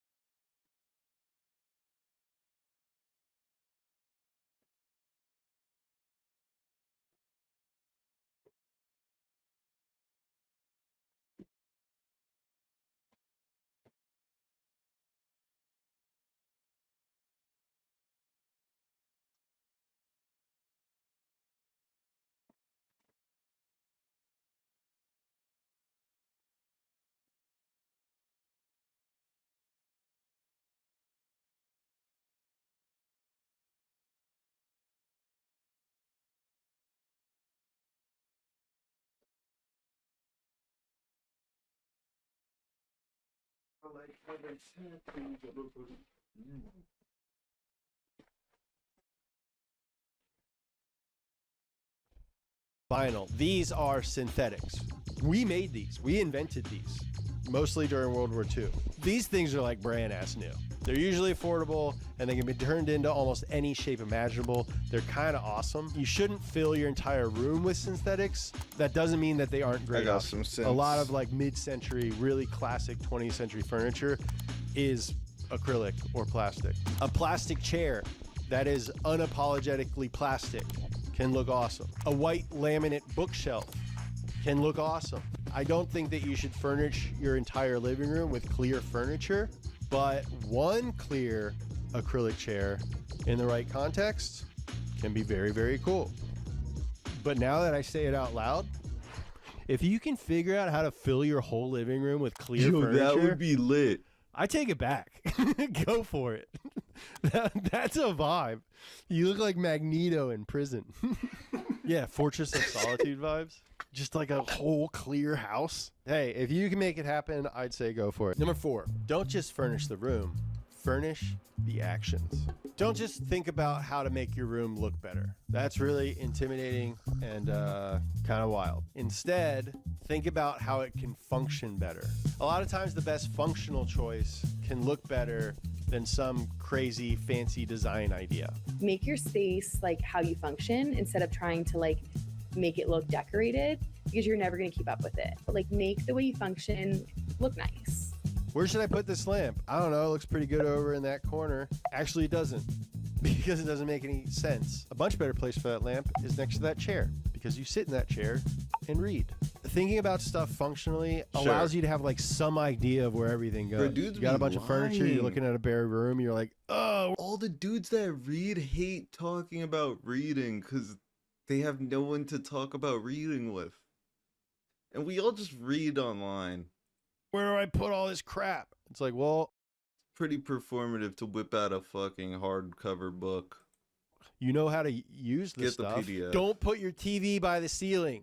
It should be at eye level. The biggest thing that I run into is TVs that hang off of the wall with like huge clunky wall mounts that turn, tilt, and like they'll have it tilted. Put your TV in eye level position and just mount it to the wall so it's just flat. Here are a couple other things to think about when it comes to practical furniture placement. Where is the command position? The command position is the place in the room that feels the most secure and grounded. Imagine you're reading a book in bed or watching TV on the couch. Where do you want to be in order to be in charge of this room? If your back is to the entrance of the room, somebody could sneak up on you and hit you on the noggin. Or if you're directly facing the door, it feels like people have access to you from outside of the room. You want people to have to enter a room to have access to you. Even if you like live alone or you aren't realistically worried about those things, there's still a subconscious uneasiness created by being You don't in those want the positions. couch. So in a bedroom like this, the command position for the bed is here. Or in a living room like this. Fuck, I command hate these position for the pictures. couch My brain, like is the here. door That's swinging. not always I possible. can't tell where the A lot of door rooms were is. designed before TVs. But even just using the principles That's the dumbest shit behind I've the ever command said, position bro, but it makes will sense. help you make the best decision. Another thing to think about when placing furniture is traffic or flow. How do people move through the room? Now look at this bedroom. The entrance is here. The closet is here. Not only is the bed not in the command position, but if you need to grab something out of your closet, you'd have to walk all the way around to get to it. That's bad flow. Look at this living room. With this layout, you'd have to walk through the middle of where everyone is sitting to get to the other entrance. Now, a comfortable conversation zone is an awkward hallway. But if we slide everything over here, maybe add a little bookshelf with a lamp, it's now very natural to walk around and not disturb anyone. Plus, it puts all the furniture onto the rug. At the very least, the front two legs of all your furniture should be on the rug. Quick side note, the conversation area of a living room or even like a porch or something shouldn't be bigger than a 10-foot radius. Diameter. Shouldn't be bigger than a 10-foot diameter. Or you could say 5-foot radius, but... Or a 5-foot radius. Shouldn't be bigger than a 10-foot diameter. Or a 5-foot radius. Comfortable, it should make sense. Number 5, practical, beautiful, or personal. Everything on display should be one of these 3 things. I'm talking about art. I'm talking about plants. I'm talking about books. I'm talking about little trinkets and souvenirs, stone bowls and Hot Wheels. If you don't have any art right now and you're inspired by this, don't just go on Amazon. I'm so buy good at some this. generic print of like a tree. Sorry, I'm just so good at sharing. Like, I got the shit like on here, like it goes over there, and then like. Or an elephant. Your room should reflect who you are. The books on your shelf should be books that you've read or at least plan to read one day. If you have a chessboard in your living room and you play chess a lot, that's functional. That's personal. That's cool. If you don't even know the rules to chess, it's Don't do generic that. bullshit and get it out of your freaking house. Poser. Or better yet, learn how to play chess. When we were putting this I'm gonna video take a break together before I and finish figuring this out what I was going to video. say, I had a fear. I really don't want this to lead you guys to overthinking every single thing and like shutting down and not decorating your house, because realistically, just like starting is the best way to do this. And honestly, most things fit into one of these 3 categories. It really just acts as a filter to make sure that you're being thoughtful about what you fill your house with. Your art doesn't have to have some amazing story about meeting some artist in Peru. If you think that it's truly beautiful, then hang it up. If it represents something that represents you, hang it up. If it speaks to you, put it up. It'll tell a lot about you, and I think your space will feel unique to you. Also, like from a if you have a girl over and like they ask you, like if it is something weird, like chances are it's going to be a conversation starter, and it's going to like make someone get to know you more, and like it's going to start a conversation that goes down. And like I think it's cool. It's just like when you have a room full of just generic crap like Route 66 signs or a vase with like fluffy wheat coming out of it, things that you bought generic just to stuff? fill the space. No. Your home can end up looking like an Airbnb. Basically, just put a little thought into it. Let's make our homes an I have extension a of who we are. fucking- So get a little doormat. Doormats middle are obviously functional, of the but they're room. also welcoming and they look cool. A great opportunity to show off your personal taste. And finally, I'd say this is the second most important one right after lighting. It might actually be number 1. Yes, it is number 1 because it can cancel out good lighting. Number 6, clean your shit. None of this advice is going to do any good if your home is a mess. And beyond just general cleaning and making it not gross, try to cut down on clutter. In the Interior Design Handbook, it recommends that 80% of your items be stored out of sight, with 20% left visible. Give things a home. Do you just throw your keys and wallet down on the table next to the door? Put up some key hooks. Even just a little bowl that you throw everything in. I do that. It feels really good when I come home. It's like, I'm here. A same goes for shoes. Get a little cubby or a mat. Organize all your cords. Hide your cords. Fix things. Fix that broken window blind. Tighten that jiggly doorknob. Make your bed. Sweep and vacuum. Get a doormat. Put away your dishes. Fluff up your pillows. And light a freaking candle. Your home, boys. It's a nice place to be.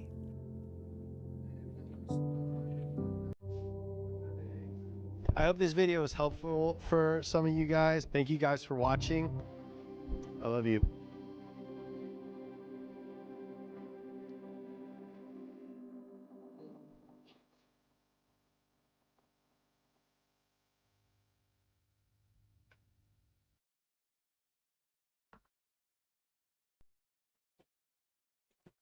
Oh shit.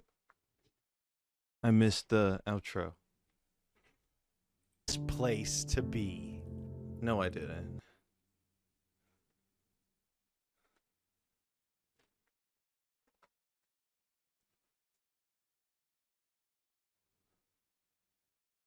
That's what that was?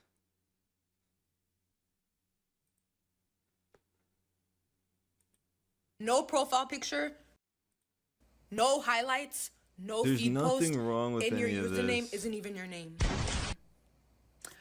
What would make me follow you back?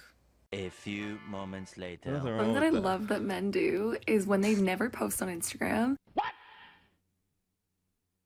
First on the list is posting stories 24/7. Now, if you have ants at the top of your story, if it's not like a long slather, y'all know what the fuck I'm talking about. If you post on your story 24, You gotta archive. You gotta archive the first post of the day, the second, the third. We don't want to see ants. And if you think I'm ants, where'd that post from the morning go? 7, you have hella shit on your story, this has to go into RIP or simply because the moment you're too available, the moment a girl thinks, damn, he uses this app 24/7, he can't have no life. The moment you're showing that, the girl is already placing you in the loser category. It's automatically lose your aura because the moment it seems like you're trying too hard for an app, How old the is moment this you're dude? using. And does he post on Instagram? He's LARPing. You're a LARP creator. And you don't post.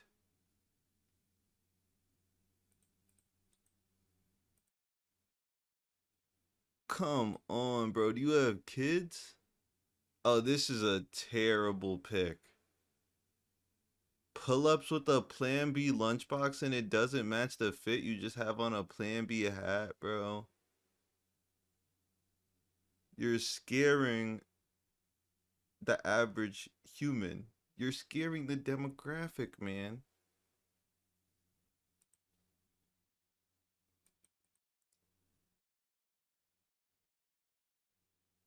He makes pandering content, bro.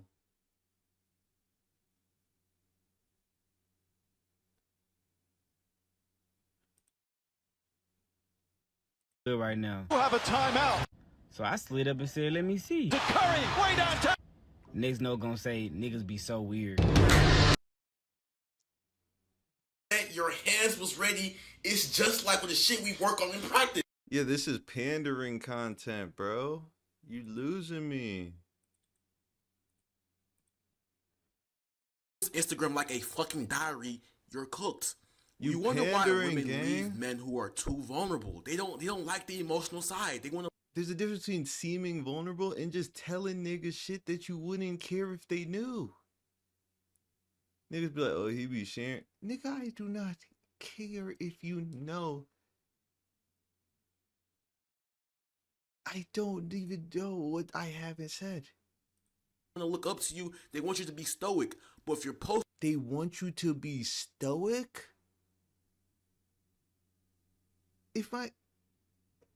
If she thinks I'm Aristotle, she is stupid. posting 24/7, there is nothing mysterious I don't about wanna you. date You're an an idiot. open book, case closed. Open book? You only follow me on my main. Now, next up is buying Instagram followers. Now, Real. off the bat, you might be thinking this is at least your cooked or RP. It's not. But It's to be bad quite habit. frank, it's been updated. There's a It's new bad method. You can now. habit. Is OG username on here? OG username's not on here?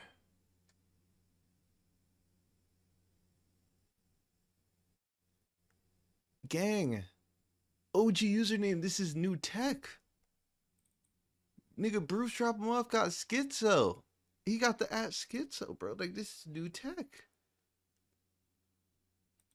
Can we Hide update your the Instagram list? followers. If you hide your followers on Instagram, I already know you ain't shit. Got they shit hidden. They got they Does this nigga have braces? hidden. They got the people that He doesn't follow even them have hidden. braces. Like, damn, you Why got is he to get your talking bad like pics, ain't it? this? So if no one can see your followers, no one can fact check whether you have Indians or some fake incel inside your follower list. So, since if you pair this with the hiding your followers method, this is actually not that bad because no one will know, but Hiding your followers method is patched. You have to hit up Instagram support. If I see your followers are hidden, I'm blocking you. Why would you hit up Instagram support to hide the fake bot Indian accounts? So before the update, this is a normally RIP or because people will be able to check it. But if you have the latest update to where you I'm not gonna lie, I'll keep it a buck. can hide Not your right now, following though. and you have a public account, which means what I mean is if I go to your account and I click your follower and your following list and I can't see who you're following, thus making you more mysterious, you won. Do I have that? But the only thing wrong about this is you can't ever post on your page. Like, you can post a story, but you can't post an actual carousel post, like an actual feed post, because the moment your engagement doesn't match your follower count, So I fell you're off. cooked. So No, I if fell you're off. pairing this with the hiding your follower list, it's not that bad. But if you're not hiding it, it's Wait, but already where is because hiding? we can see That's the not Indians even and on the fake list. corn-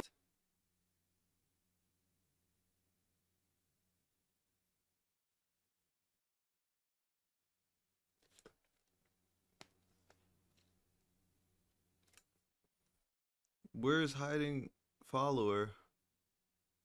Click yes to join my close friends story. because you bought it off eBay. We don't know. But if you're pairing it with the hiding the I'm not gonna lie, if you're getting taxed on followers, that's RIP aura. follower method, it's actually not that bad. Next up, we Only have having 1,000 an plus actual bio. people. Now, what I mean by this is if you have more than 2 lines, if your bio shows more than just your name or the flag you're from, like if you're an ethnic group, man, forget this shit. If it shows more than your name or your ethnic group, you are cooked. The reason you're cooked is because everything on social media, especially Instagram, because Instagram is damn near a dating app. You want to be nonchalant. You want to suggest the vibes.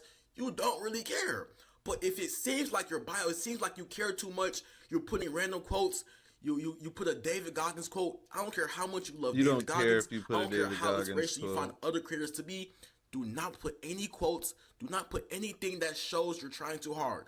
The most you can put in the bio is your name and maybe a flag. That's it. It should still suggest that you're still is maintaining crazy. your nonchalant aura. So this is not RP Now, or we aura, not it's just your LARPing, cooks. bro. This And the is reason my why we have it that you're Instagram. cooked is because when the girl first DM us, if we put too much information in our bio, What we're are they an open gonna book. ask? Now all the questions she'll ask is in your bio. Bro, who is he pandering So when to the in play this that you're video? cooked, but it's not near I'm a RP sub. or RP or will still remain. RP or will still be posting your stories 24/7. So we'll keep it at that. Now, Nah, I be behind mysterious. Instagram likes. I clock out like Wednesday through Friday. Can't have 800,000 followers on Instagram and get 27 comments and 94 likes. Now this one was that. Where's the book?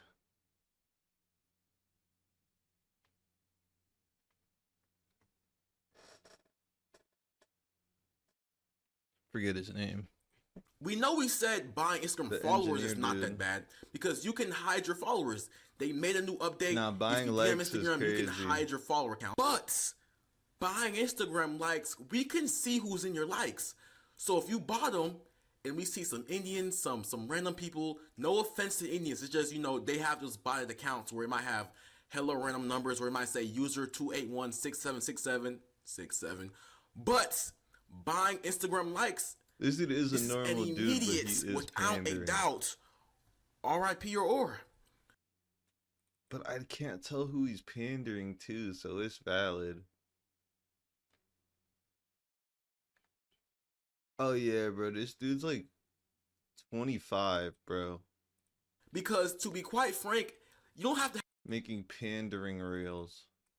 you don't have to have that many comments on your post. But if you have a lot of likes and we click it and we see that you bought likes, you just killed your order. This might even have to go up on top of above posting stories. Posting stories is only bad if you have the ants and you don't archive. For you to buy Instagram likes, you're frauding social proof. And if you get caught, you're cooked. Now, assuming that the girl you're with isn't that smart, and assuming that she just looks at the number, then you're good. But if you get But why would you want to be with an idiot? you're on thin ice. So the risk to reward is just deafening. So we're gonna put this at RP or above posting stories 24/7. Assuming that you get caught. If you don't get caught, put it at stop ASAP. Next up we have click yes to join my Instagram story. Now this one automatically, it's not RIP or I know what you're trying to do. You're trying to get bad bitches to click your link. To be quite frank, if you do want the girl to be in your close friend story, Just add her in here, bro. Because 9 times out of 10, she might not even see your story. But ideally, adding or posting this bullshit on your story, you're She cooked. might even beg I'm gonna you tell you to why. take her off. Now, like I said, let's say the girl. Now, if the girl you want says yes, okay, it might work. So just because the girl you want might say this, but the fact that you have to post on your story who to add for your close friends, is it really a close friends or is it just, hey, everyone who clicked my poll and said yes? So you're cooked. It just you're trying too hard. Your better option is just not posting this shit at all and just adding these bad bitches on your story regularly. Facts. But even then, it can even steep up to RP or because when you do add a bad bitch to your close friend story, she's gonna be thinking, how did I get in here?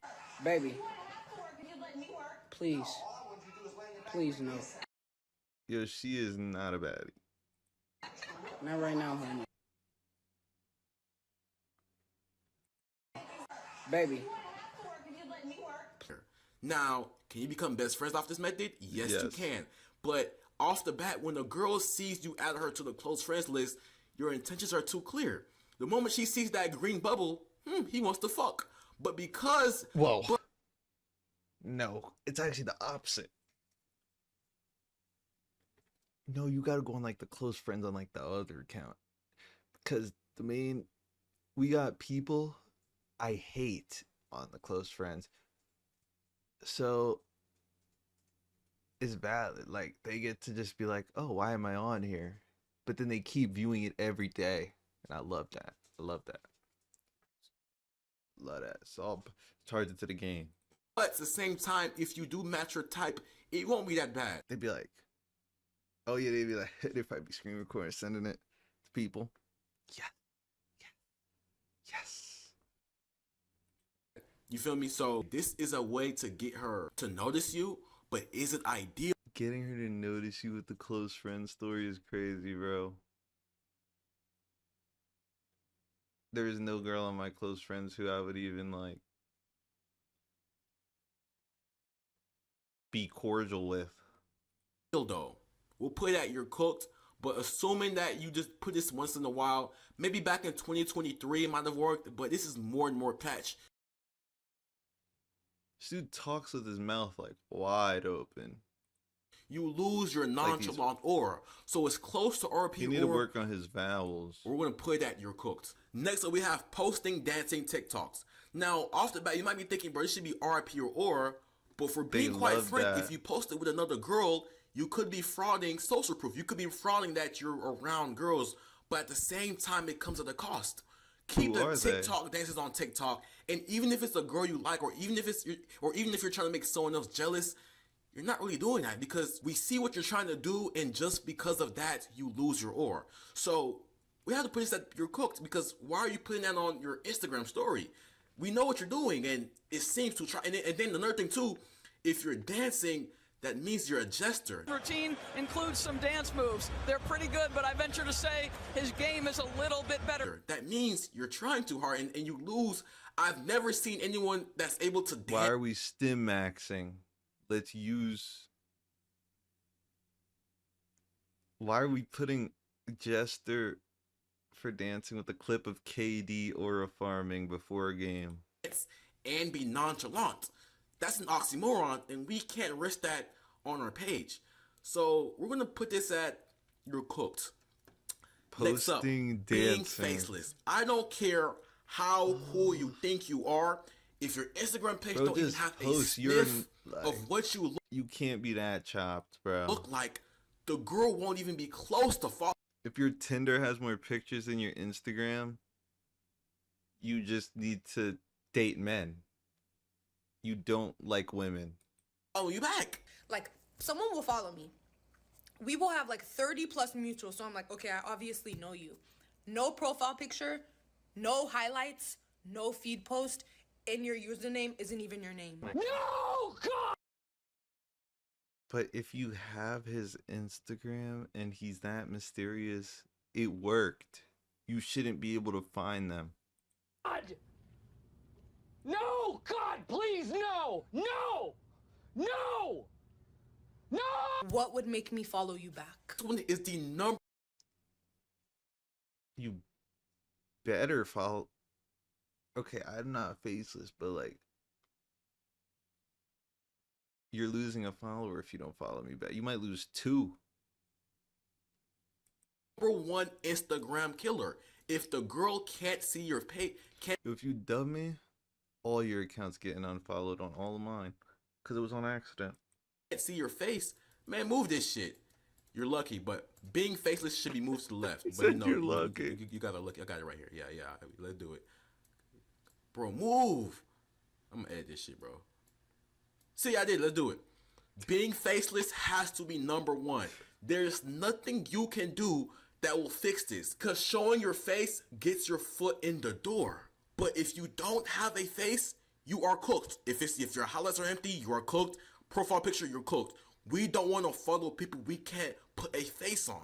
That's why for the Instagram group chat we have, the next one we have, if you don't have a face, you won't get in the group chat. But that's another story. Next up, we have flexing money on your story. Now, this one should be an obvious common sense you're cooked or RP or, but to be quite frank, nah, it is you're cooked. And the only reason it's you're cooked is because if you're flexing money, you're only cooked if it's cash. If you're flexing assets, even if they're depreciating, you're not cooked.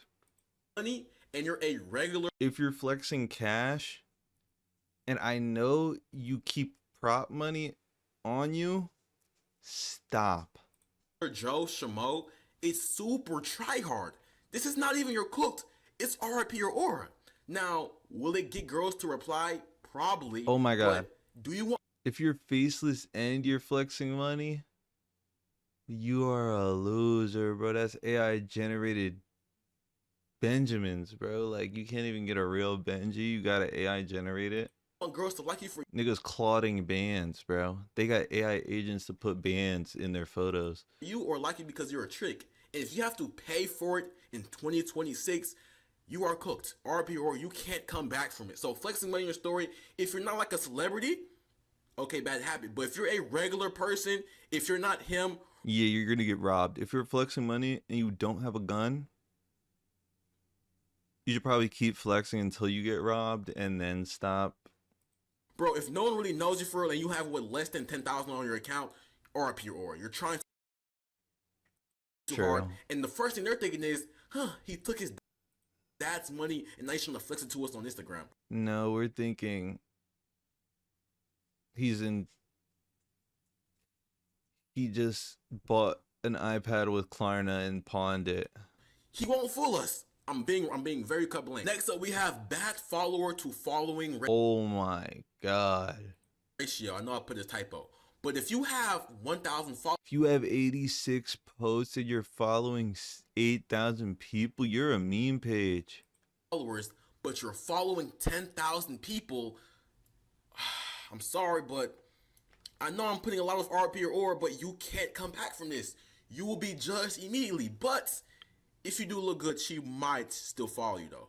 So when put at your cooked, it's just not ideal. You might get your ratio back in like 10 years if you look good enough. Because the first thing they see when they click your page beyond your face. Bro, no PFP is bad, bro, because they always... My boys with no PFPs, they always be like, I'm about to post on Instagram, and they never do. It's the numbers. They Looking at the social never do. proof. Girls like what other girls like. Girls like what everyone else likes. It's in their nature. So we're gonna put that you're cooked, but it's not an RIP or relative. I was supposed to get a snack.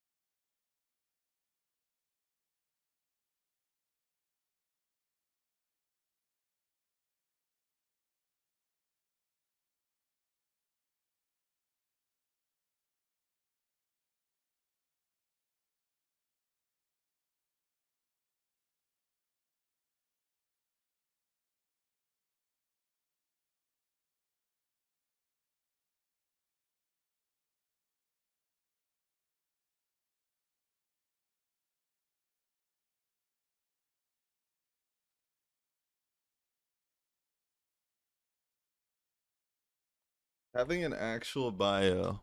Do I have an actual bio? To these 4 metrics. Next up is following more than 1,000 people. Now this one is actually 1,000 just a bad people habit. is just... Most people on Instagram, they follow less than 1,000 people. They have like maybe 900, or they're in the 3-digit category. But if you're following more than 1,000, if it shows 4 digits on the following metric, you're cooked. But it's I'm gonna put a stop ASAP. Only because this is not TikTok. You don't know 1,000 people. Better yet, I'm gonna give y'all niggas a tip.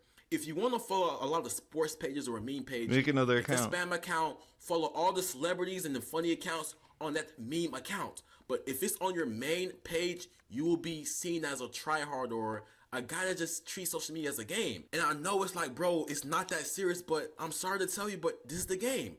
Don't hate the player, hate the game. You're going to be judged. And you might say, bro, I don't care. Okay, when the girl doesn't text back, you're going to care then. When you're being judged and you're being laughed at, are you going to care then? And even if you don't, okay, start meditating. I don't care. Next one we have posting.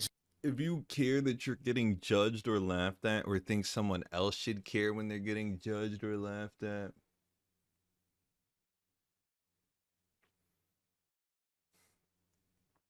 how can I say this? Load into zombies and don't make it to round 2.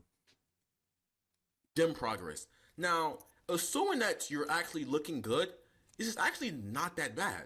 But because this is Instagram, you want to make everything you do effortless. So we want to put this as a bad habit, but it's not going to be not that bad because you want to make everything seem nonchalant. You want to make it, if you do want to post real gym progress, make a you're page, better off bro. going to TikTok because you'll get real engagement. On Instagram, she might slide up saying, oh, you look good. But if you do want to show off your physique, let's put this one over here. If she slides up and says you look good on a gym post, bro, not that bad, but you can. If she slides up on a gym post, you're easy. Not to put this in the highlights, because if you do put in the highlights, the only way you can put in the highlights is if it's like a God S tier. This is like the best physique of all time. You're lean, your traps are low, you have white clavicles, and if you do basketball or if you do football, okay, then it makes sense because your page is catered to your sport. But if you're a normie, it's not that bad, but to highlight it is slightly try hard. But if you do look good, you can get away with it. So posting your physique will fit into not that bad compared to posting the gym progress. It's more effortless, but the moment we make it a highlight, it's a stop ASAP. Next up, we have hiding your post likes. Now, this is very common, even among bad bitches. A bad bitch might have 30,000 followers, but if those likes don't match up, she will hide the likes. Yo, I hide the likes because when I post, I'm not gonna lie. I likes when I post. I don't look at Instagram for 2 days. Never hidden my likes. I don't get why people hide their likes. Like, why do you hide your likes? Because you don't get the likes that you want to get, so you hide them. So because this has become a common phenomenon, She sounds like she hides her likes. normally back before this became a thing, this was a RP or, but nowadays it's just a stop ASAP or a bad habit. Ideally, you want to just show your post likes. No, just stop ASAP. I'm sorry. What are you hiding? Did you buy your followers? Why are you hiding engagement? Something about your account is cooked, but it won't be into RP or only because hiding post likes has been so normalized. It's just a stop ASAP. It's not ideal, but you can get away with it because everyone else is doing it. Next up, If you hide your likes and then I see it's just straight women in your likes as a girl, come on. Come on. we have no highlights. In 2026, your looks really do matter. They have to see what you look like. The problem with a feed post or a post, or let's say you just show your outfit, they're gonna zoom in on your face. They want to see your face. This is how girls are acting. So if you have no highlights, it's not even okay. It's really your cooked, but It's not even worth using Instagram. It's just not. If you have no highlights, delete your page. Ideal, because nowadays in 2026, the girl wants to see your face. Yes, your outfit is tough. Yes, you can dress, but ideally, the only people that can get away with just not having highlights are celebrities because they're always in the camera. But if you're a regular schmo, a regular Joe, Having an outfit is not enough. They have to see your face. They have to see your hairstyle. They have to see you with a haircut. So normally I would put this at you're cooked, but because you might still have your face through your profile picture or through your feed post, we're gonna put it at stop ASAP. Highlights, that's the first thing they see at the top of your page after the follower count. Yeah. Next up is having bad lighting in any picture. I'm telling you right now, I don't care. You could have the best fit on this planet. You could have the best model fix on this planet. If you have bad lighting, RIP your aura immediately. It just looks depressing. This is actually will be second to being faceless. And I see this a lot in the group chat. If you have bad lighting, bro, not only do you just look dull and dark, you don't look alive. And looking alive is a good health indicator. Having clear skin is a good health indicator. Having good bone mass is a good health indicator. But if you're putting bad lighting pictures or low effort pictures on Instagram where you're being seen by hella people, you're getting hella impressions, you won't be counted in any regard. The only way you can get away with bad lighting is if the lighting is not even that bad, it's good lighting. So if you're like in the dark, but you have the flash on, but we can kind of make out what you look like and you look pretty good, you can get away with it. But if you post an outfit on the feed or you post anything with bad lighting, is just you're normally cooked. But don't confuse bad lighting with just low ambient lighting. Like for example, if you're at the I be unfollowing everyone who unfollows at once. Can't slide. stop sign, or if you're at like a traffic light and you have like a red light on your face, that's not bad lighting. Yes, it's low lighting, but if you still look good, you can get away with it. Next up, we have reposting memes. This, without a doubt, will have to go RP or no. The moment you post and the moment you repost any meme, I don't care how funny this shit is. This is not TikTok. I'm being very cut blank. She's already judging you. When a girl is scrolling through her stories and she sees some bullshit like you if she doesn't like the same memes I like, it's not gonna work. I gotta soft launch it. Posting a meme, you are cooked. The first thing they're gonna do is they're gonna click your profile and be like, bro, this nigga's kind of dumb, bro. Like, why are you putting this meme on your story, bro? We don't want to see this shit. Stories are mostly for your lifestyle. No, the reposting a meme you found on TikTok, make a lifestyle account on Google or Twitter, you're cooking yourself. You can't come back. You will literally, no joke, if you put a meme on your story and that shit don't really hit or it's not really relevant, you will get unfollowed, bro. You will cook yourself. You can't come back. RP or now having no profile picture, this one you would think you're cooked. Having no profile picture is not the same as being faceless. This is actually gonna go into bad habit. It's not that bad, but just a bad habit. Assuming that you still have a highlight, and let's say you show your face on your highlights, it's only a bad habit, but it's honestly not that bad because it only shows that you just don't care to put a profile picture. You don't care. So it shows that you're being nonchalant, but you still have to show your face. So assuming that you show your highlights and you have your face and you have an outfit, it's just true nonchalant. This might even be ideal. If you don't have a good profile picture, if you don't have a mirror picture, you're not that cooked. It just shows you're at true nonchalantness. You don't know how to put a profile picture. If you pair no profile picture and you have like a, where's the bio? Where's the bio? Bio. Yeah, if you pair no profile picture with you having a nonchalant bio where it just shows maybe a money sign or not a money sign, but it shows your name or the flag you're from. Like let's say you're from Nigeria, for example. It's not that bad. But if you have no profile picture but you have hella, you put your name as the flag in your bio and your Instagram is tacky and corny. That's not what the fans want to see. That's literally what the fans don't want to see. That's because, like we just said, if it looks like your page is too try hard, if it looks like you care too much about what people think, you have to just do the inverse. So on Instagram, less is more. Next up, we have posting relatable quotes on your story. Now, this one is actually stop ASAP and RIP Aura. It's never relatable. You think it's relatable, it's not. You just post it, it's your birthday, she eat for your birthday. You not the birthday. Only a bad habit. If you repost a relatable quote on your story, you can actually get bitches. But it's not gonna be relatable, bro. We don't want to see you dream about the SVJ. So this is called pandering. If you post some shit that women can relate to. Listen, look, I don't care how he does this.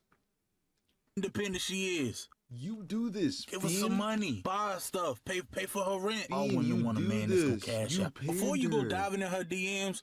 The dude who made this video is a panderer. He's pandering right now because he's acting like he's not. You should not be making content about what women like if you're not a woman. Do you already got, or if you're not married? Got your Cash App or your Apple Pay loaded up, ready to send her a rack off gate, and y'all sitting up there calling the woman females? That's dehumanizing. Send her a little 20 ball just cause. Y'all don't even get lineups every day. Y'all don't even take care of yourself. Women hate fake tricks. Don't backpedal and act like, oh, I ain't got it, or let me wait till Friday. Why you even offer in the first place? You just met shorty. Okay, the dude who made this isn't this crazy. He just like stitches videos about dudes talking about how they feel with women, and then he tries to get women to like it by pandering to women. That's bad. 20K. I would much rather some dude who's like, oh, I'm gonna send my girl $20,000 for no reason. Because at least he got $20,000 to send for no reason.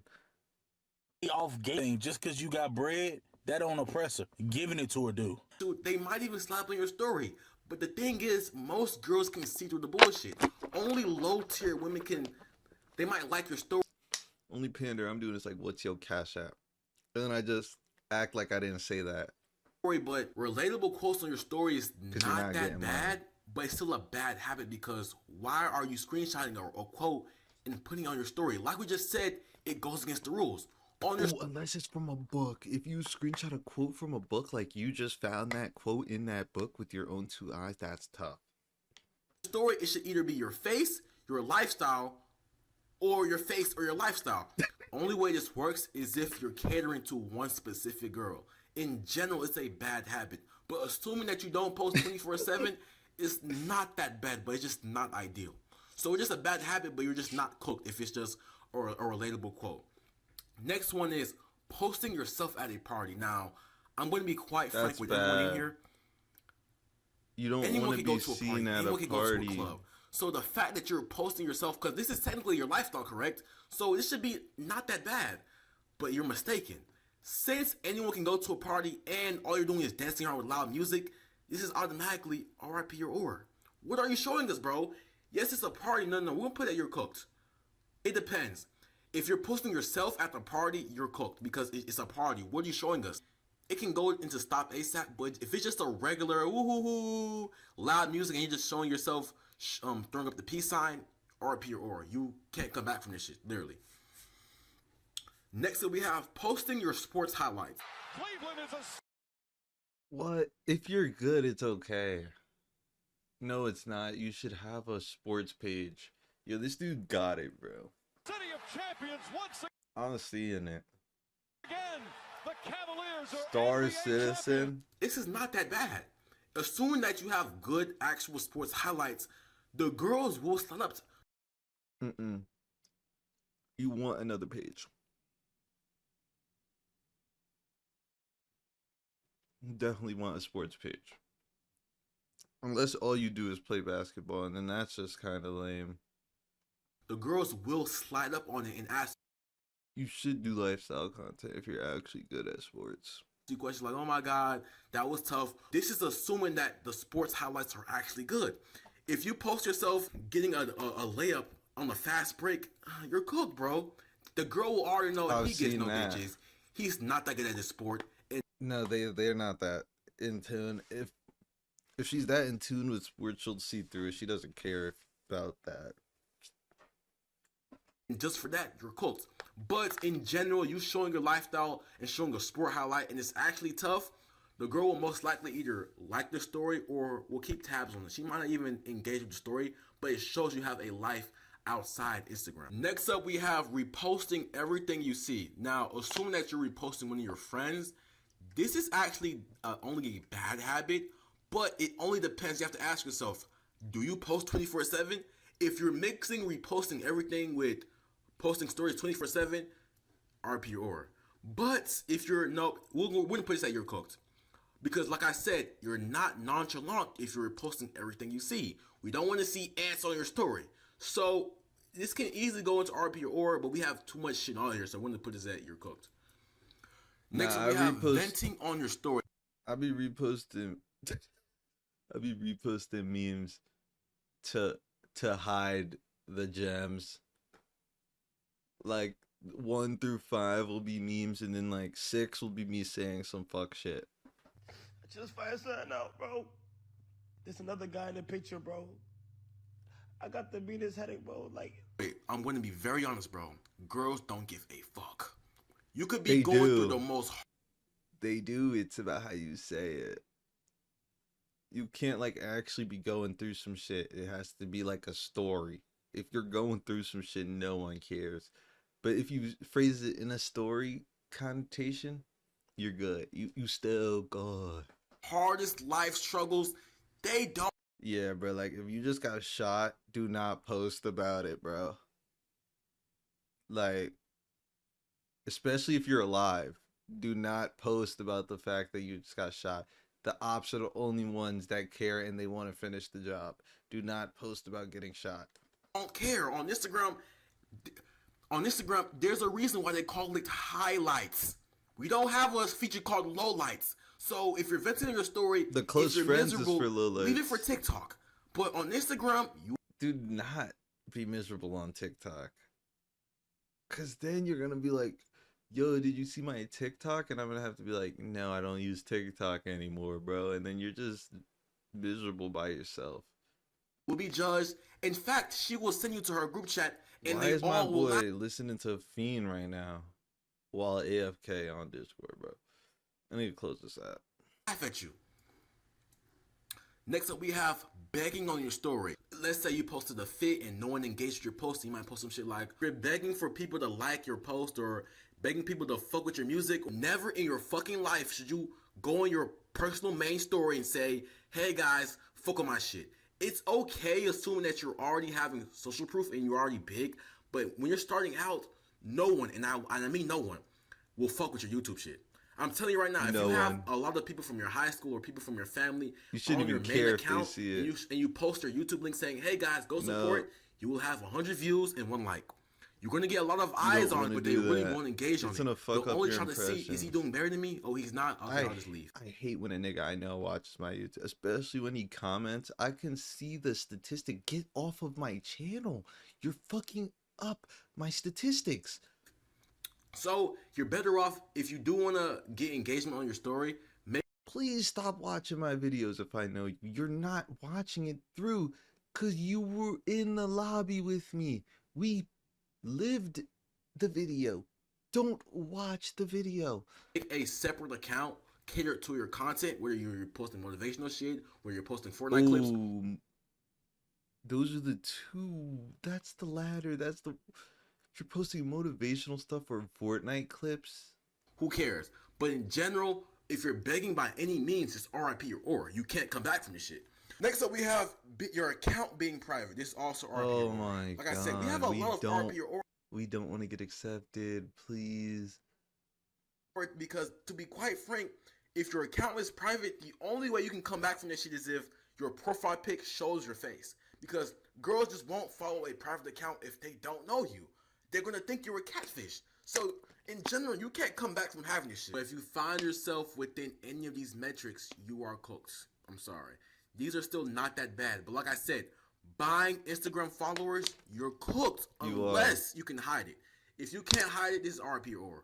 Posting your physique, not that bad. No profile picture, not that bad. Okay, so if you go based off these metrics. I think buying Instagram followers isn't as bad as not buying likes, but you're a girl and all the likes are women. Why do no guys like you? You should be getting or your pictures. Hoes. Not only that, don't forget to look at my Instagram cookbook where I show you how to make your account, how to text the girls. Regardless, this is the Instagram tier list. Do not do this shit if you want the girls. Do not see needy. Do not. Did he just try to sell me a course? He's trying to sell me a course on how to do my I knew he was pandering. He's pandering to his course in this video.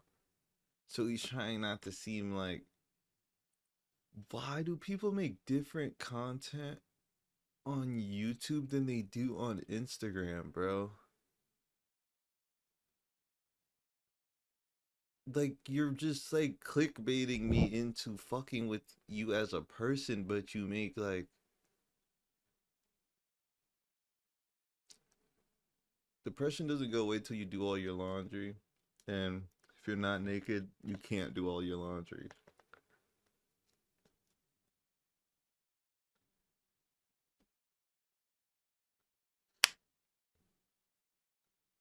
Let's see what Evelyn. Hey man, cool lad, say nah. Yeah, he natty. Hey man, He has cool the lad. laws of power in the background on his bed. He might not be natty.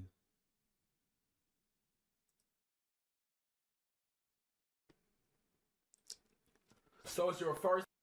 Awkward silence isn't real, bro. If you let silence be awkward silence, you're just awkward and a BAN, bro. You a bitch ass nigga, bro. Like,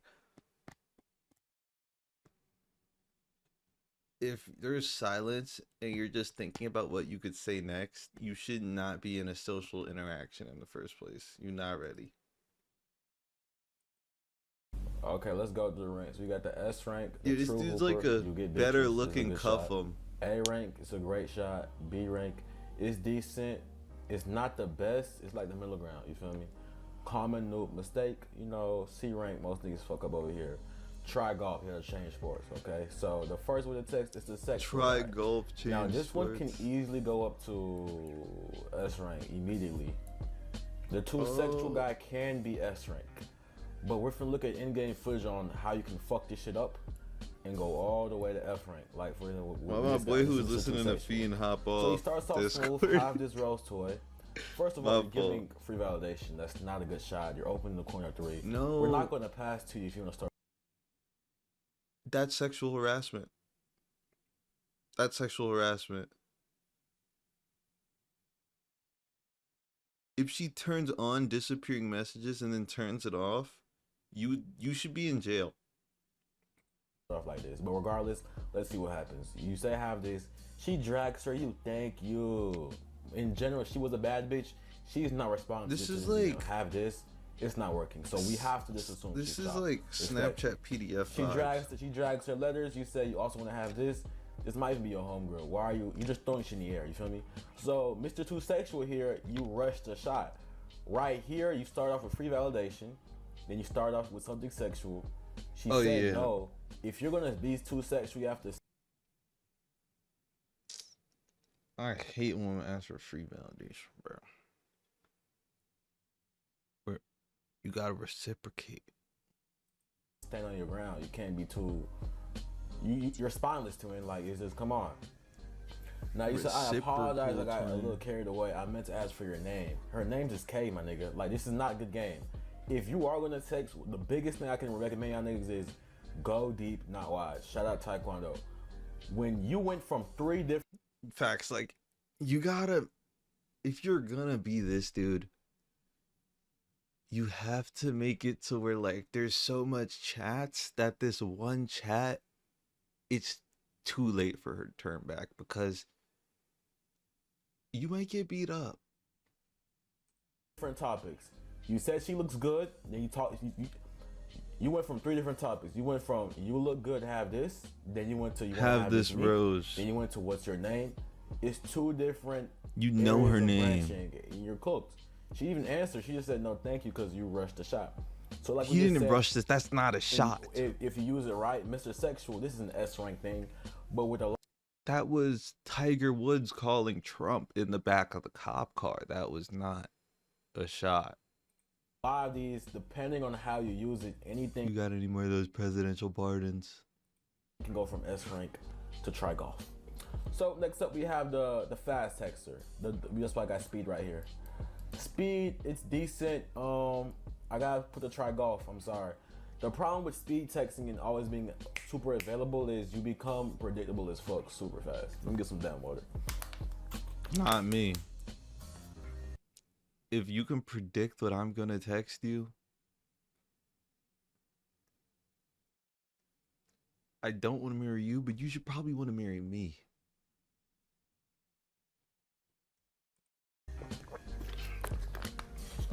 Nigga, did you just watch me drink water? Grown ass man. No, I didn't though. watch. So we got speed. If you speed text, this is F. I can't even say common new mistake. This is terrible. Only because if you're super fast with texting a girl, she gonna think, my nigga, do you have bitches? Do you have a life? Do you have a purpose? You have practice at 1 o'clock. How are you texting back this fast? You should be at damn practice. You know what I'm saying? So that's why you can't ever prioritize a girl over your passion. So that's what goes into the S rank. Let's start with the emoji spammer. Emojis, this can easily go to S rank. And I'm not joking. I'm gonna tell you how. And just actually to be perceived as SD or like the love of their life. It depends how you use it. So if you're being sarcastic, especially through text, if you use the 100 emoji, y'all wouldn't get what I'm saying. But in general, you don't want to start off with emojis. If you use emojis, you're just like this guy. I'm putting in the same group. Using too much energy, like if you look at the bubbles and you're texting more than her, or it seems like you give a fuck more than she does, you lose. So emojis is no, you're an F. No, bro, this like, does this dude talk to women?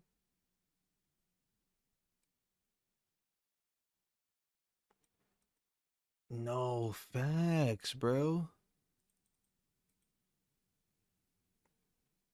This is only a month after, though. I think he shows too much emotion in the newer ones. Or no. He just be a little animated. If you're super attentive to everything. No, these are good videos. It's just the contrast from Instagram, bro. He makes like pandering content on Instagram, and then he makes like motivational like content for young men on YouTube. And he has a course on how to make your Instagram look good, but his Instagram looks like shit. Like, let's not talk right now. Yo, you're getting too close. She's uncomfortable. What is this prank? Like that one more time and your clothes gonna be off. You have to eat your. No, like that's like gay men do that a lot, and it doesn't make them. It makes them as uncomfortable. You just like the hands in the face, like no. Like your feelings or you're cooked. Let's hoop. If you're in the girl room, you can put the ball in the hoop, bro. Dog. Calling all hoopers. Bro, you see, he makes like content that like girls would be like, yes, finally on Instagram, but then he's like being overcompensating masculinity. Your feelings or you're cooked. Let's hoop. I fuck with him now. Room, you can put the ball in the hoop, bro. Dog. But you don't. Why would you do that while wearing a circle chain? Calling all hoopers. That's disrespectful. Hopefully it's a family member and not homie. Twin, how you been? I know it's been 2 It's less weeks. disrespectful. How you been living, bro? How these hoes been doing you? You been strapping up? You better not be having no kids out here, twin. That's good advice. Hold on, I gotta go back to the Instagram.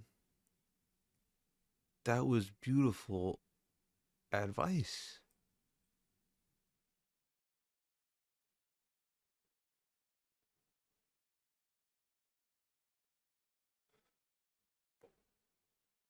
I'm gonna keep tabs. I'm not gonna hate watch.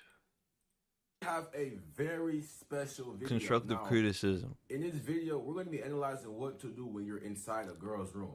So I'm not gonna lie, if you're able to get inside a girl's room and you don't crack, look at me, you don't crack, like You didn't put the ball in the hoop. You ain't do nothing, or you ain't do no special animations.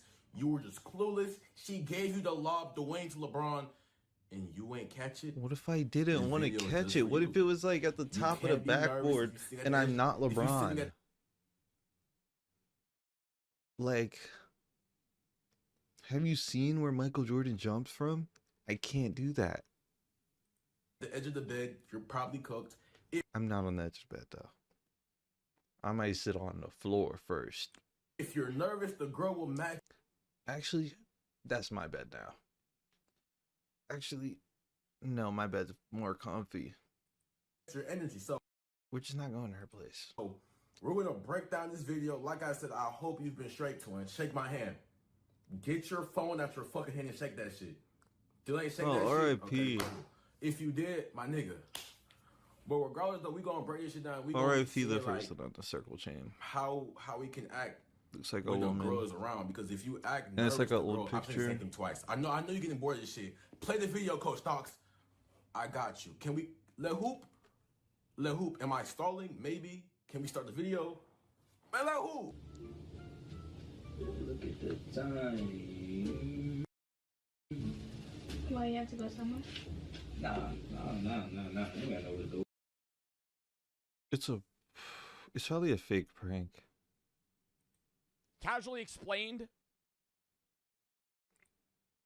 On November 29th, 2011, Drake released the motto, which popularized the word YOLO, the once trademarked catchphrase of the now well-known subreddit Wall Street Bets. Little did Drake know he wasn't just popularizing a cringy millennialism and double wristing, truly two sides of the same coin. He was setting humanity That's not down bad. a It wasn't slippery slope of iced out. degeneracy That would was replace our pretty idea of a playa. retirement plan with an 11-leg Washington Wizards parlay, which, to be fair, in this day and age, are both equally unlikely ever to materialize. Yeah, Prior we're to not COVID, Wall Street retiring. Bets was actually a pretty small Like- community of mostly white-collar, early middle-aged professionals, usually in finance or software, who would write up.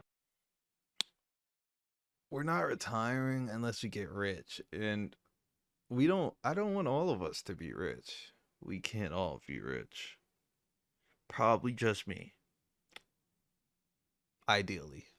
What was called a due diligence or DD report on a niche stock or commodity they thought was going to experience a massive price move in the next week or two due to an impending and exciting catalyst. Then they'd post the positions they'd taken to capitalize on the idea before following up later with their losses.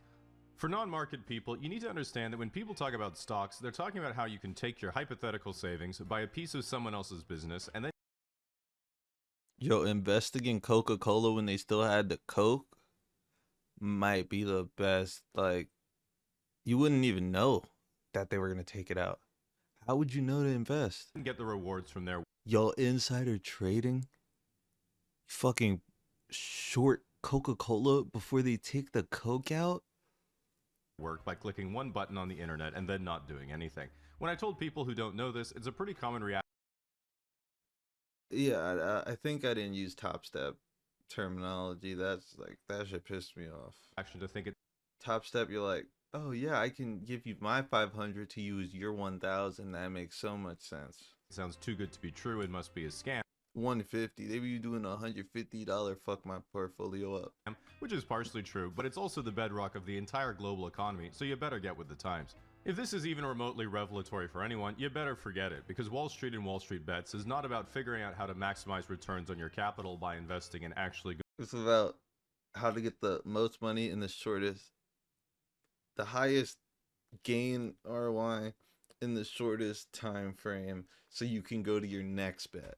Good businesses like Costco or Toyota, it's realizing that there are heavily traded financial derivatives for orange juice futures, and this is going to be a screwdriver summer, my girlies. During this era of the mid to late 2010s, I think they're missing the key point. You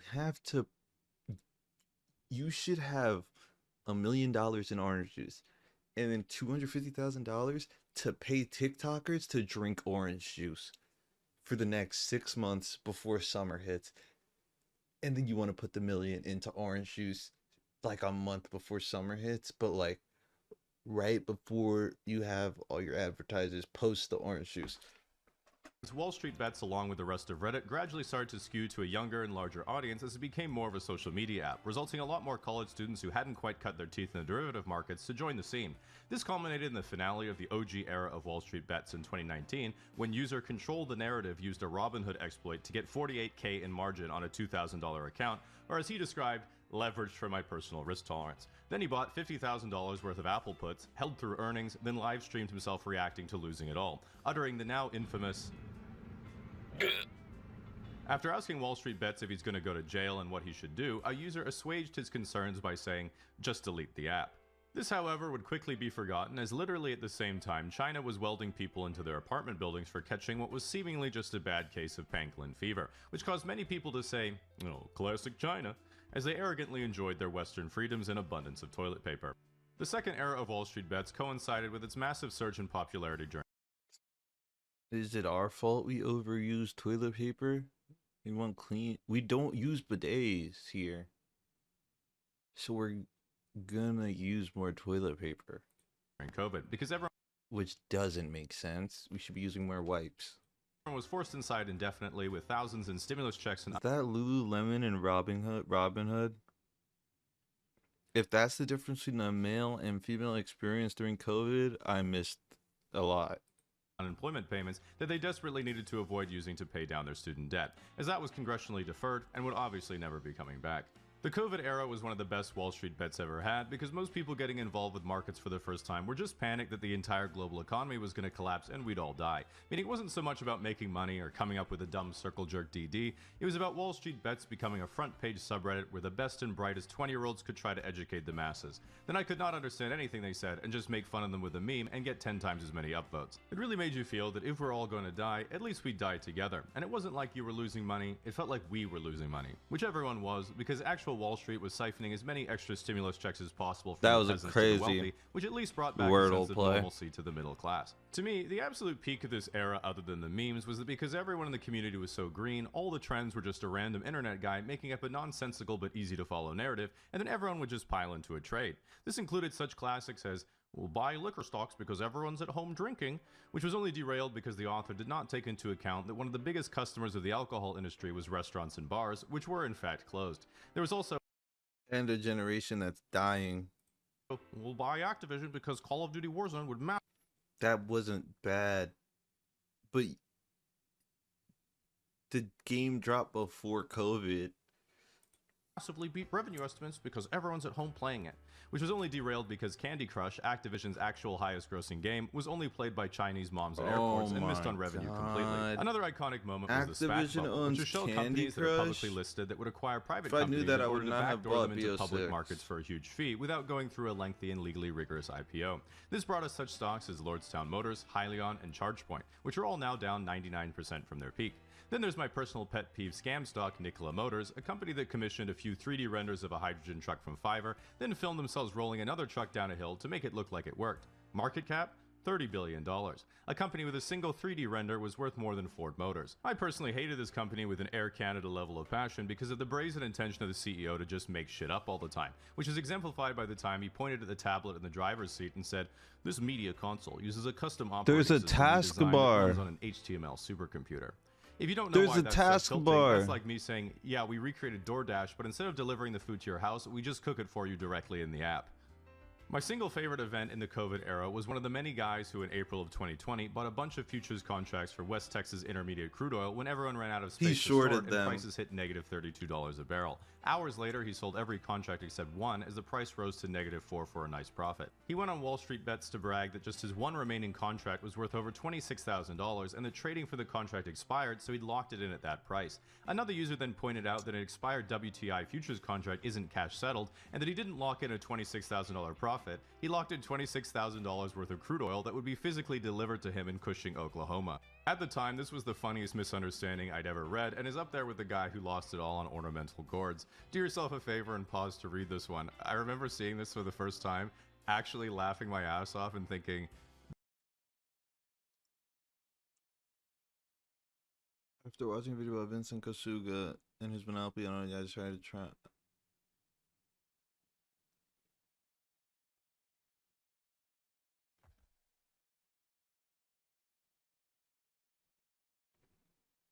He invested in a plant that is only grown in central Mexico.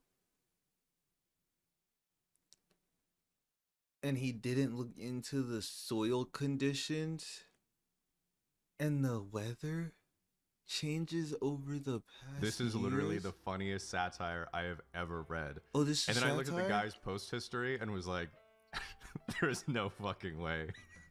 There's actually no fucking way. Frankly, homie must be doing fine now because he might be the only person I'm certain cannot be replaced by AI. In 2021, as COVID was nearing an end, we began the final chapter of Wall Street Bets that led us into the modern day, which was the GameStop short squeeze. As of right now, the most upvoted post in the entire history of Reddit is about GameStop, which gives you a sense of scale of this whole operation. In brief, Bought a user Roaring billboard Kitty in New posted a York. good old-fashioned DD. That is my goal.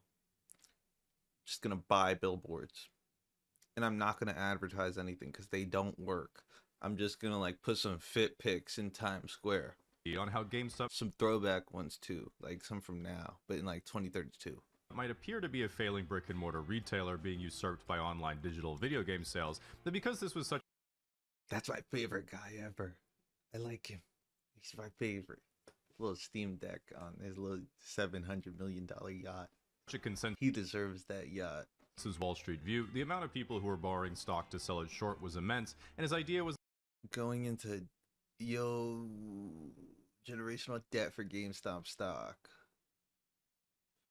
I should just pull out a personal...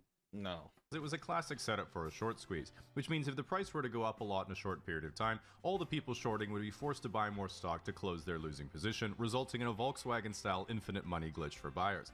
Actual finance people were quick to point out the drastic differences between these circumstances and how the DD didn't really make that much sense, but this is Reddit, and Michael Burry was in on the short squeeze thesis, so as everyone's hero George Soros said, "Show me a bubble and I'm buying." What a little cutie. I don't want to get too deep on the lore because to this day almost every white-collar guy I've met in real life over 30 has a defense mechanism for the money they lost on this trade. But in short, what was... Hold up, laundry.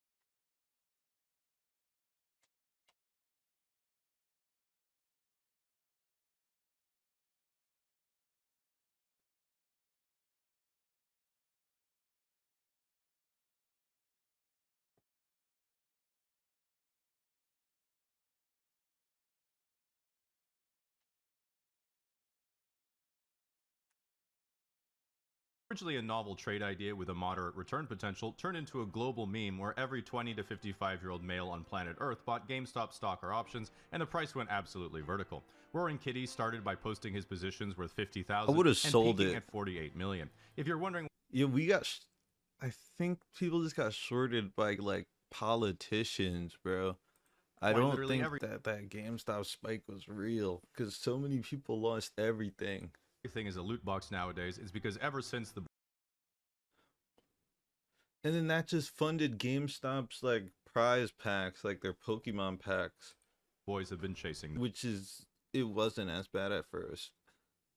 This moment. The final conclusion was when But they just lowball you GameStop squeezed on your card that you pulled that they stored to over a $30 billion market cap, and every broker's website was fighting for its life to handle all the traffic because they weren't using a supercomputer running on HTML. After reaching nearly $500 split. Why not? Why is Robinhood running off of a Dell Esperion? It should not be running off an office computer. Like, if your servers go down for your company because there's too much traffic, and it's because your servers aren't good enough, you should probably sell your company.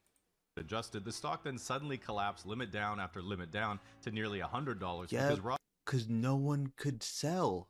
They were all just stuck. Robinhood literally turned off the buy button for all their users. This started a grand conspiracy that still persists to this day. Yeah. The powers that be on Wall Street were getting caught with their pants down by retail vigilantes, but used their connections to the deep state to illegally make Robinhood manipulate the market to their own interests. If you ask someone what evidence they have for this, it usually boils down to, well, it really felt like it. And while I feel bad for people when they lose their money to an unforeseen risk, unless it's me, CSGO, you have to check yourself to make sure you don't fall. If you lost your money to CSGO 2, I'm sorry. I'm sorry. It had to be done, bro. For people like me to be able to profit and never go unprofitable on a game where you gamble, you gotta lose your life savings so I can buy free games. It's just it's turn.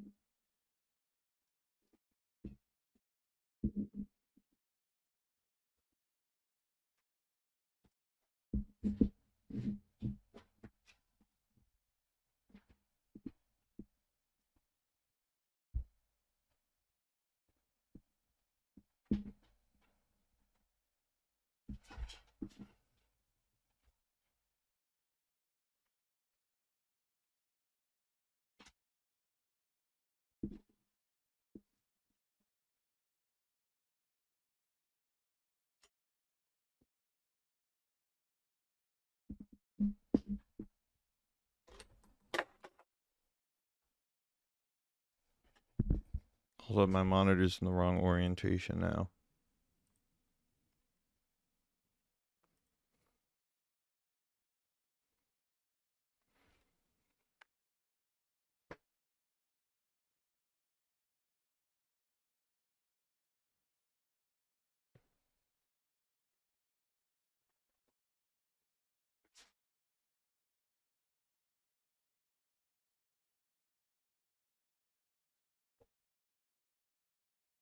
Test.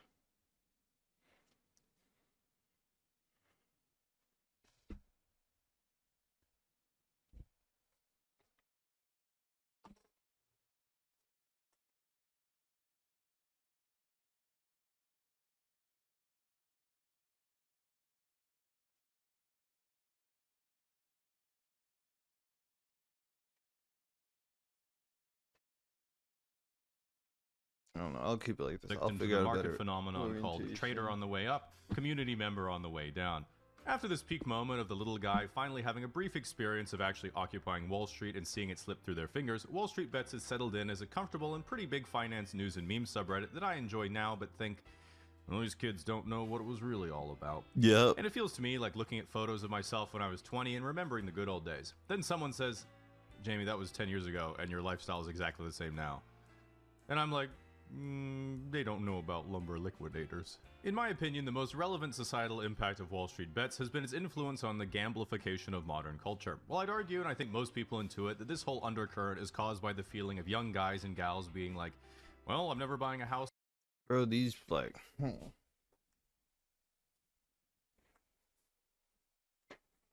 I gotta move the pedals closer before I rant. Bro, but you would have been able to get a house if you didn't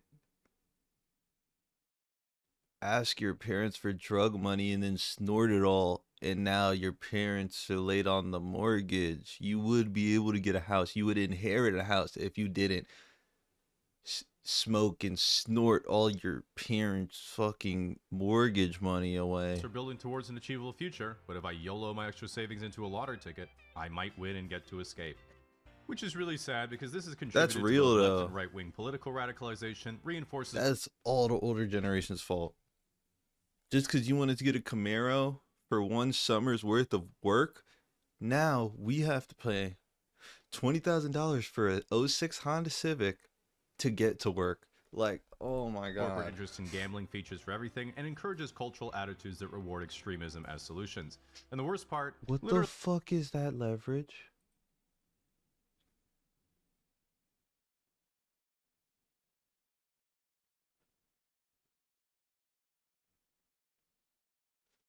You can put $1 million into Binance and it'll only say you have a 50x leverage.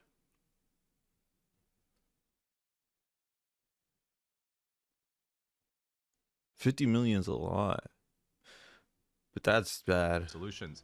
And the worst I'm not part, completely understanding, but literally none of them are available in Canada. yeah, because Canadians want to help people. They're so nice. It's a good channel. Can I get TF playlists? I am going to When someone says combine this playlist. I'm gonna save that. they were born in the year 2002, I would imagine... Why is what is her name? Indiana Pace. That's not what they're called. Indiana. I should guess WNBA teams.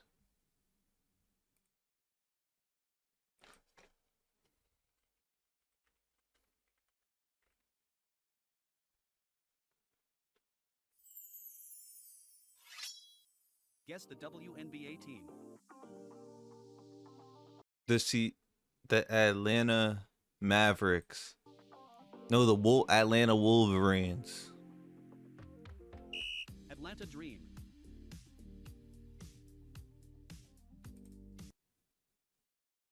The Philadelphia Phoenixes. Dallas Wings. The Seattle Sparks. Please. Chicago Sky. The West Virginia Cougars.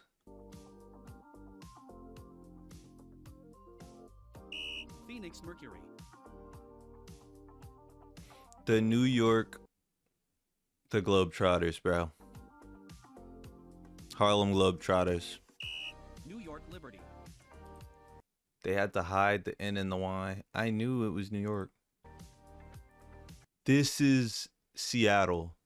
Seattle Supersonics. Seattle Storm. Is the Supersonics a retro NBA team? These are the Cougars. The Dallas Cougars. Minnesota Cougars. Washington Wildcats. Minnesota Lynx. I was close enough. The New England Magicians. Washington Mystics. The Seattle Sparks. The Los Angeles Sparks. This could be Florida. Los Angeles Sparks. Yes. Yes. Yes. I'm 1 for 10. Ooh. The Cincinnati Indigenous Natives. Connecticut Sun.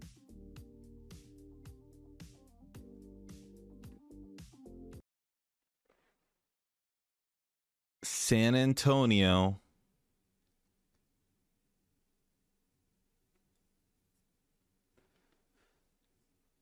Supersonics. Las Vegas Aces. San Francisco Fursonas. Okay, let me lock in. The San Francisco, the Florida, the Philly Philanthropists. Indiana Fever. I should have knew that one.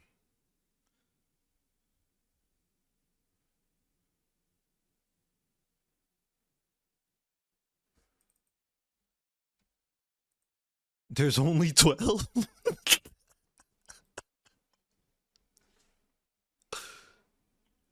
How do they even have a full season with 12 teams?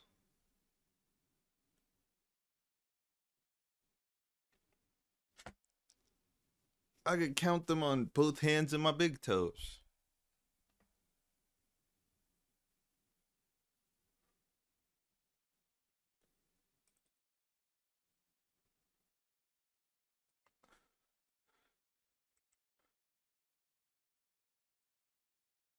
Automatically think, damn, this is the oldest looking 6-year-old I've ever seen. Got like well, I won't be using that one when they ask me about the island. I was born in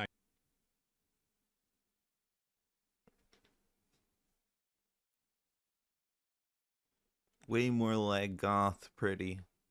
She was like girly pretty.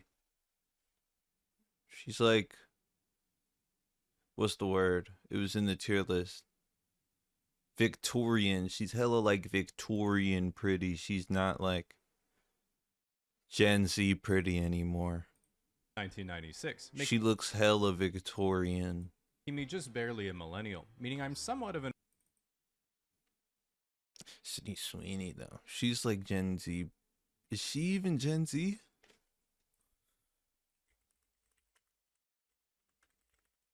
That's shorty right there. Damn, she's old as shit. And she got good genes?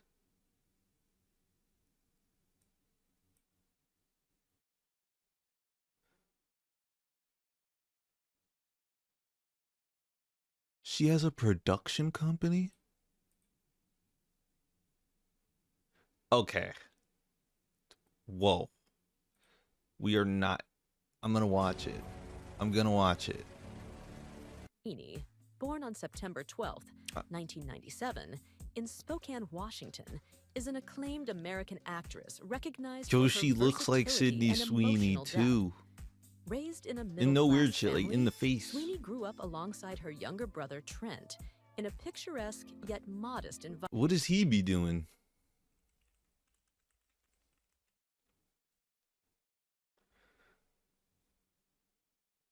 I gotta become a zookeeper.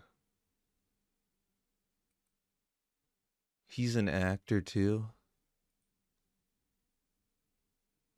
It's pretty pang. Can't lie. It's pretty pang. What? I don't want to zoom in. I just want to. What does it say? She's pretty. The one on the right.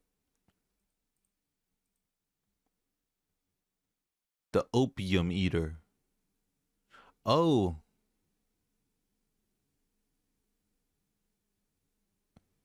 Whoa. He was like that before?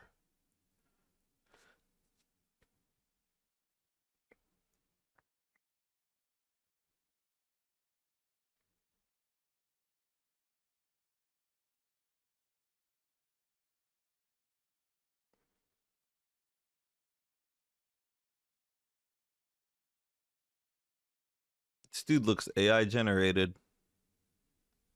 Alan Richson. They trying to get us. This dude's not real. This dude's not real. Look at the shadow. That's like a Lego claw.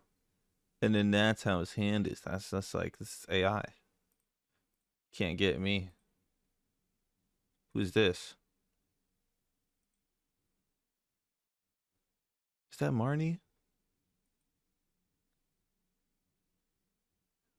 She put that shit on. Rachel Weisz.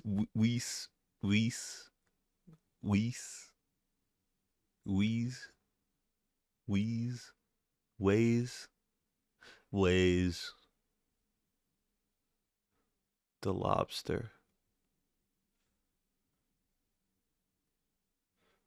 Black Widow. I don't want to watch this anymore. An expert on my older cohort who thinks doggo, pupper, adulting, and having an actual wedding to a real person they love is still a thing, while also being able to tell Gen Z that making fun of us for skinny jeans doesn't do anything. We inherited housing prices and 3 financial crises from the I low-key just think people like flip their childhood homes. I don't really think that, yeah, people flip their childhood homes. That's what happened. 2008 hit, there's like, fuck. Pop, we selling the crib. baby boomers, you will not even remotely psychologically affect us. You will not even remotely psychologically affect most of us. The first thing we have to do is obviously define the generations, which in the textbook is 1981 to 1996 for millennials and 1997 to 2012 for Gen Z. Problem is it can be hard to tell when you're kinda in the middle, because to the outside observer, Gen Z might look a lot older than they are on account of all the Botox and filler, whereas millennials look a lot younger than they are on account of all the Botox and filler. Meaning you have to look at behavioral cues to tell the difference. Because us millennials are trying so hard to cling on to our youth, we're in fact only differentiable from Gen Z by 3 things. Oh, that's ankle sad. socks, hair That's sad. This dude is a millennial and he's just like flaming them. lines, and when a DJ says, put your hands up, we do it with an open palm, whereas Gen Z does it with a closed palm. Gen Z does this because you automatically close your hand when you associate with dropping down to the floor, whereas millennials raise an open palm because we don't think Black Lives Matter. While it might sound like I'm here representing my fellow millennials, I did only squeak in there by 1 year. Wait, and there are some millennialisms that why did he just sneak that in? You don't think what? That are too ancient. I did only squeak Black Lives Matter. While it might sound like I'm here representing my fellow millennials, automatically close your hand when you associate with dropping down to the floor, whereas millennials raise an open palm because we don't think Black Lives Matter. While it might sound like I'm here representing my fellow millennials, I did only squeak in there by 1 year, and there are some millennialisms that are too ancient even for me. Take for example answering the phone. Why? Similarly, Gen X still texts like they have an old school brick phone, meaning all of their messages are like, yo, bring drinks, see you at 5. Sunglasses emoji, which is at least chill and straight to the point. Millennials, in contrast, have all evolved the 2-thumb texting technique, meaning they're able to send you a single paragraph long text like it's an email that you avoid opening at all costs until you really have to respond. Gen Z, on the other hand, sends multiple messages to indicate punctuation that's or a facts. different thought, usually ending it with a skull emoji to tell you they've died and will no longer be texting you back. If you're a smug elder millennial who's like, why does my younger sibling send 4 messages back to back when they could have just typed it in 1 message? That shit is so annoying. Nah, as long as I don't get a message in before you send the other 3, I don't care.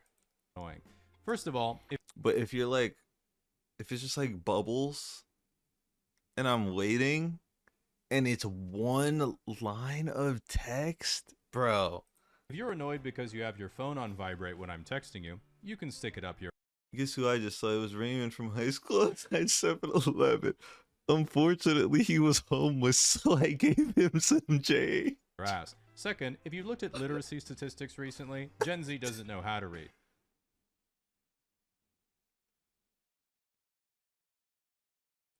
So they don't know how to punctuate in the first place. And lastly, multiple messages. I love punctuation, but I'm like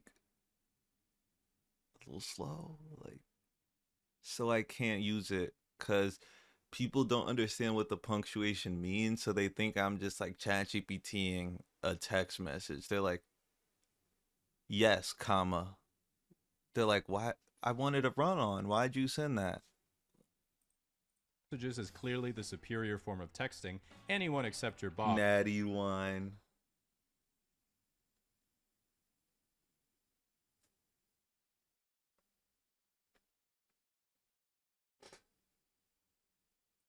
Because it allows you to better punctuate your rap battles with the homies. If you think about it, line breaks are literally poetry. When it comes to socializing and how you like to have a good time, millennials and Gen X are notorious out how you like line breaks. Did he just say you don't need a gat when you got the Canon? I have a mirrorless camera. It doesn't make a shutter sound. Yeah, but did you get the lyric? Literally poetry. When it comes to socializing and how you like to have a good time, millennials and Gen X are notorious alcoholics, but Gen X also does cocaine and millennials instead do weed. Gen X. Wait. WX. The fuck is a Gen X?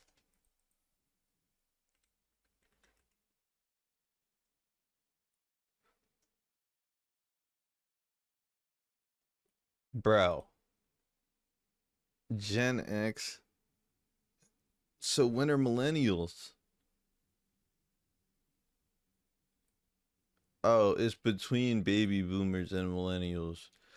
Oh yeah, Gen X, like they work on Wall Street and then like do cocaine on the weekends.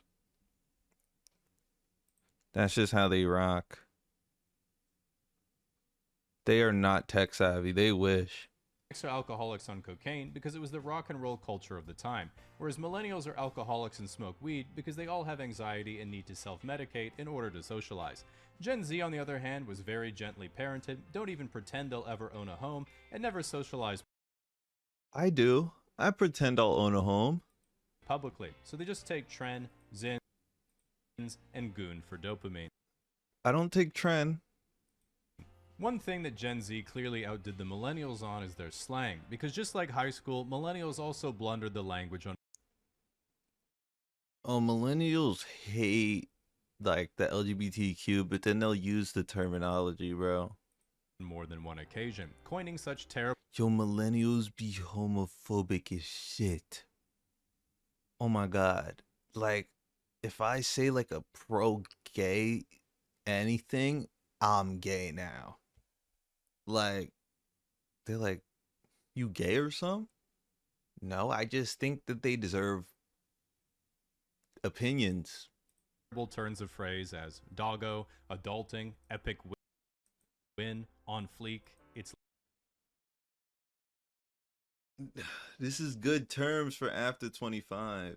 I would use these terms after 25. Lit fam, swag. Swag, yo. Can't even. I did a thing. Yeah, like that's like. I can't even. Was definitely not female terminology. That was definitely like a gay dude. Like. I can't even. And It's Lit Fam was definitely like some awkward dude who got bullied and then like some nigga just stole his shit. Like just fucking jacked his swag and just like dipped. Did a thing and calling any type of knowledge hacks. In contrast. Oh my god, they love a good life hack. They love a good life hack. It'd be like, this is how you. It'll be like, use this life hack on Brave browser to talk, to get a question. And all you do is put @ask before you Googled it. So it asks the AI. contrast, Gen Z slang had a stranglehold on our broader vocabularies right away. For example, here's some Gen Z slang you hear all the time, which I will now translate. He in case better it's be not right. Clocking to you. Let him In cook. case it's not He's in the clocking to you. process of doing something well that isn't cooking, so don't interrupt him. She ate. She looked good or did something well that isn't eating. Riz. This is terrible translations. I'll do it for you. I'll do it for you. To you. Let him cook. Yo, he's doing something crazy, but it's not happening just yet. He's in the process of doing something well that isn't cooking, so don't interrupt him. She ate. Yo, she just did so good. Is Slay our generation too? He did something so she's that bitch. She looked good or did something well that isn't eating. That's their generation, right? Riz. Charismatically flirt. No, nigga. Riz is being witty in a romantic sense. Charisma does not equal Riz. You could be so charismatic and just be a loser. 'Cause you just suck. But you could be a loser and have Riz 'cause you're that nigga. Crash out. Mental breakdown. Shit. Wait, yeah. Slaps. It's really good. These are the only ones that are good. It's really good. It's different. It's really good. Bussin'. It's really good. Gas. It's really good. No cap. For real. On God. For real. True. For real. Facts. For real. Deadass. For real. For real. For real. For real. One thing that older He millennials forgot FR. have a Yo, terrible FR is tough. take on is that Gen Z has bad fashion. Gen Z has Yo, this is beautiful fashion. Is Billie Eilish wearing fucking skiing pants with a button? That's tough. Confident.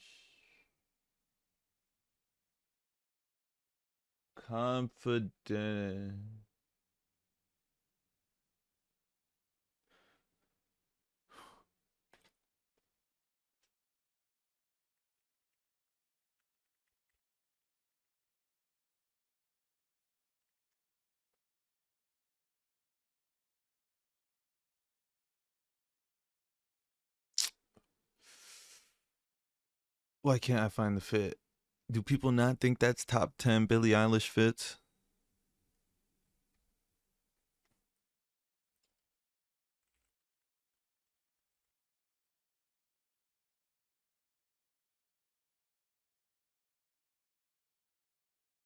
Yes, I found it.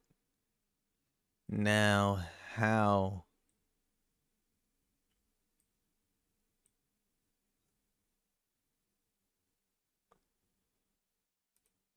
How the fuck do I figure out what the fuck it says on the shirt now? I lost it. great fashion, especially compared to us millennials at the same. Niggas cannot. Niggas just threw on denim and leather and just called it a day back in fucking the millennia. Age. Besides, I think my mom's a millennial. Wait, no. How old is this dude? This dude's like 30. when most millennials were teenagers, social media hadn't been invented yet. Yo. Niggas were just putting on clothes before. Like, they weren't, they weren't like, yo, I'm putting on this garment. They weren't dragging it. They were just getting dressed before. So, like, you go to school, some nigga looks stupid. He's just stupid. He didn't find that anywhere. He just can't dress. Like, no one taught him how to not be able to dress. That's just his default statistics. So instead of growing up trying to imitate the most liked Instagram trend, we They had just peace, put shit contentment, on. and mixed and matched our clothing. Nope. Do not do that. Don't do that. Ooh, my generation mix and matches our clothing. Niggas just had the same shirts. Niggas dressed like Blue's Clues. before 2010. Like a hand-me-down buffet exactly to our own taste. We didn't dress to impress, we dressed to express. Our deep Yes, that's what I was implying. cultural anxiety and fear of bothering our parents in case the baby boomers got mad at us, which they pretty much always were. You might not like Why would the housing slump be due to doorbells? You're like, oh, I don't want this house. It doesn't have a doorbell. it, but this was peak millennial fashion. To prove that Gen Z What the fuck is she wearing? Yo, they be trying to bring this back. Put that shit back. Wearing a scarf over your breastises? One singular scarf? No failsafe? No ifs, ands, or but no emergency garments under? No covers on the nips? Just a fucking scarf. Z has better fashion than Is that shit cute? Who the fuck is this?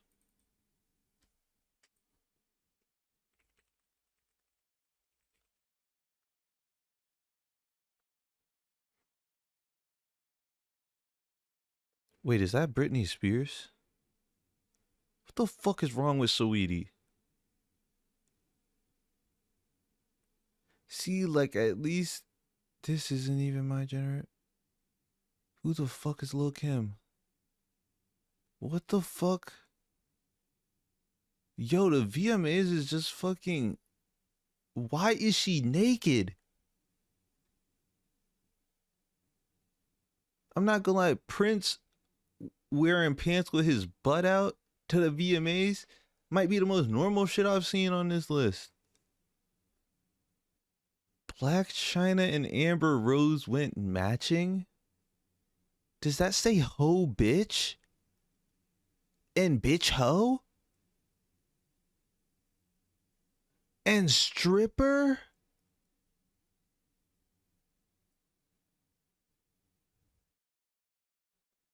What the fuck is wrong with this woman?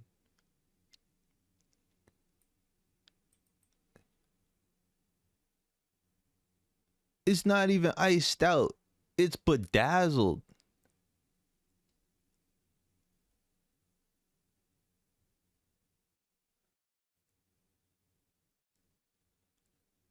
That looks like silver.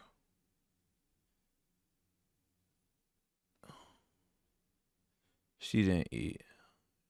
She didn't eat. He didn't eat. She didn't eat. She ate. She was like on hella drugs before that. She Gucci. 10. She looks like she wears a vanilla unicorn, bro.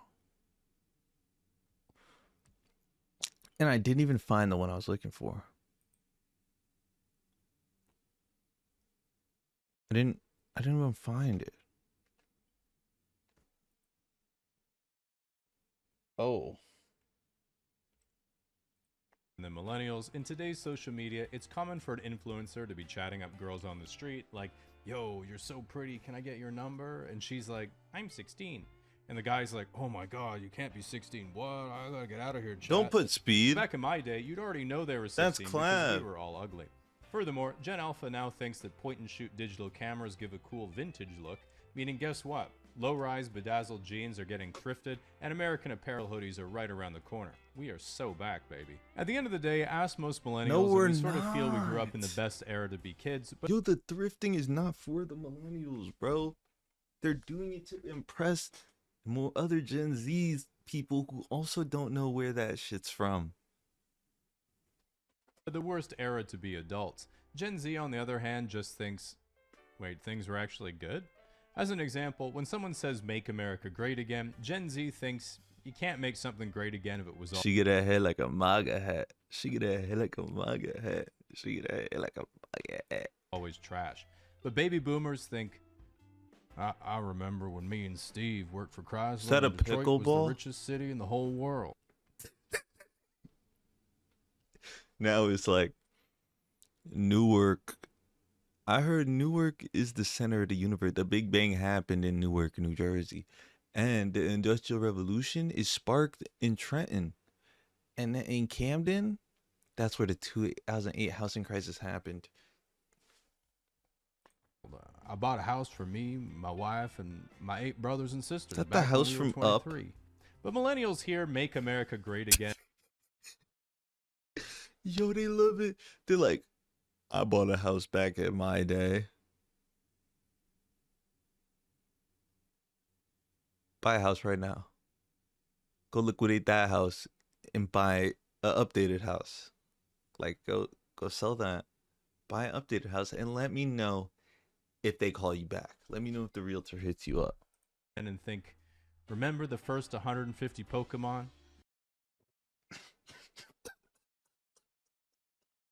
The Sega Genesis, Rock Band, growing up without a cell phone, when you made Like, I used to unfold the map every day. And when I crossed paths with my old markings, I didn't know where I was. I thought I turned. I had to open up a new map. Look for street signs. YouTube videos just for fun, getting free malware on LimeWire, using an iPod Touch to pretend to drink beer. Getting people would free say, "Too malware." soon," after you made a 9/11 joke. Remember how badly we fucked up our teenage years, but it didn't matter because we had no social media? Remember Smog? As I was reading this, I've never seen Smog again. Where's the Smog? Remember Del Wait, Toro no. Quest? We don't want the smog. You millennials be bugging. What do you mean remember smog? You caused the hole in the atmosphere that I don't believe in, honestly, because we would be losing water by the second. Like, I think the water goes past the clouds if it wants to, if there's a hole in the atmosphere. I'm not really sure. I'm not asking ChatGPT, because it's ChatGPT. Ordering things from the Scholastic Book Fair? The Bermuda Triangle? Oh my god, bro. Millennials should have just killed the Scholastic Book Fair after they had fun with it. I don't know if that's still a thing. Remember burning a CD? Remember CD drives in the first place? Remember when DLC was just another game called an expansion pack? Remember rewinding a VHS before you returned it to Blockbuster? No. I remember. Anyway, No. us millennials are gonna go stare at the Winamp Vision. I thought they did that. That's not millennial. I thought they rewinded it for you. You have to rewind the VHS before you return it? Visualizer for a And while. what the fuck was You that guys picture? wait. Us millennials are gonna go remember. You have to take... What the fuck? Yo, VHS is primitive technology. Even for then. That is crazy.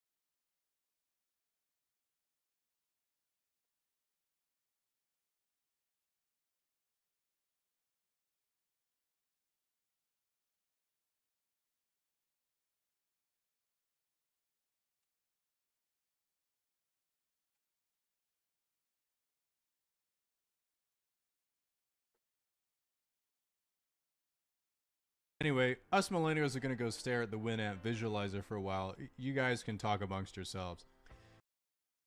The what? Now, the difference between an average person and a billionaire is essentially zero. Unfortunately, about 9 of them. Nevertheless, if you're a regular person, you walk around the same streets as both the Riff, the RAF, and professionals all the same. You probably know people who still live at home, friends slumming it with roommates, couples sharing a 2-bedroom, and high earners with a single family home, a dog. Not gonna lie. Roommates?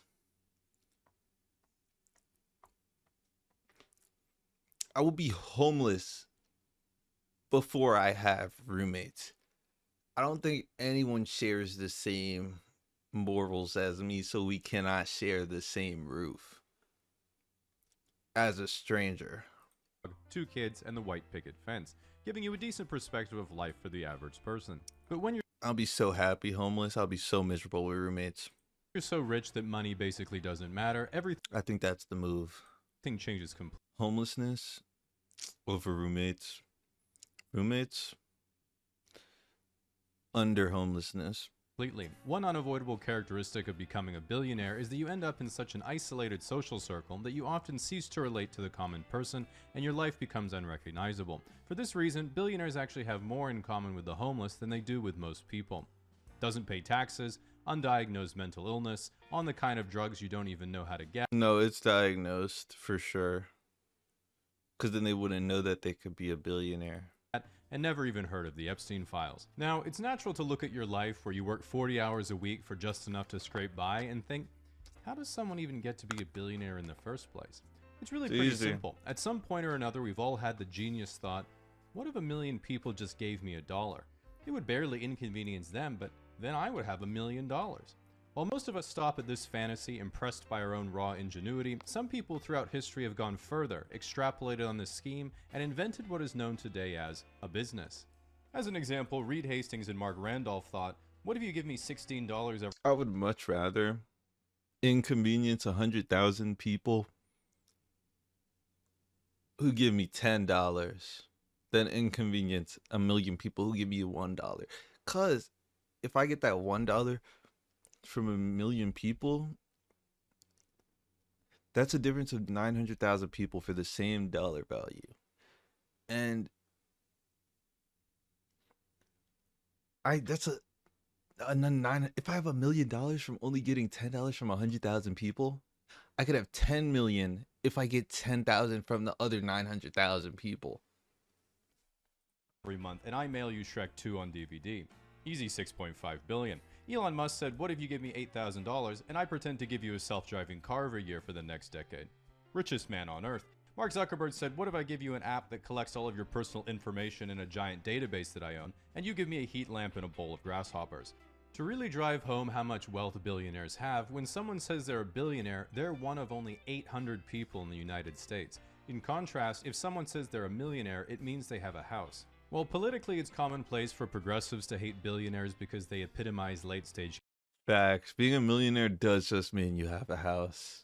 Capitalism. I don't make fun of billionaires because I have an ideological bone to pick. I make fun of them because they're really fucking weird. Recently, Peter Thiel, a tech billionaire and right-wing idea... Is the Steam CEO a billionaire yet? He should be.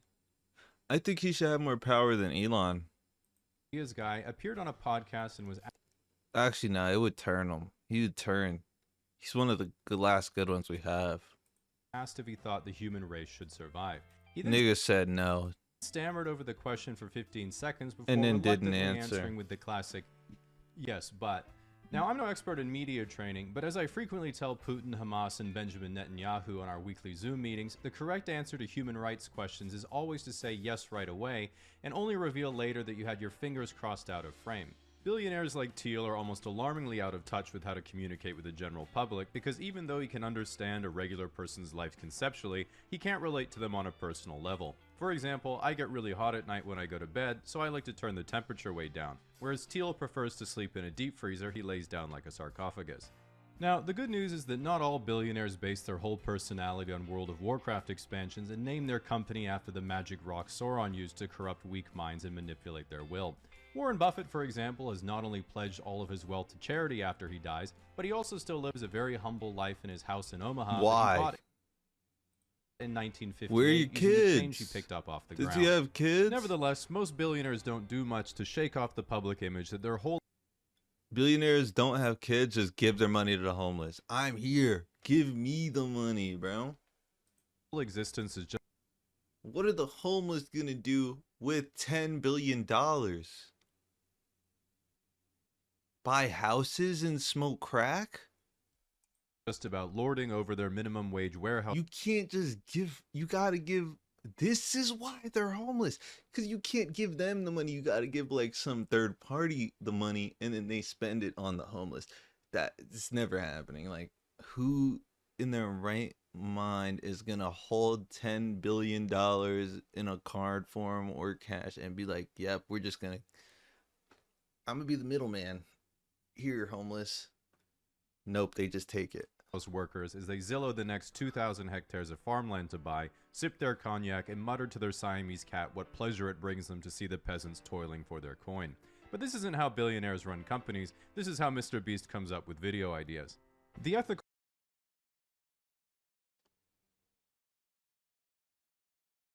question of should there be billionaires at all is one of the most hot button issues around right now because wealth inequality. Yes. How are we going to strive for greatness if everyone has $1 when one guy could have $1 billion? Quality has been steadily increasing. Wait. There's 8 billion of us. Allegedly. It's like 6 or 7. There's not 8 billion of us. Let's keep it a buck.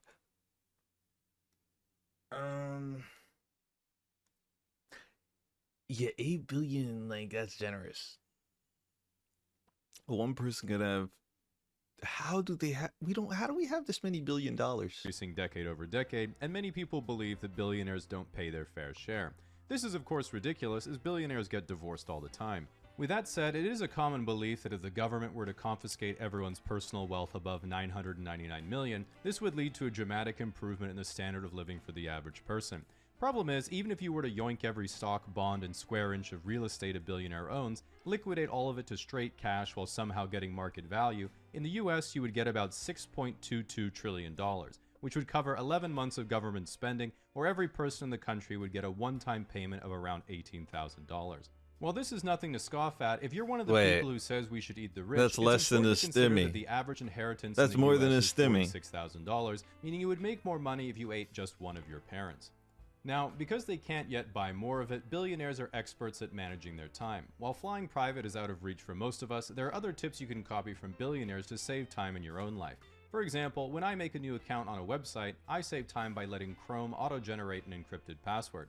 I got this idea from Elon Musk, who uses the same technique to name his children. When you basically reach level 99 in capitalism, you might ask yourself, what do I do now? Not to worry, once you've reached the level cap, there's still plenty of side quests for you to do. While most regular people spend their time playing video games, doing arts and crafts, or playing a sport, billionaires can choose more exotic things like getting bullied on Twitter, criticizing the Chinese government exactly one time, paying pro athletes to make you feel talented, leaving the planet in search of any novelty that will make the emptiness go away, paying to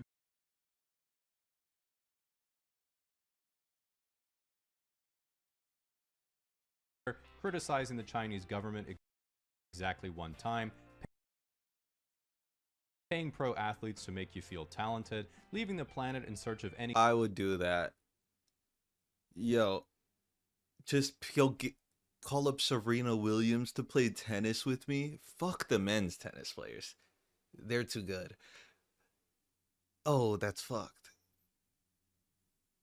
If I'm a billionaire, Serena is quitting everything and we're just gonna go full time. We're just gonna start playing tennis like all the time. Me and Serena versus the world. Yup. That's hard. Novelty that will make the emptiness go away, paying to boost your Path of Exile account, then streaming it to prove to anyone who doubted your multidisciplinary genius that they were in fact correct, exploring the bottom of the ocean to uncover its lost secrets, and of course exploring the bottom of the ocean and then dying instantly.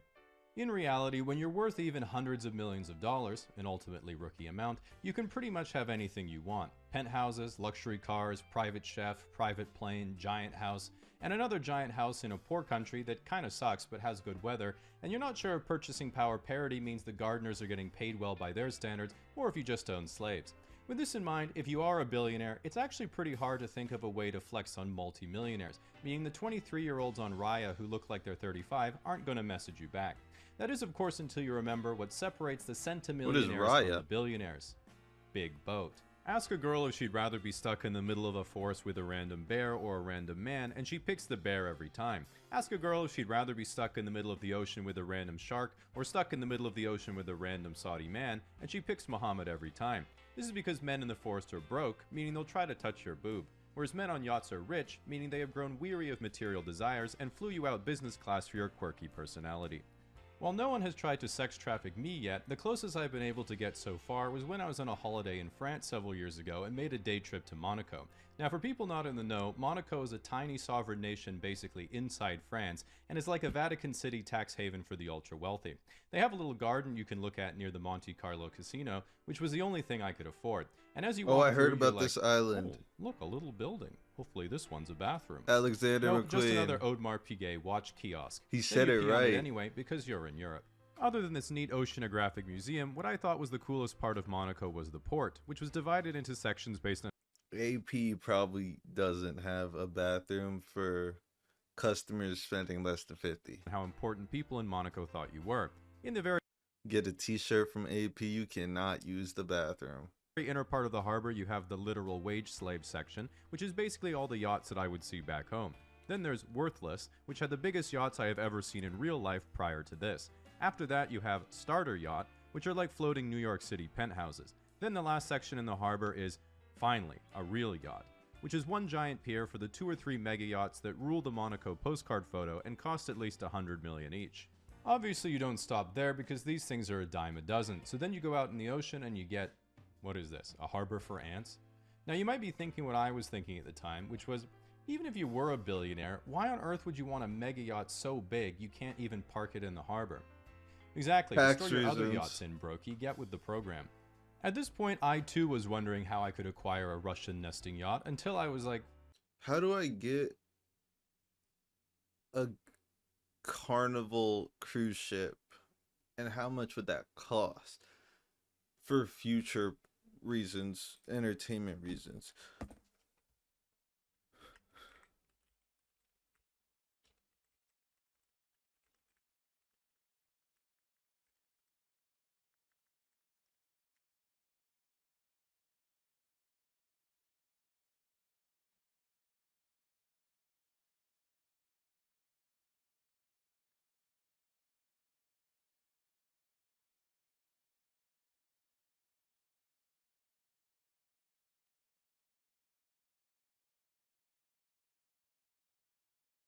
We just throwing in tip. Gratuity adds a 20. That means tip. I don't think I want a full crew manning my Carnival. Oh, it's a Carnival cruise ship. Wait, do they think I'm trying to rent it? I want to buy it.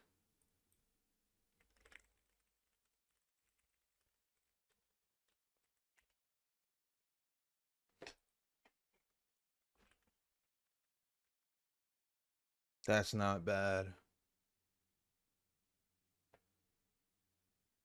The Carnival Fantasy.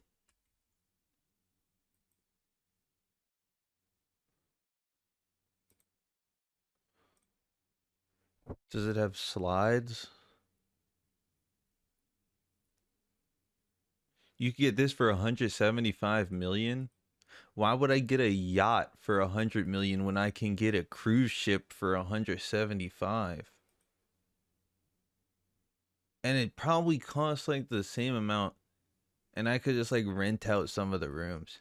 Yo, who's trying to throw for a Carnival cruise ship in like 10 years?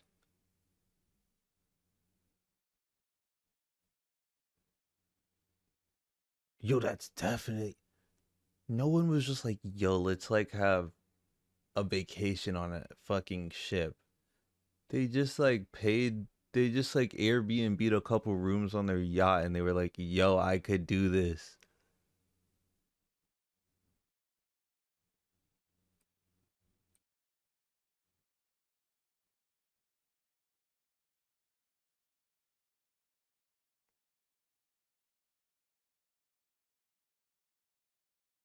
Oh, this ship has to suck. It's not fucking vintage Carnival cruise ship. It was scrapped in Turkey.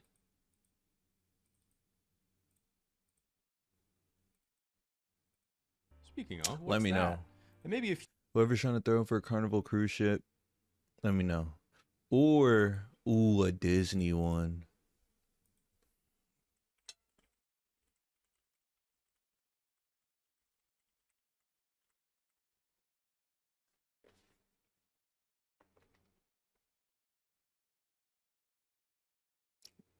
How much does it cost?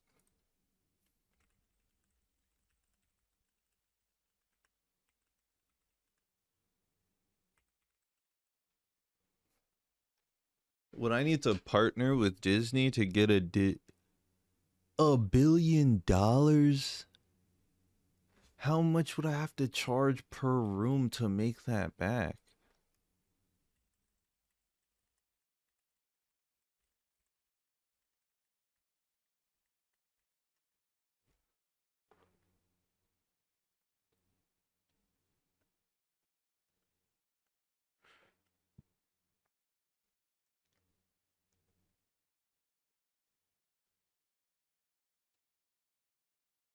There, how many rooms?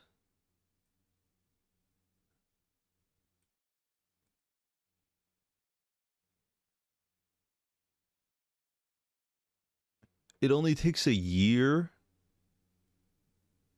This is a reasonable price for a Disney cruise because Disney costs like $2 million. So per room though, there could be like 3 people to a room. So that's like 2.5, 2.33 thousand per person.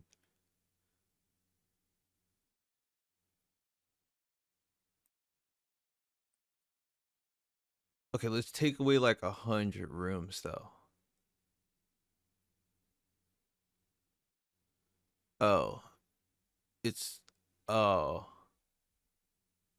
2 guests per room. We won't account for children. They're small. Yeah, we're going Disney. What was that shit called? A Disney Destiny? Wait.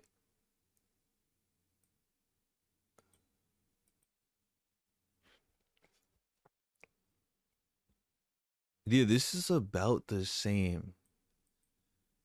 Just paint that bitch black and then just call it oh, you can't see that out in the ocean. Fuck it. That's going into the price.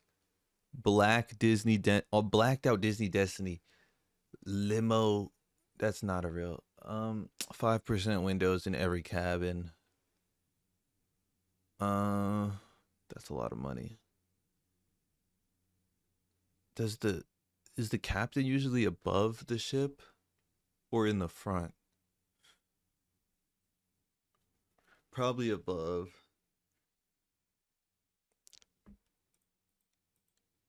Yeah, I think that could work. a few kilometers farther out from the shore was this thing, which is the world's largest sailing. Who wants to let me borrow? How much was it?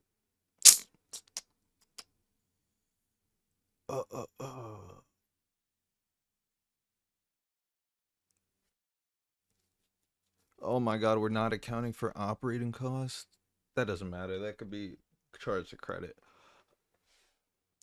How much was this shit? 1.1 billion.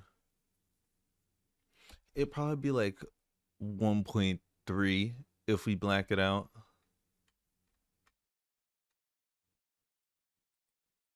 Yacht, and in the top 5 most expensive yachts ever built. It's owned by Andrei Melnichenko and designed by the guy I know who that is. Lemon squeezer that my mom just bought.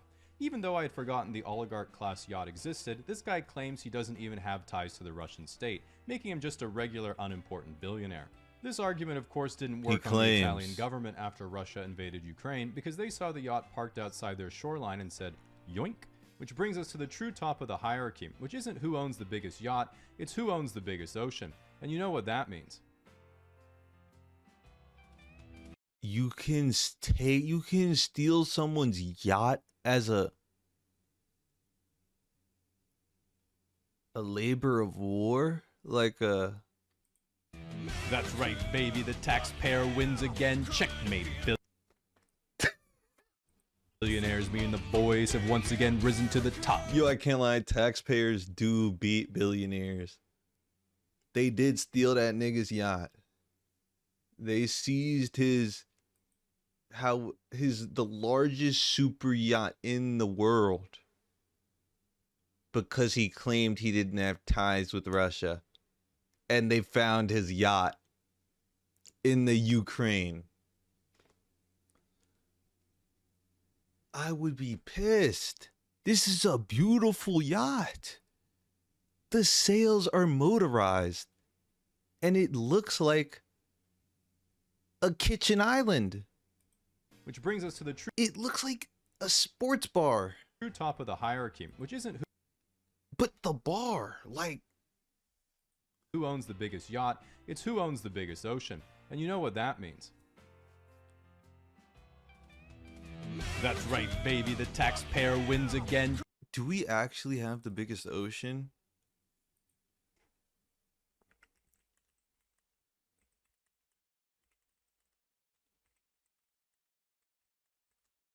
Oh, that wouldn't imply it's on top of the ocean.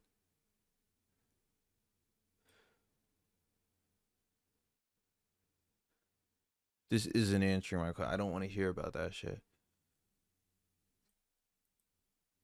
Yo, I think we got the most... I think we could... No, we don't, bro. We would not have let them take that yacht. We're pussy.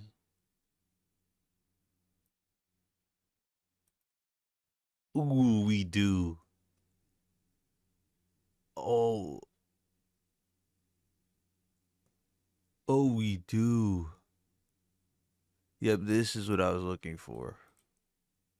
The United States controls one of the largest maritime domains in the world. Its EEZ covers about 4 million square miles, 11.3 million kilometers squared.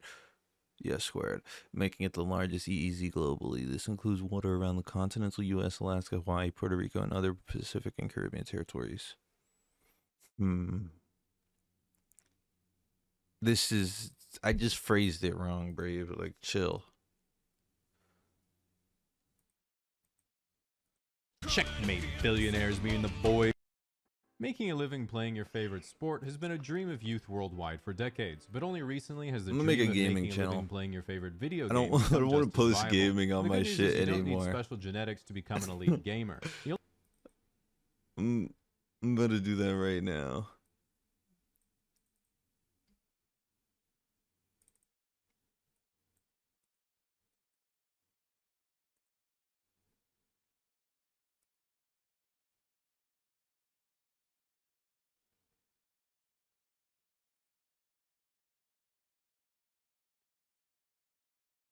The only thing that can stop you is mandatory military service or a wife and kids, all things any self-respecting gamer would be avoiding anyway. The first true esport was of course chess, and because back in 6th century India they hadn't invented anything for Kramnik to complain about yet, you had to use a physical screen instead of a digital one, and move each piece manually as no one had figured out how to put them into the mouse.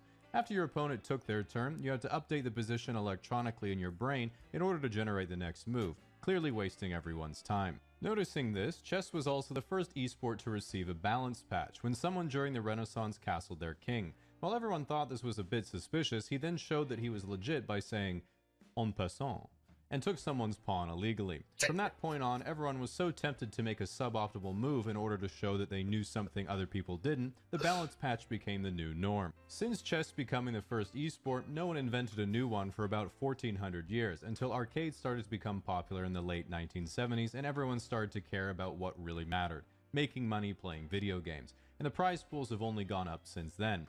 Back in the early 80s, if you were the best at Donkey Kong, the owner would give you your quarterback and a free milkshake. But if you're the best at your game nowadays, the House of Sod will give you a Lambo. One of the first questions you might ask about becoming an esports pro is how much money can you make? And it's a lot like professional sports. Do you mean how much money can you make, or how much money can you make?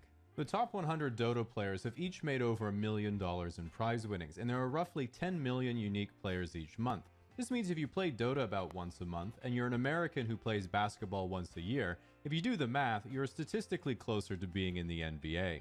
The way you can tell you've made it as a pro gamer is when people refer to you in person by your gamer that's tag true. instead of your name. This is because at one point, the entirety of your consciousness was once put towards the question, who am I? And you discovered an identity that truly resonated with your inner being. OG gamer tags carry weight because they're like domain names. If someone says, oh my god, is that Mango? With just one letter replaced by a number, you might have no idea who they are, but you know it's a flex because it's like saying you own boobies.com. One of the dangers of becoming good at a game, especially early on, is that the single most impactful event that can occur to a competitive game is the developers just fucking changing it.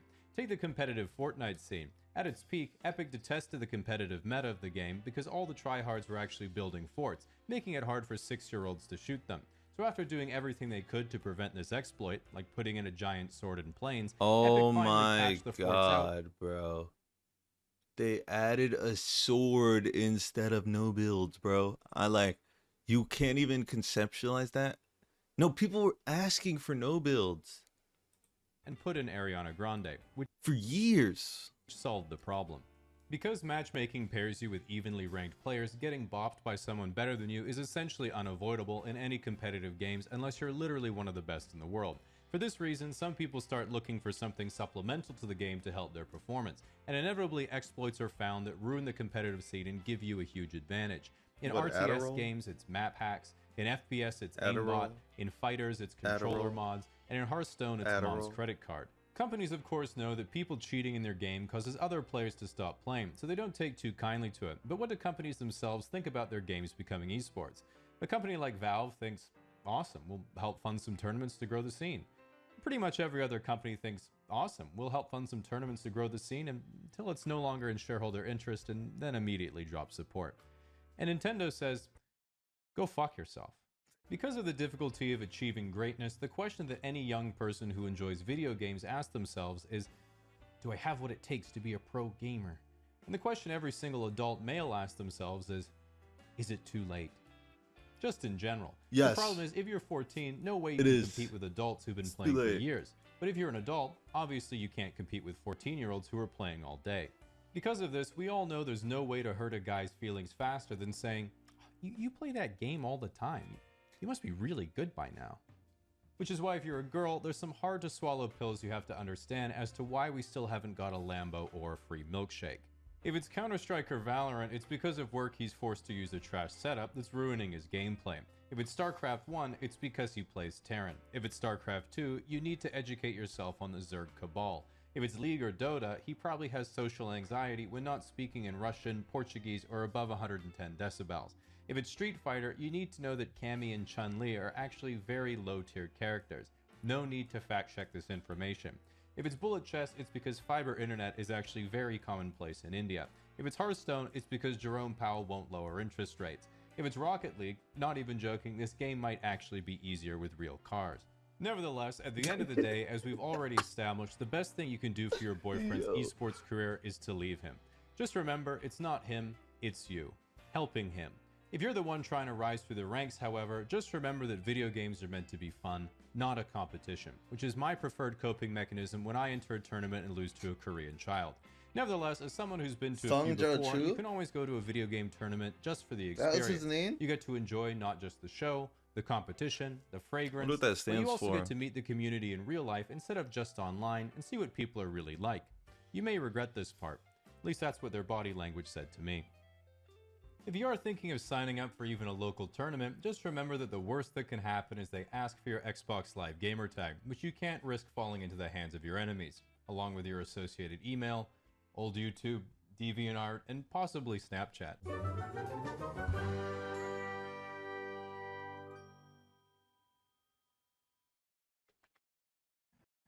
This video is sponsored by Incogni.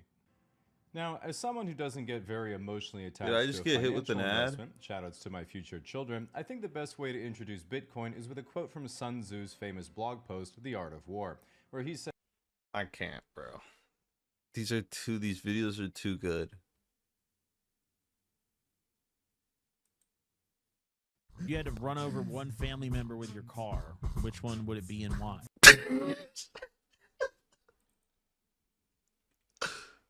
You had to run over one family member with your car. Which one would it be and why? I guess I would pick my youngest sister. What?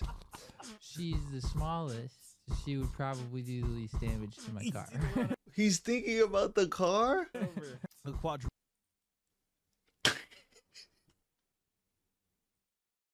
Welcome to the opening ceremony of Hood Olympics 2026, where we have niggas representing their countries all across. I need to brush my teeth.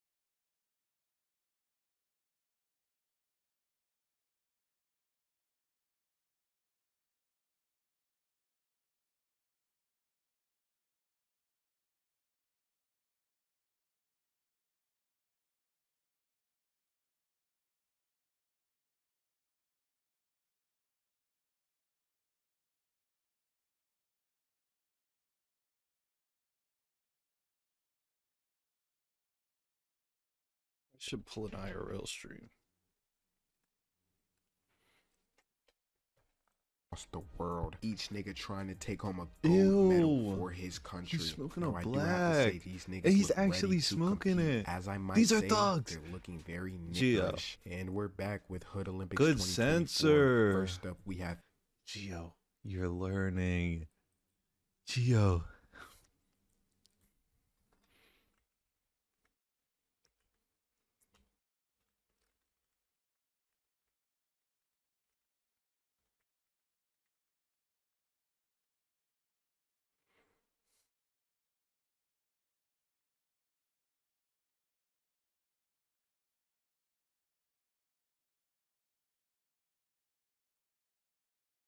fashion, or to say drip. We have Peter here representing Turkey, showing off his outfit. Now, I'm not gonna lie, guys, his outfit isn't really looking too much like a nigga.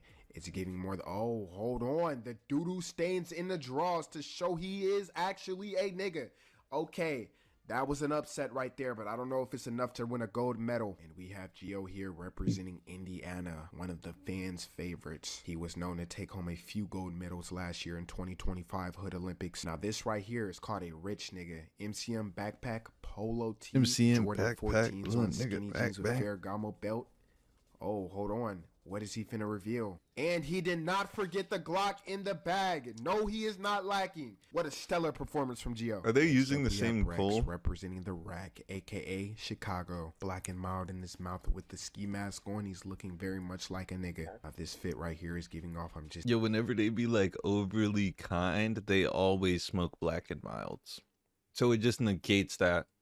stepping to 7-Eleven to get some backwoods, and oh my god, he has the Glock, so he's never lacking, and he obviously has ops. He's not taking down that ski mask. What a stellar performance from Brex from the Rack. Next up, we have Baby Gooch representing Jamaica. Now, I'm not too sure what is on his lips, but we're going to just give his performance a chance. Already off to a bad start, and oh my god, the Black Air Forces, and they're fucking creased. You can definitely tell he's been in a few drills and stomped out a few heads with those Air Forces right there. Okay, what an upset from Jamaica. And we're back with Hood Olympics 2026. Next up, we have running from the ops. We have Gio representing Indiana up first right now. And as you can see, he spotted the ops. Oh, they're poking out the whip. Strong start from Gio. Strong start. No, He's don't running, point he's that. Running. Oh, No. to the left. Don't This is potential gold point medal him. Performance. Don't. Next up, we have Peter representing Turkey. Yo, Now, let's driver's see how he performs in bugging. this event. He did not have to pull. The driver did not have to actually up the pole. He could have used the prop. Last event performance wasn't too good, but hold on. He doesn't notice the ops, but he notices them now. Not a strong start. His pants even fall. He's tripped. Oh no, this is a terrible performance. As you can see, they hopped out and they start pummeling him, beating him to a fucking pulp. Yeah, this is not a good performance from Turkey. Next up, we have Recently Shit representing Alaska. Now he's going to be participating in running from the ops. And he seems to notice the ops fast. Oh, strong start. He has a lot of speed on him. Oh my god, he just jumped the fence. This is gold medal performance. He is out of there. The ops can't even follow him. You never see him again. And we're back with Hood Olympics 2026. Next event we have is instigating. Now these niggas will be competing. Which one of these niggas can make another person fight over their words? I don't even believe that. You don't even believe that. He said he don't even believe that, so he calls you ugly as fuck. And there we go. Gio from Indiana has started out the instigating, basically saying that the other person is calling him a bitch. Now this bitch word is a strong word with these niggas. They will not tolerate it. I would have to fight that nigga. As you seen, he said, I would have to fight that nigga, initiating the fight. This is gold medal performance. I would have had to up There it. we go. The contact is I initiated. wouldn't. Gio has succeeded. Gold medal I wouldn't let anyone talk to me like that, especially if I'm armed. performance. Fucking extraordinary. I was passing you the ball the whole time. I mean, bro, you was like 8 for 4. And there we go. Brex from the Rack has muttered an insult under his breath. Now I know Gio from Indiana is peeping that insult right there. 8 for 45. Nigga, how the fuck that? And there we go. He agrees with him. Brex is working his magic right here. Really gold medal performance. That shit. Y'all show me on bitch. Man, pass the fucking ball. Show me on my bitch. Now this nigga just started clutching. I don't know. This instigating might have took it a little bit too far. You don't want to get yourself killed. That's what I was saying. You just want to initiate a fight, not die. Blake was upped. Now this gold medal performance just went right down the drain. You never want to die during an instigation. Rex on the rack is not making it 5 feet down the street. Everyone you never want to die now. during an instigation. Olympics 2026. We are here with fighting stances. Okay, it's not past my bedtime. I thought it was. Up first, and he's pushed to the ground. What the fuck is that? I don't know what Team Jamaica pulled right here. He was trying to do a spiritual stance, thinking he has some type of anime powers. This is bad performance. This is not niggerish at all. Now we have Peter representing Turkey again. He's not really been performing too well in these hood Olympics. Let's see if he can pick it up here. Bitch, yeah, bitch. Who a bitch? Yes, that's a very low fighting stance. I would not want to fight a nigga looking at me like that. He looks like he throws the... Especially if they're taller. If they get down to your height, you're getting dropped. Hard ass ones. I'm not gonna lie to you. On baby Gooch. Who a bitch? And he's getting up in there. That is a very good fighting stance. Gold medal performance from Peter from Turkey. Next up, we have K representing Baltimore. And he's getting pressed, but he doesn't seem to be stressing about it. Because he has the 5. And there we go. The first push initiates the fight. The two get to squaring up. But it doesn't initiate. Oh my God. He throws a kick. He's on some Muay Thai shit. This nigga is advanced. And he completely overwhelms Gio from Indiana. Great performance That's from you. Kid from Baltimore. And we're back with Hood Olympics 2026. This event we have 2v2 battle. Not gonna lie, you're not a hood nigga if you good at ball. You gotta suck and then like threaten violence with a weapon when you lose. Basketball. Various countries are teaming up to win this gold medal right. Hood niggas aren't good at ball. Cause if they are, you're just asking to die. Cause if you like actually good at ball, someone's gonna make sure you never ball again. Here. Hey, that was out on you. I ain't touch it. Shoot for that shit. You shoot for it, nigga. And as you can see, niggas That's can't some get hood a single shit. call without shooting for it. It doesn't matter if it was obvious or not. Good move on Gio from Indiana. Bottom line. Fuck wrong niggas. And the ball does indeed lie, but Gio knows that. That is a good move. Gold medal performance.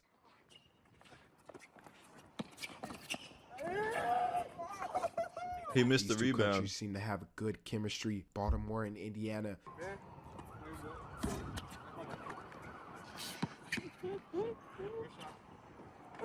And Gio from Indiana is really putting on a I've show, never seen cooking this the in a video. opponent. This is a great real gold medal 2v2. performance.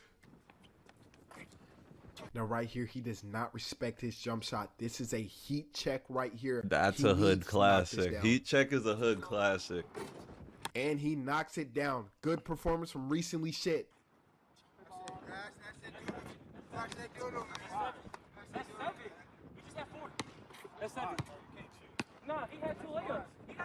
As you can see, these niggas are actively cheating the score. Obviously, they had 2 extra points, but they're cutting them short. This is real nigga activity right here. Gold medal performance. I think Team Gio and Team K wanted more.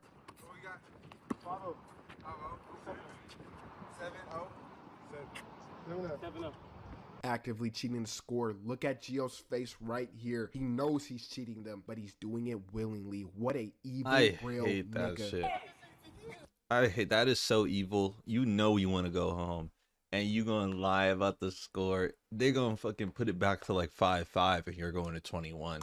Like, and then you don't want to die, so you don't argue. And right here, they don't trust his shot. They all automatically went to the paint. That means he cannot shoot for shit. And he airballs it. That was a heat check, but bad performance on Reese. He cannot pull through.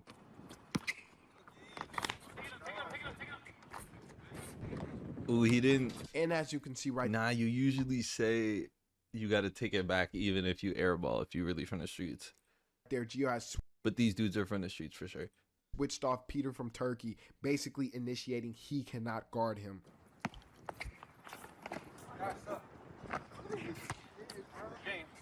Now, when they... And as you can see, niggas always want to run it back, but it is up to them if they decide to run it back. And there we go. They ran it back. Their first fucking mistake. Gio and K have won this nigga off, and that will be closing the Hood Olympics 2026. Thank you, guys.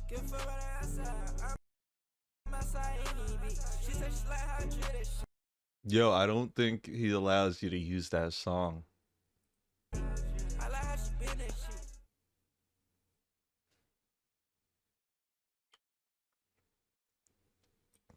Epstein in Israel.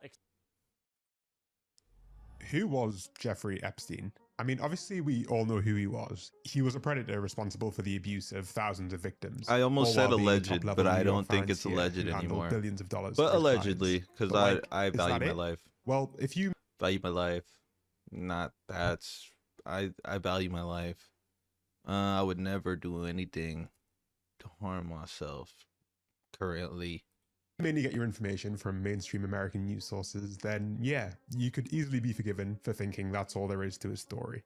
After all, that's basically been the entire focus of the reporting on Jeffrey Epstein. Is that Bill but Clinton? Once you step Is that even slightly signed? outside of the US media bubble, you begin to realize that that's not necessarily an Is that a entirely signed Clinton accurate flick? retelling of events. Because there was a whole Clinton second cam? side to this guy's life, miles away from Wall Street. One where he was brokering surveillance contracts, assisting high-profile defense politicians across the planet, and even potentially acting They as look foreign old. intelligence. The idea that Jeffrey Epstein was an agent of foreign intelligence was considered at one point to be a relatively fringe conspiracy theory. It's but with not. the recent release of documents relating to his case, Yo, as well as he a number was of hit- high-profile hacking campaigns by activist groups. Yo, how did he even have some of these people's emails, bro?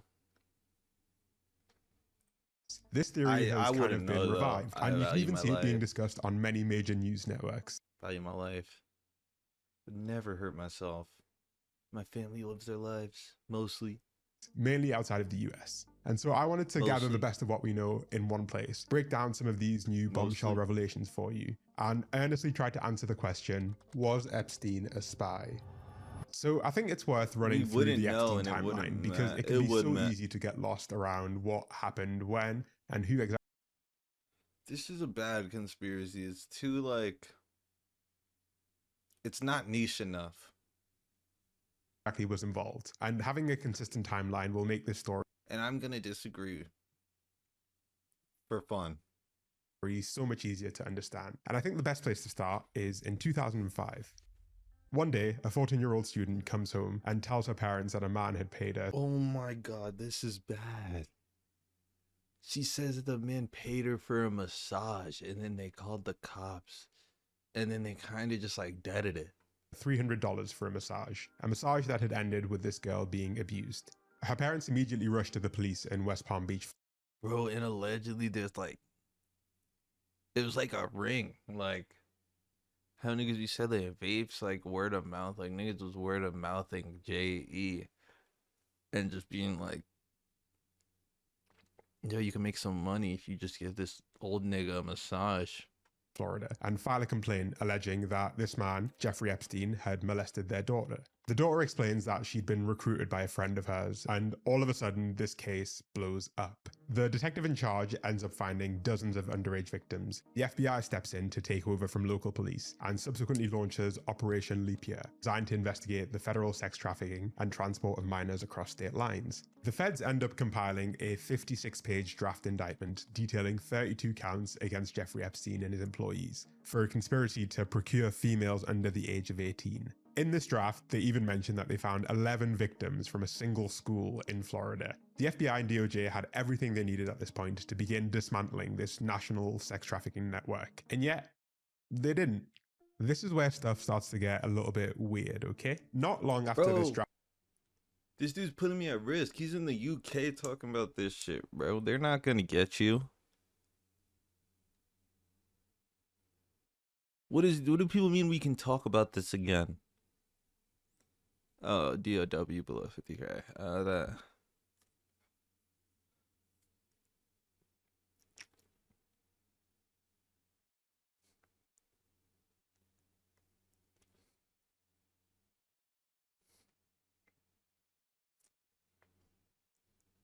Nah, bro. Epstein's accountant having one documented client. Draft indictment is written. The top prosecutor in charge of the case, a man by the name. That's some shit.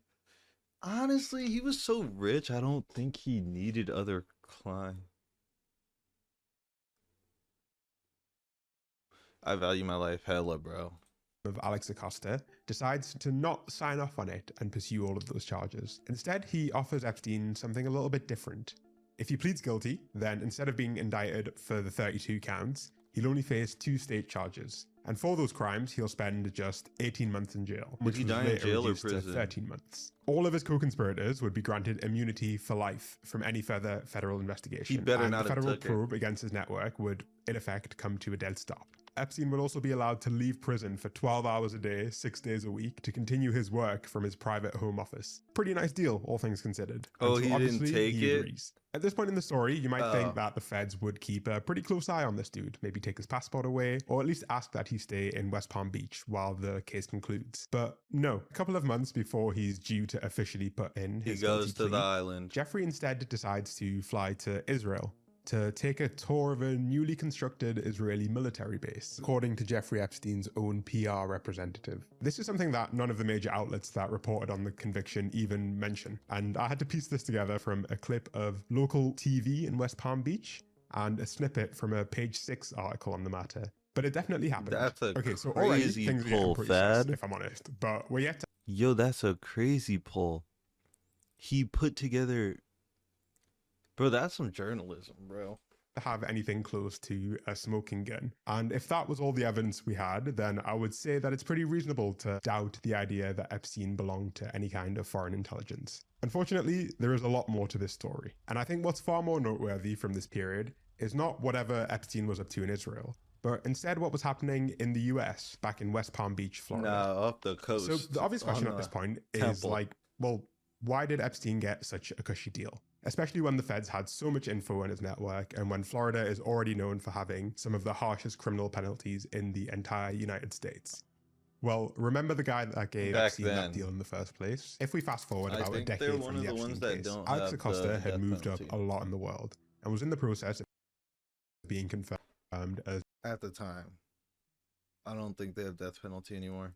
Donald Trump's Secretary of Labor, a I don't even think they had it in 2005. role that would have him overseeing legislation No, it was like that affects 2010s well over they 100 took million off. workers across the US. As part of this Yeah, at the process, time. candidates usually have to go through some pretty thorough interviews. And allegedly, when Vetting. asked about Epstein's famous sweetheart deal, Acosta explained his decision to let Epstein off so easily by saying, "I was told Epstein belonged to intelligence and to leave it alone." This is according to the reporting of Vicky Ward, a journalist at the Daily Beast who cited an anonymous senior White House official. Around the time of Acosta's confirmation as Labor Why would he secretary, say that? Epstein was still a free man, and this could very well have been the end of the Epstein story.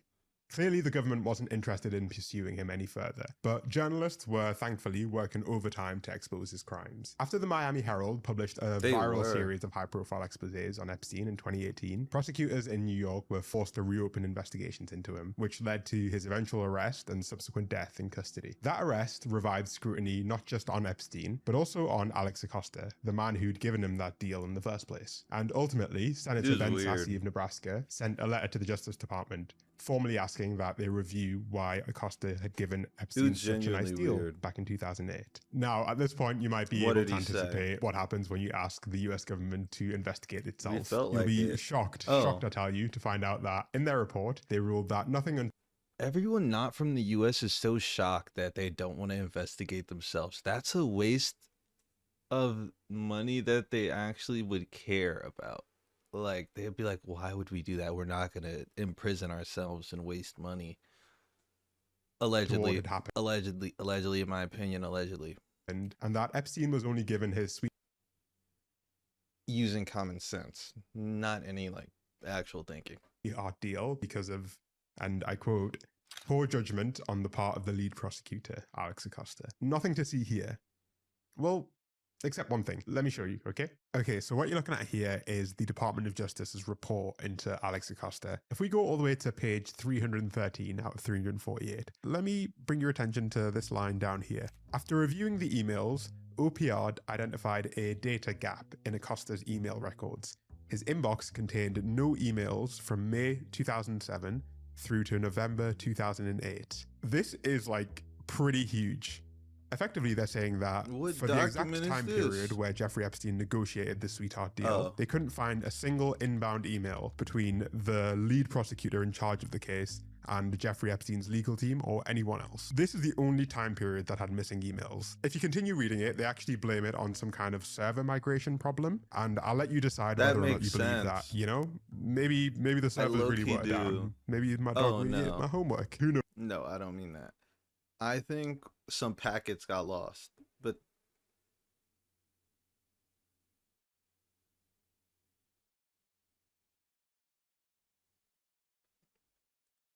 what it does speak to, allegedly, in my opinion, is the fact that the official narrative, in my uneducated opinion, seems to crumble as soon as it faces like the slightest bit of scrutiny. And something as important as a year of missing emails was seen as being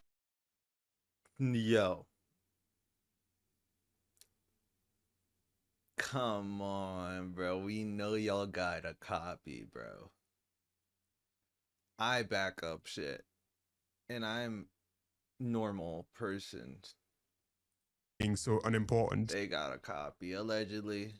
To the Department of Justice that they stuffed this note in my opinion, DOJ. Into the very end of a is that Department of Wall Street?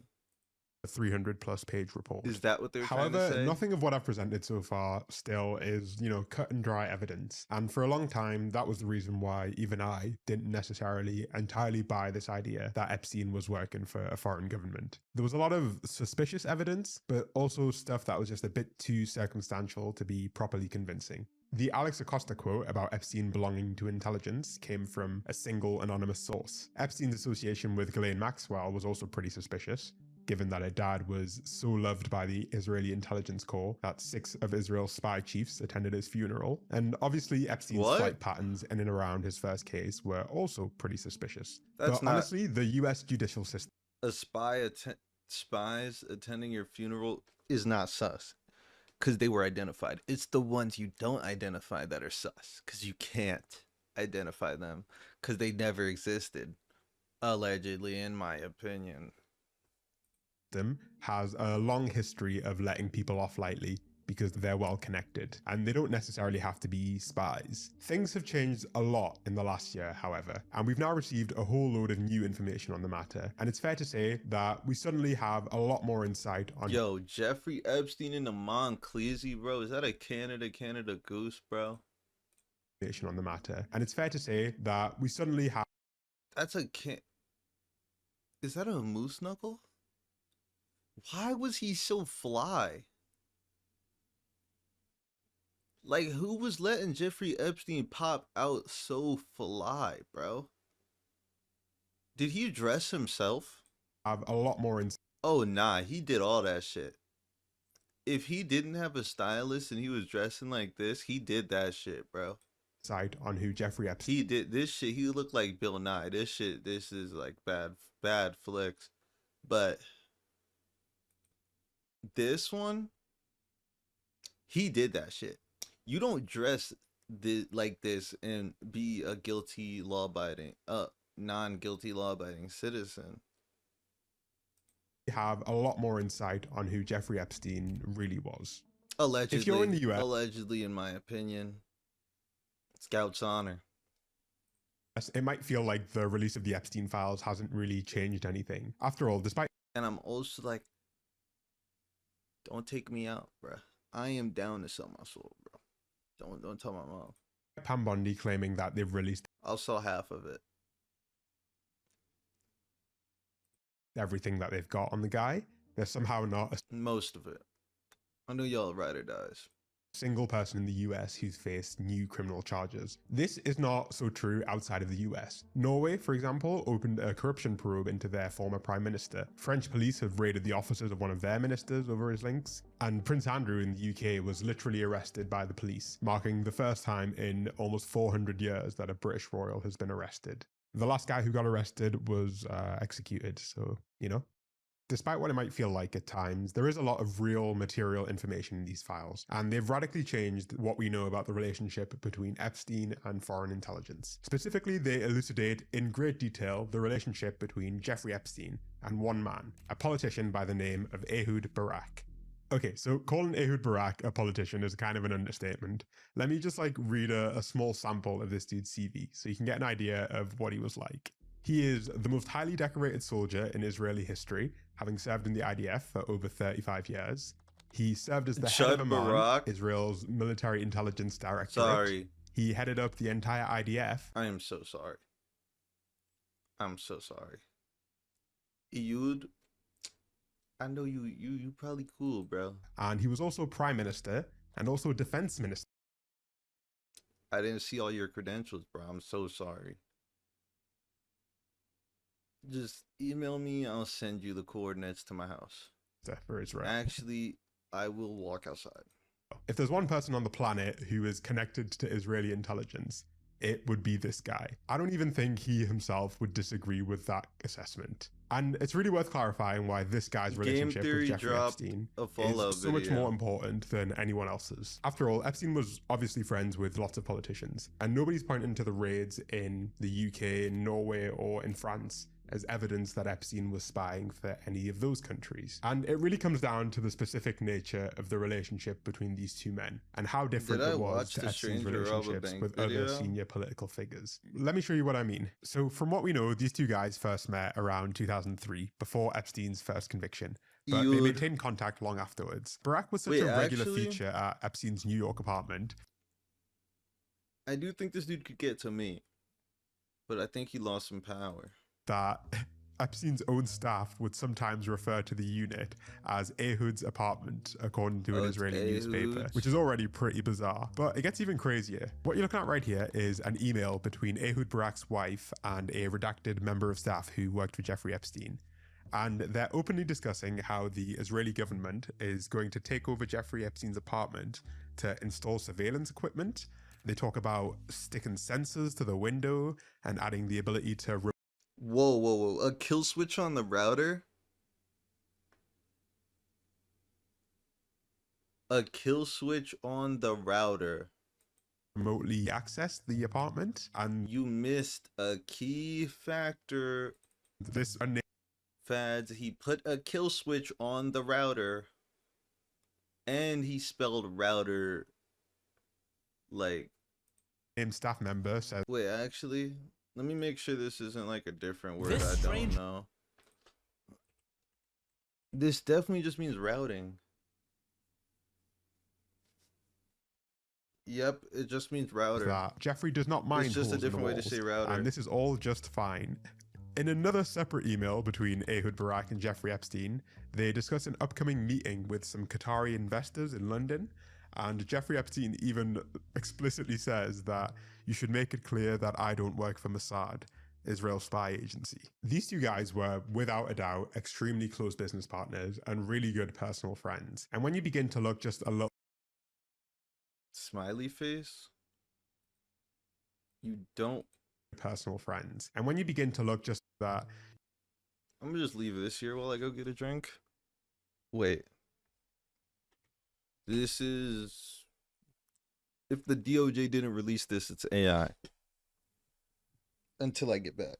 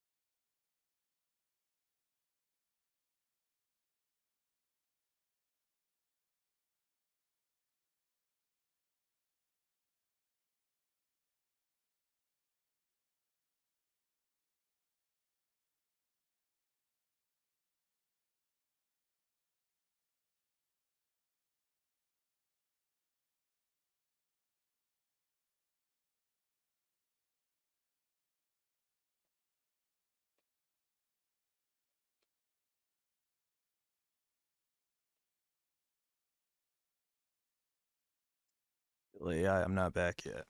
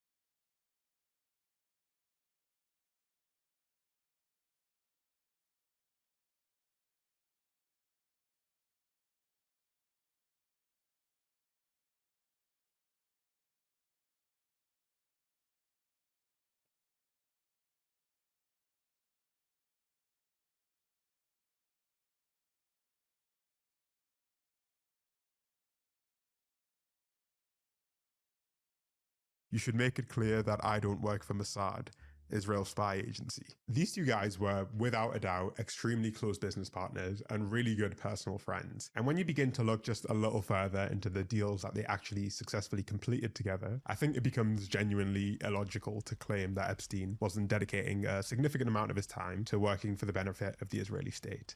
Let's talk about what these two guys got up to over in West Africa, specifically in the Ivory Coast. In 2010, the Ivory Coast went through a brutal political crisis. They had a really widely disputed election, and it triggered a new civil war. The guy who ended up coming out on top, President Ouattara, took over a country that was seriously fractured along various political and ethnic lines. And this is where Barak and Epstein saw dollar signs. In June 2012, while Ehud Barak was still serving as Israel's defense minister, the Ivorian president met him for dinner in Jerusalem for a meeting about science and technology cooperation. Meanwhile, on this exact same day, halfway across the world, that president's son was having dinner with none other than Jeffrey Epstein. Over the next few months, Jeffrey and Barak would repeatedly meet with Ivorian staff and Ivorian politicians, and Jeffrey Epstein was even good friends with this president's son and niece. Just 9 months later, Ehud Barak decided to step down from his role as defense minister ahead of some upcoming elections. At this point, officially, he was no longer affiliated with the Israeli government, but in reality, him and Epstein were both working extremely hard to negotiate defense contracts for the Israeli government. You can see this for yourself in their emails. Just a few months after Ehud Barak had resigned, he received a detailed proposal from a former head of Israeli intelligence. This guy wanted Israel to sell a signals intelligence package, or a SIGINT package, to the Ivory Coast. A SIGINT package is a full system of spying, basically. It's a system that can intercept landlines, cellular networks, satellite phones, tactical radio, and even specific targets like internet cafes. And throughout all of this, Epstein was the one coordinating the meetings and brokering the deals between the Ivory Coast and Israel. You can literally see this in the emails, that Epstein was clearly the fixer and was forwarding personal email addresses to Israeli officials, telling them that they should try and coordinate and be as flexible as they can to get this deal through. And surprise, just 2 months after the UN finally lifted an arms embargo on the Ivory Coast, Israel's foreign minister visited the country with more than 50 businessmen to sign an official defense and security agreement, one that was literally brokered by Jeffrey Epstein, so that this country could better spy on its citizens. And listen,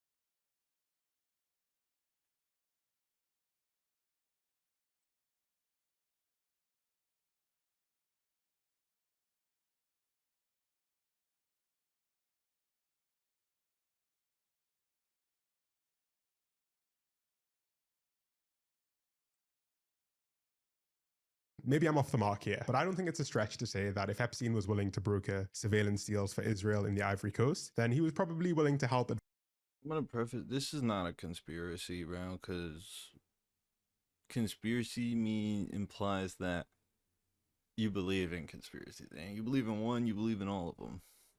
Advance Israeli interests in other countries. In fact, we don't even have to speculate on the matter, because Dropsite News, the outlet that first reported on this story, also revealed that Ehud Barak and Epstein did exactly the same thing in Mongolia. They, behind the scenes, brokered another security agreement in collaboration with the Israeli government. And over in Nigeria, Epstein and Barak oversaw the installation of a new facial recognition system, one that was developed by testing it on Palestinians crossing between Gaza and Israel.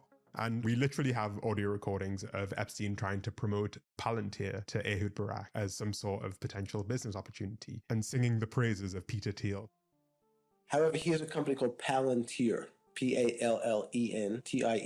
So he thought that Peter would put you on the board of Palantir, so I wanted to talk to him. And you might ask yourself, what happens to these countries after a dose of Epstein-brokered Israeli security? Well, I'm not super clued in on Mongolian politics, but I can speak to the Ivory Coast at least. Over there, President Ouattara has now been in power for over a decade, after he changed the constitution to remove term limits. Opposition candidates have been arrested and barred from running in elections, and even just last year, hundreds of protesters were arrested for protesting the country's authoritarian backsliding. This is what Epstein's deal-making produced when he worked with Ehud Barak and the Israeli government. It was pretty different to the stuff he was doing with, say, Prince Andrew.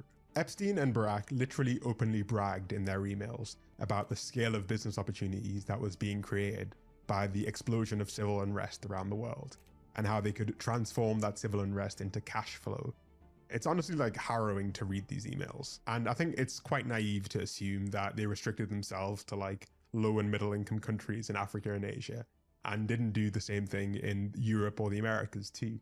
These international deals are, to me, by far the most convincing evidence that Jeffrey Epstein was a major asset to the Israeli government. I mean, if you're brokering multiple international arms and surveillance deals for another country, then, like, yeah, you're a foreign asset at that point. But it's worth making clear that that is different to him being a spy in the traditional sense of the word. I don't think that Jeffrey Epstein was a spy, largely because he didn't need to be. Sure. A spy or an agent still operates within a bureaucracy. They have people they're accountable to and direct reports and direct underlings. For Epstein, it feels like it was a little different. He was clearly an asset to foreign governments, but he held a level of power and influence that let him completely bypass the traditional bureaucracy. And he had a direct line to the people who gave orders to the spies. I think it's fair to say that the spies worked for him, not the other way around. Exactly.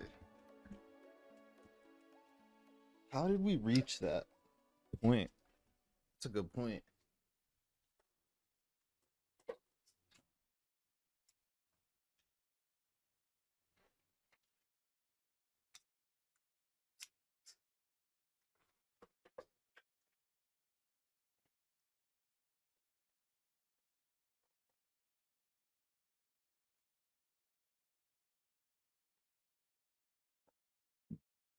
This is the canon Fallout timeline. Thanks to Yo, the this guy's voice is nice. How'd they find another one?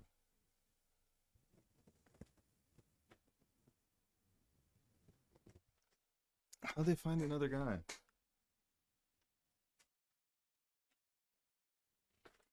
Oh my god. Fallout TV show. It's a voice actor. Oh. Matt. And its tie-ins with... Isn't his Matt Pat? Isn't that the dude?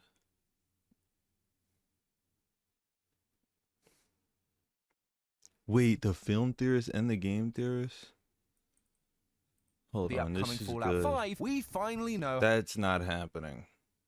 how to play Fallout the right way. Well, kinda. Hello, Internet! Welcome Why would to they Game put Matt Theory, the Pat show there? that will look for canon lore outside the video game. Bro, I just hear like that he misses them in his voice.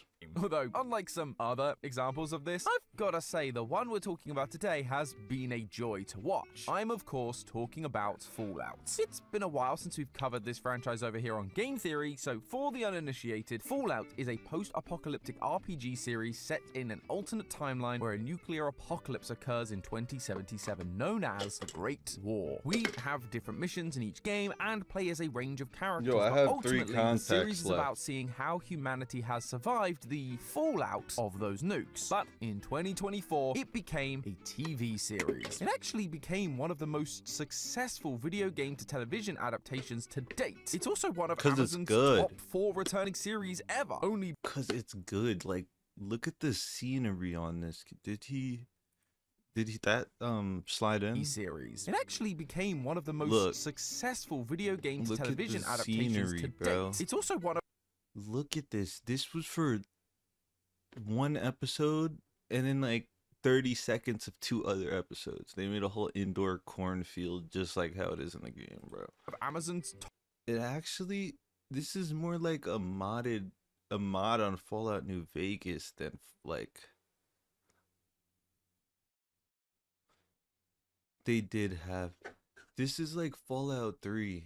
Like top 4 it's returning just- series any Fallout player can hop on Fallout the show and just feel warmth like at home. ever. Only behind Rings of Power, which makes sense because duh. And Reacher? Wow, there's a whole world of television watchers I just have never met. Although there is one television watcher I do know that may have a thing or two to say about all of this. Hey, I told you last time Fallout is mine. I was there when— Yes, you've been there since the beginning, back when Fisto told you to assume the position. Look, I get it. But Fisto was in the show. But since you kicked me out of your episode way back when, I've actually done my homework and dug into both the show and the original games. I'm actually a huge fan of games where your decisions matter, so I'm surprised I didn't pick it up sooner. However, while I was watching Your the show, I decisions realized don't that matter. with the existence It just of certain affects characters, locations, and it just affects quests. Your decisions don't actually matter. You get the same. You can get the same ending in every Fallout, no matter what decisions, except for New Vegas. Would that imply that 3 and 4 they regressed? That's what I'm trying to say. events, it would mean that our decisions in the game actually might not matter at all. That there might be a canon and correct way to play these games in order to achieve the correct timeline. Well, if you have done your homework, then you'll know that the show isn't a direct adaptation of any of the games. Yeah, it takes place in the Fallout universe, but it's a completely original story. The writers of the show even said, "We always wanted to avoid trying to make one canonical ending that led to the events of the show." I did know that, and so for a long time I wasn't going to do this theory. But that was until Todd Howard did an interview where he said the events of the show either Yo, I have hate happened Todd or Howard. would be happening during the events of Fallout 5. which we might get in 2037. Which in itself is a sequel to Fallout 4, meaning it's all canon, and therefore there have to be canon and non-canon choices within the games. Good old God Howard. But look, while I've done my homework, and I feel pretty confident confident about this idea, I could really use someone with decades worth of experience and someone who's more ingrained in the TV world. What do you say, truce? You know what? It's a new year. Okay, truce. I'll also let you be in my episode about how to survive Fallout 2. But for now, let's see which of these Oh my choices God, I'm make watching a that permanent next. impact on the wasteland, and which ones simply get lost in the heavily irradiated Oh my fog God. of war. That's the spirit. Let's figure out Fallout's canon timeline. There are 5 main series Fallout games that we should take a look at. Fallout 1, 2, 3, 4, and then Fallout New Vegas. Yeah, let's not touch on Fallout 76. It's a constantly evolving multiplayer game with like no real ending, and it's sort of It's isolated just out Elder in the Appalachian Scrolls Mountains. Don't get me wrong, it's still Online. very much canon and adds a ton of very important lore to the wasteland. It's not but it's that also so far important. back in the timeline and far enough Yeah, away physically yeah, that it doesn't exactly. impact any of the main games. Fallout Tactics and Brotherhood of Steel, on the other hand, are game not canon. theories? Why? Well, once again, Todd Howard said I so. love He you. does that a lot, doesn't he? You get used to it. That mountain is not just a backdrop. You can walk all the way to the top of that mountain. Anyway, let's start with the first 3 games in the series. We can get through them relatively quickly because their canon endings are well established at on. this point. Fallout 1 takes place in 2161 in Southern California, where you play as the Vault Dweller. Just some dude in Vault 13 living a normal vault-dwelling life until the water purification chip breaks down. We quite literally draw the short straw and get sent out into the wilderness to find a new one. No pressure though. The ending focuses on a character called the Master, a creepy mutant who is trying to make a super mutant army known as the Unity. You can either join the Master in his plan to overtake the wasteland, Unity? or totally destroy him. Unity Luckily, engine figuring out what reference? actually happened at the end of the game is super simple. Fallout 2's entire existence depends on a specific ending of the game happening, Which is then reaffirmed in the Fallout 2 game guide. by killing the Master and saving the Vault Dweller returns to their vault only to be turned away. You saved us, but you'll kill us. I'm sorry. You're a hero, and you have to leave. The TV show also suggests this to be canon because if the super mutant armies were successful, well, the wasteland would probably look a lot different and way more mutant-y. Yep, which leads us directly into Fallout 2. It's now 2241, 80 years after the original game, and we play as a character called the Chosen One, the grandchild of the Vault Dweller, who also founded the city we're now in Northern California. So close enough to be important, but not super close. Once again, attaining drinkable water is the main focus of this game. It was a simpler time, but along the way you're interrupted by a group called the Enclave, who are like the remnants of the old United States government. Think like the Men in Black from pop culture, but with like big energy weapons and power armor. They kidnap What people in from the your town as That was beautiful. That was a beautiful reference. well as Vault 13 with the intention of using them as test subjects to further their means. Oh, so just the best people. Absolutely, which kind of explains why Fallout 2's ending is a bit less of a choice. You just wipe out the Enclave and explode their super secret oil rig base. But there are some optional decisions that are shown to be canon thanks to New Vegas. Like, we hear about a Mr. Bishop, who is the Chosen One's son, which means you canonically have to sleep with either Leslie or Angela Bishop in Fallout 2. Or that you have to complete the Vault 15 deal with the New California Republic, allowing them to expand into Northern California and leading to their rise as a political superpower. But before getting to New Vegas, we have Fallout 3, where you play as the Lone Wanderer. They were raised by Liam Neeson in Vault 101, but technically they weren't born there. It's complicated, don't worry about it today. Long story short, you stay there for 19 years until your daddy Liam decides to jump ship, so you escape to try and find him. You are successful, but the Enclave is also looking for your dad. Wait, didn't we just destroy those guys in Fallout 2? Yes, but it's a big organization, and Fallout 3 takes place in Washington, D.C. in 2277, about 36 years after Fallout 2. So I'm gonna play all of Fallout by the time Fallout 5 since they're comes the out. remnants of the U.S. government, yeah, of course they. And I'm only one game down. So be in DC. Well, those awesome. I need to be rich before Fallout 5 comes out, because like I'm just not gonna be able to play it. Some guys are also looking for you. Like clocking out and then just like playing a single player game sounds ass.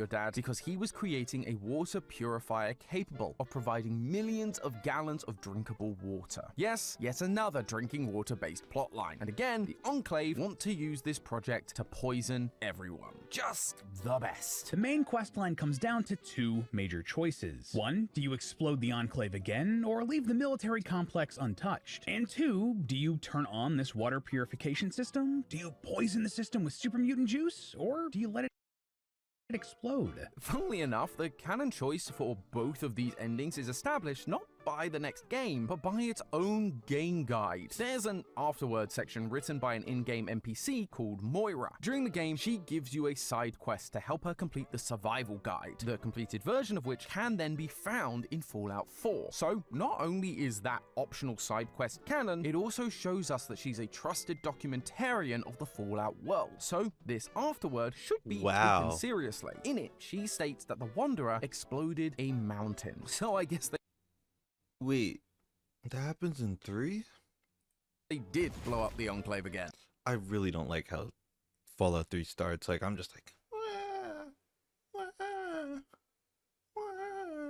and then I'm a grown-ass man and I gotta go into the wasteland. I just don't understand. Pretty much. Moira When did the game even come out? also mentions 2004. That's my guess.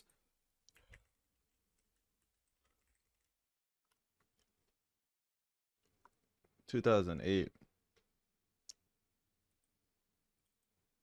I was 3. that the purified water is very helpful to the wasteland, In meaning like that we a activated month the or system and didn't poison it. Finally, you can recruit a character called McCready as a companion in Fallout 4. That I means fucking the Lone hate him. Wanderer didn't go crazy and kill all of those obnoxious cretins in little lamplights. And speaking of, let's talk about Fallout 4. Hey, whoa, New Vegas is next in the timeline. Come on, Tom, I thought you said you did your homework. What are you doing? Don't make me look stupid here. He did so much Trust me, homework. we will get to New Vegas. I know it's the GOAT. But honestly, while Fallout 4 is a little more complicated than the previous 3, it doesn't hold a candle to New Vegas, especially with Season 2 of the show being all about it. So I wanted to save the best for last. Sound good? Okay, fine. I suppose that makes sense. Thanks for your understanding, buddy. I promise you it will be worth it. Right. In Fallout 4, you play as the sole survivor whose story actually starts before the bombs drop in 2077. You and your family escape to Vault 111 as the Great War starts, but you get cryogenically frozen. While in the vault, they watch someone kill their partner and take their son. I like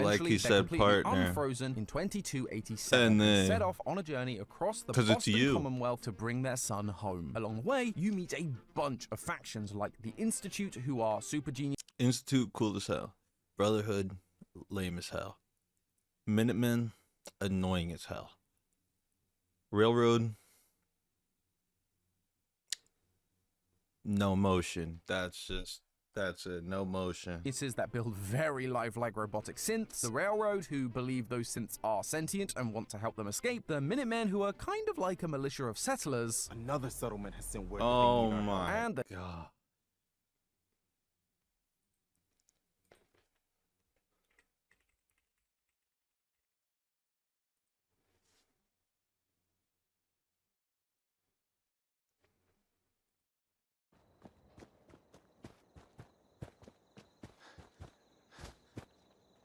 Another settlement has sent word that they need our help.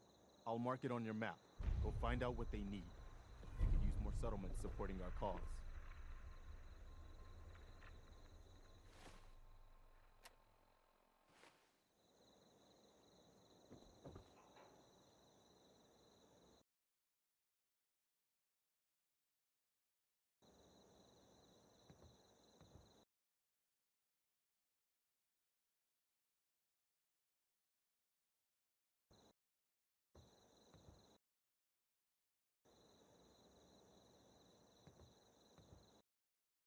The corruption.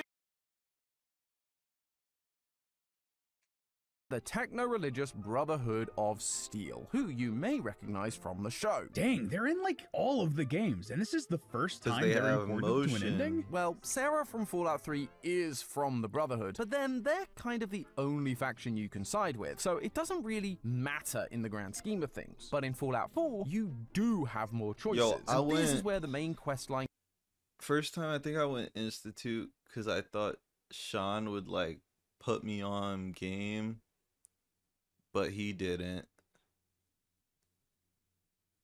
Do I have my green screen on? That's my mic. Comes to a climax. If you side with the Institute or the Railroad, Everyone you launch an dies. attack on Everyone the Brotherhood dies. of Steel and destroy their airship. Initiating Directive 7. Minutemen, opposite ending. 3. Kinda lazy. 9. 5. Destroy all communists. But this almost certainly isn't the canon ending. In Season 2 of the show, we meet Xander Harkness, who is actually from the Commonwealth chapter of the Brotherhood of Steel. And Elder Maxson, the leader of the Brotherhood in Fallout 4, is confirmed to be alive and well in Episode 4. All we hope is that Elder Maxson will remember us better in the future. If you side with the Institute or the Railroad, you have to kill him. But so he has it so can't be much canon. motion. So that leaves us with two possible endings, Brotherhood of Steel or Minutemen. The Minutemen ending is It's definitely Minutemen, bro. He's so annoying that it just makes sense for him to be alive and canon. Arguably the... He doesn't die. I think you can kill Elder Maxson. You can't kill Preston. Most peaceful. You have the ability to spare both the Brotherhood and the Railroad while still eliminating the Institute as a threat. And after blowing up the Institute, everyone still alive is pretty happy. And now fully rebuilt, the Minutemen appear all over the wasteland, happily guarding their fellow man. Oh my god. It's such a bad ending that it has to be canon, bro. They're all just like, we love the Minutemen. We are the Minutemen. Oh my god, bro. We're not going to be short of recruits now, General? In the Brotherhood ending, however, you blow up the Institute with the help of everyone's favorite communist fighting robot. Embrace democracy, or you will be eradicated. God bless that machine. And even though their main mission is over, the Brotherhood don't leave the Commonwealth. So this is where things get a little less definitive, because technically speaking, either of these endings could be true. There's nothing in any of the games or the TV show that definitively disproves one or the other. However, we believe the most likely option is the Brotherhood ending, because while the show doesn't actually disprove the Minutemen, there's no mention of them at all so far, and there are a couple of things in the show that do seem to line up with the Brotherhood ending. For example, in the Brotherhood ending, if you chat to some of the remaining soldiers, you'd learn that the Brotherhood is hurting. This victory cost us a lot of lives, so you'll have to forgive me if I don't jump for joy. The attack on the Institute depleted a lot of their resources. Not just physical resources either. They lost a lot of soldiers in the battle. This lack of manpower is then hinted at That's a by Xander physical during the show. resource. We are really up against it back home. Without that relic you found, we risk losing the Commonwealth. Plus, in the Brotherhood ending, the Brotherhood is defending all military checkpoints instead of the Minutemen, which would require a ton of resources, especially with limited numbers, giving them the perfect reason to be seeking the TV show's MacGuffin, Cold Fusion, now more than ever. The Soul Survivor's backstory would also fit the Brotherhood ending better. Before they were made into a human popsicle, the Soul Survivor was either Nate or Nora. Nate was a former soldier who served in the US Army at some point before the war. You're gonna knock him dead at the Veterans Hall tonight, hun. Nora was a lawyer, but was also incredibly proud of her husband and his service. I'm so proud of him. So it seems like they were both on the same page. The Brotherhood of Steel was actually founded by members of the US Army shortly after the bombs originally fell, which means that a lot of the Army's core values are still reflected in the Brotherhood's goals all of these years later. It makes a lot of sense that someone like Nate or Nora, two individuals who have already dedicated their lives to serving America, would find a lot of comfort in the Brotherhood of Steel and ultimately align themselves with their morals and side with them at the end of Fallout 4. No, it isn't direct evidence, but narratively, it just feels more satisfying as a canon ending, right? So that's kill the Master, destroy the Enclave again, and side with the Brotherhood as the canon choices so far. But now, for the moment you've all been waiting for, let's talk about Fallout New Vegas, the best one. The whole reason why we made this video, and probably the reason why you're watching in the first place. God, finally! Fallout New Vegas starts in 2281, 15 years before the events we see in the television show. In this game, you play not as a Vault Dweller or a Dweller Descendant, but as Courier 6, a glorified Amazon delivery driver. And at the top of the game, you get a bullet to the brain. Truth is, the game was rigged from the start. Miraculously, they survive, and after some recovery, you leave with the goal of getting revenge on whoever put a hole in your head. But along the way, you get caught up in all the weird politics of the Vegas Strip. A strip that was much more lively than it is in the TV show. Back then, it was filled with life and people rather than just death claws. So the political situation was a little complicated. There are 4 major groups who are constantly fighting for control over New Vegas and the Hoover Dam. There's the New California Republic, who we mentioned from Fallout 2 and we see in the show. They're trying to uphold democracy and liberty and law, that sort of stuff. But their military presence isn't exactly welcome. If you're not really into the whole democracy thing, you can choose to side with Caesar's Legion instead. The wannabe Roman centurions who love slavery and hate women. One side is murdering people, enslaving them, crucifying them, and the other side is just vaguely problematic. But you can also side with Mr. House.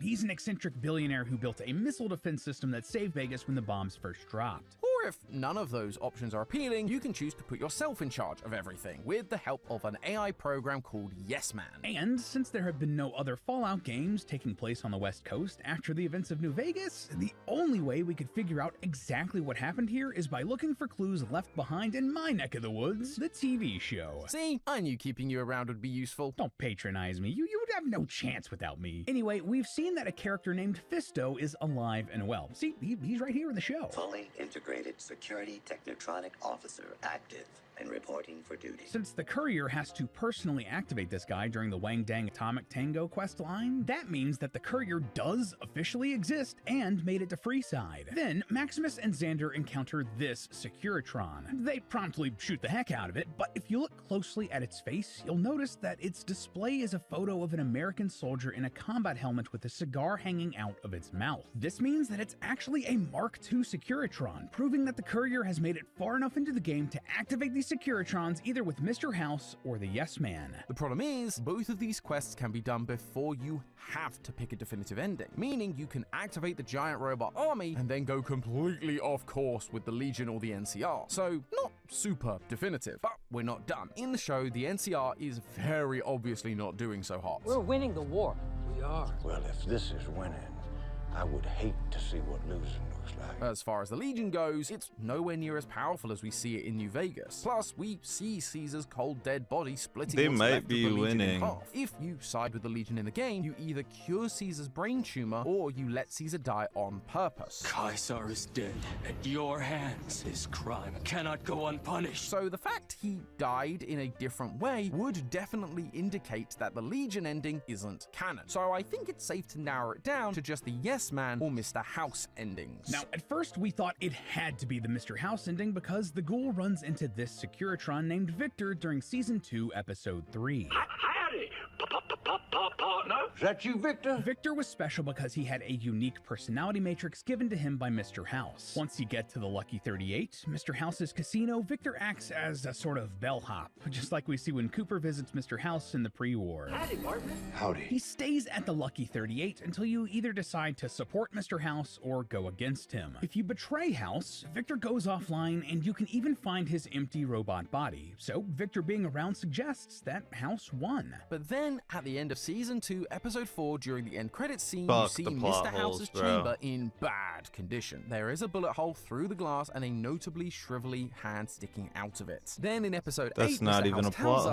hole. Over the years, my body became something of a target for wandering travelers with something to prove. I have been poisoned, shot, bludgeoned with a crowbar. which sounds very similar to the achievement you can get during the Yes Man storyline if Courier kills Mr. House with a golf club. True. There's also the state we see the strip in during the show. Deathclaws are wandering the streets, the casinos are destroyed. Whoever has been taking care of Vegas has not been doing a good job. During the Mr. House ending, he tells you all about his plans for New Vegas, and given his ability to predict the future and make New Vegas a thriving metropolis the first time around, it makes this place being a wreck feel out of line with his plan. Okay, I see. So you're suggesting that it's more likely the Yes Man ending because that puts the Courier in charge, which literally creates anarchy in Vegas. Anarchy.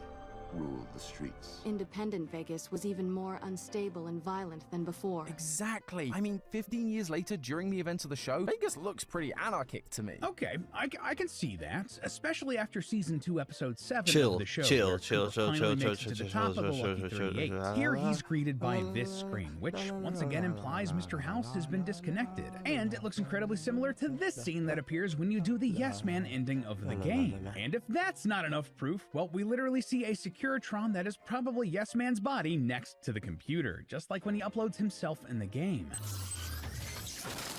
I guess the house doesn't always win. Apparently he could predict the bombs, but he couldn't predict a psychotic mailman and a jailbroken robot. I don't like unknown variables. Irksome. There is still the lingering issue of Victor, though. If Yes Man won, then how is Victor still alive? Well, that we don't have Isn't a he the perfect first answer for. If I were to one? speculate, I mean, well, he could have just turned back on at some point between this ending and the start of the show. I mean, he's a robot, and Securitrons kind of do that across the series, so it's not completely out of the realm of possibility. I'd also say that just because the Yes Man ending seems to be the canon ending, with Mr. House being dead in his pod, don't think that means for a second that he's dead.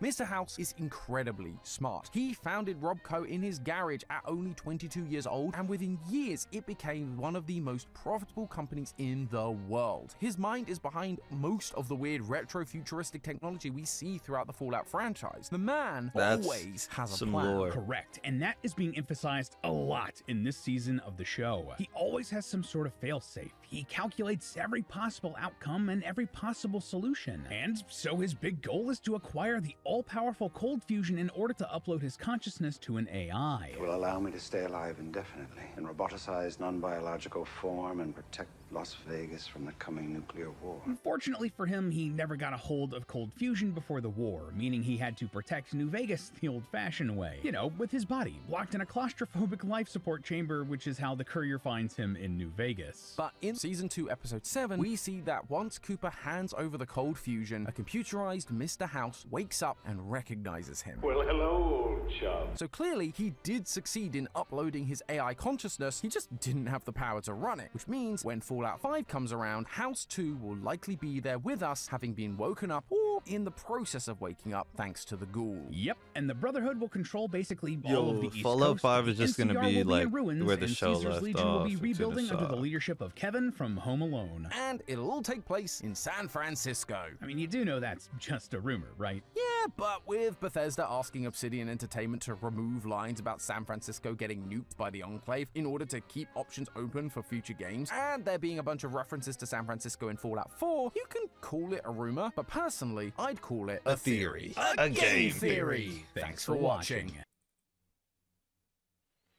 That was so lit. I'm ending stream now. So lit. That was so lit. This stream was lit. I wasn't even Chud Max at this time.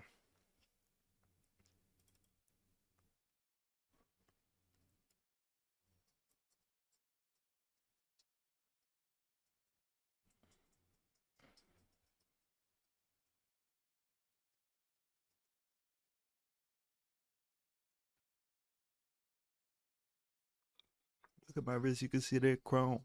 I was a bad kid. My mind, she leave me home alone. I thought about no hit, trying to hit for so.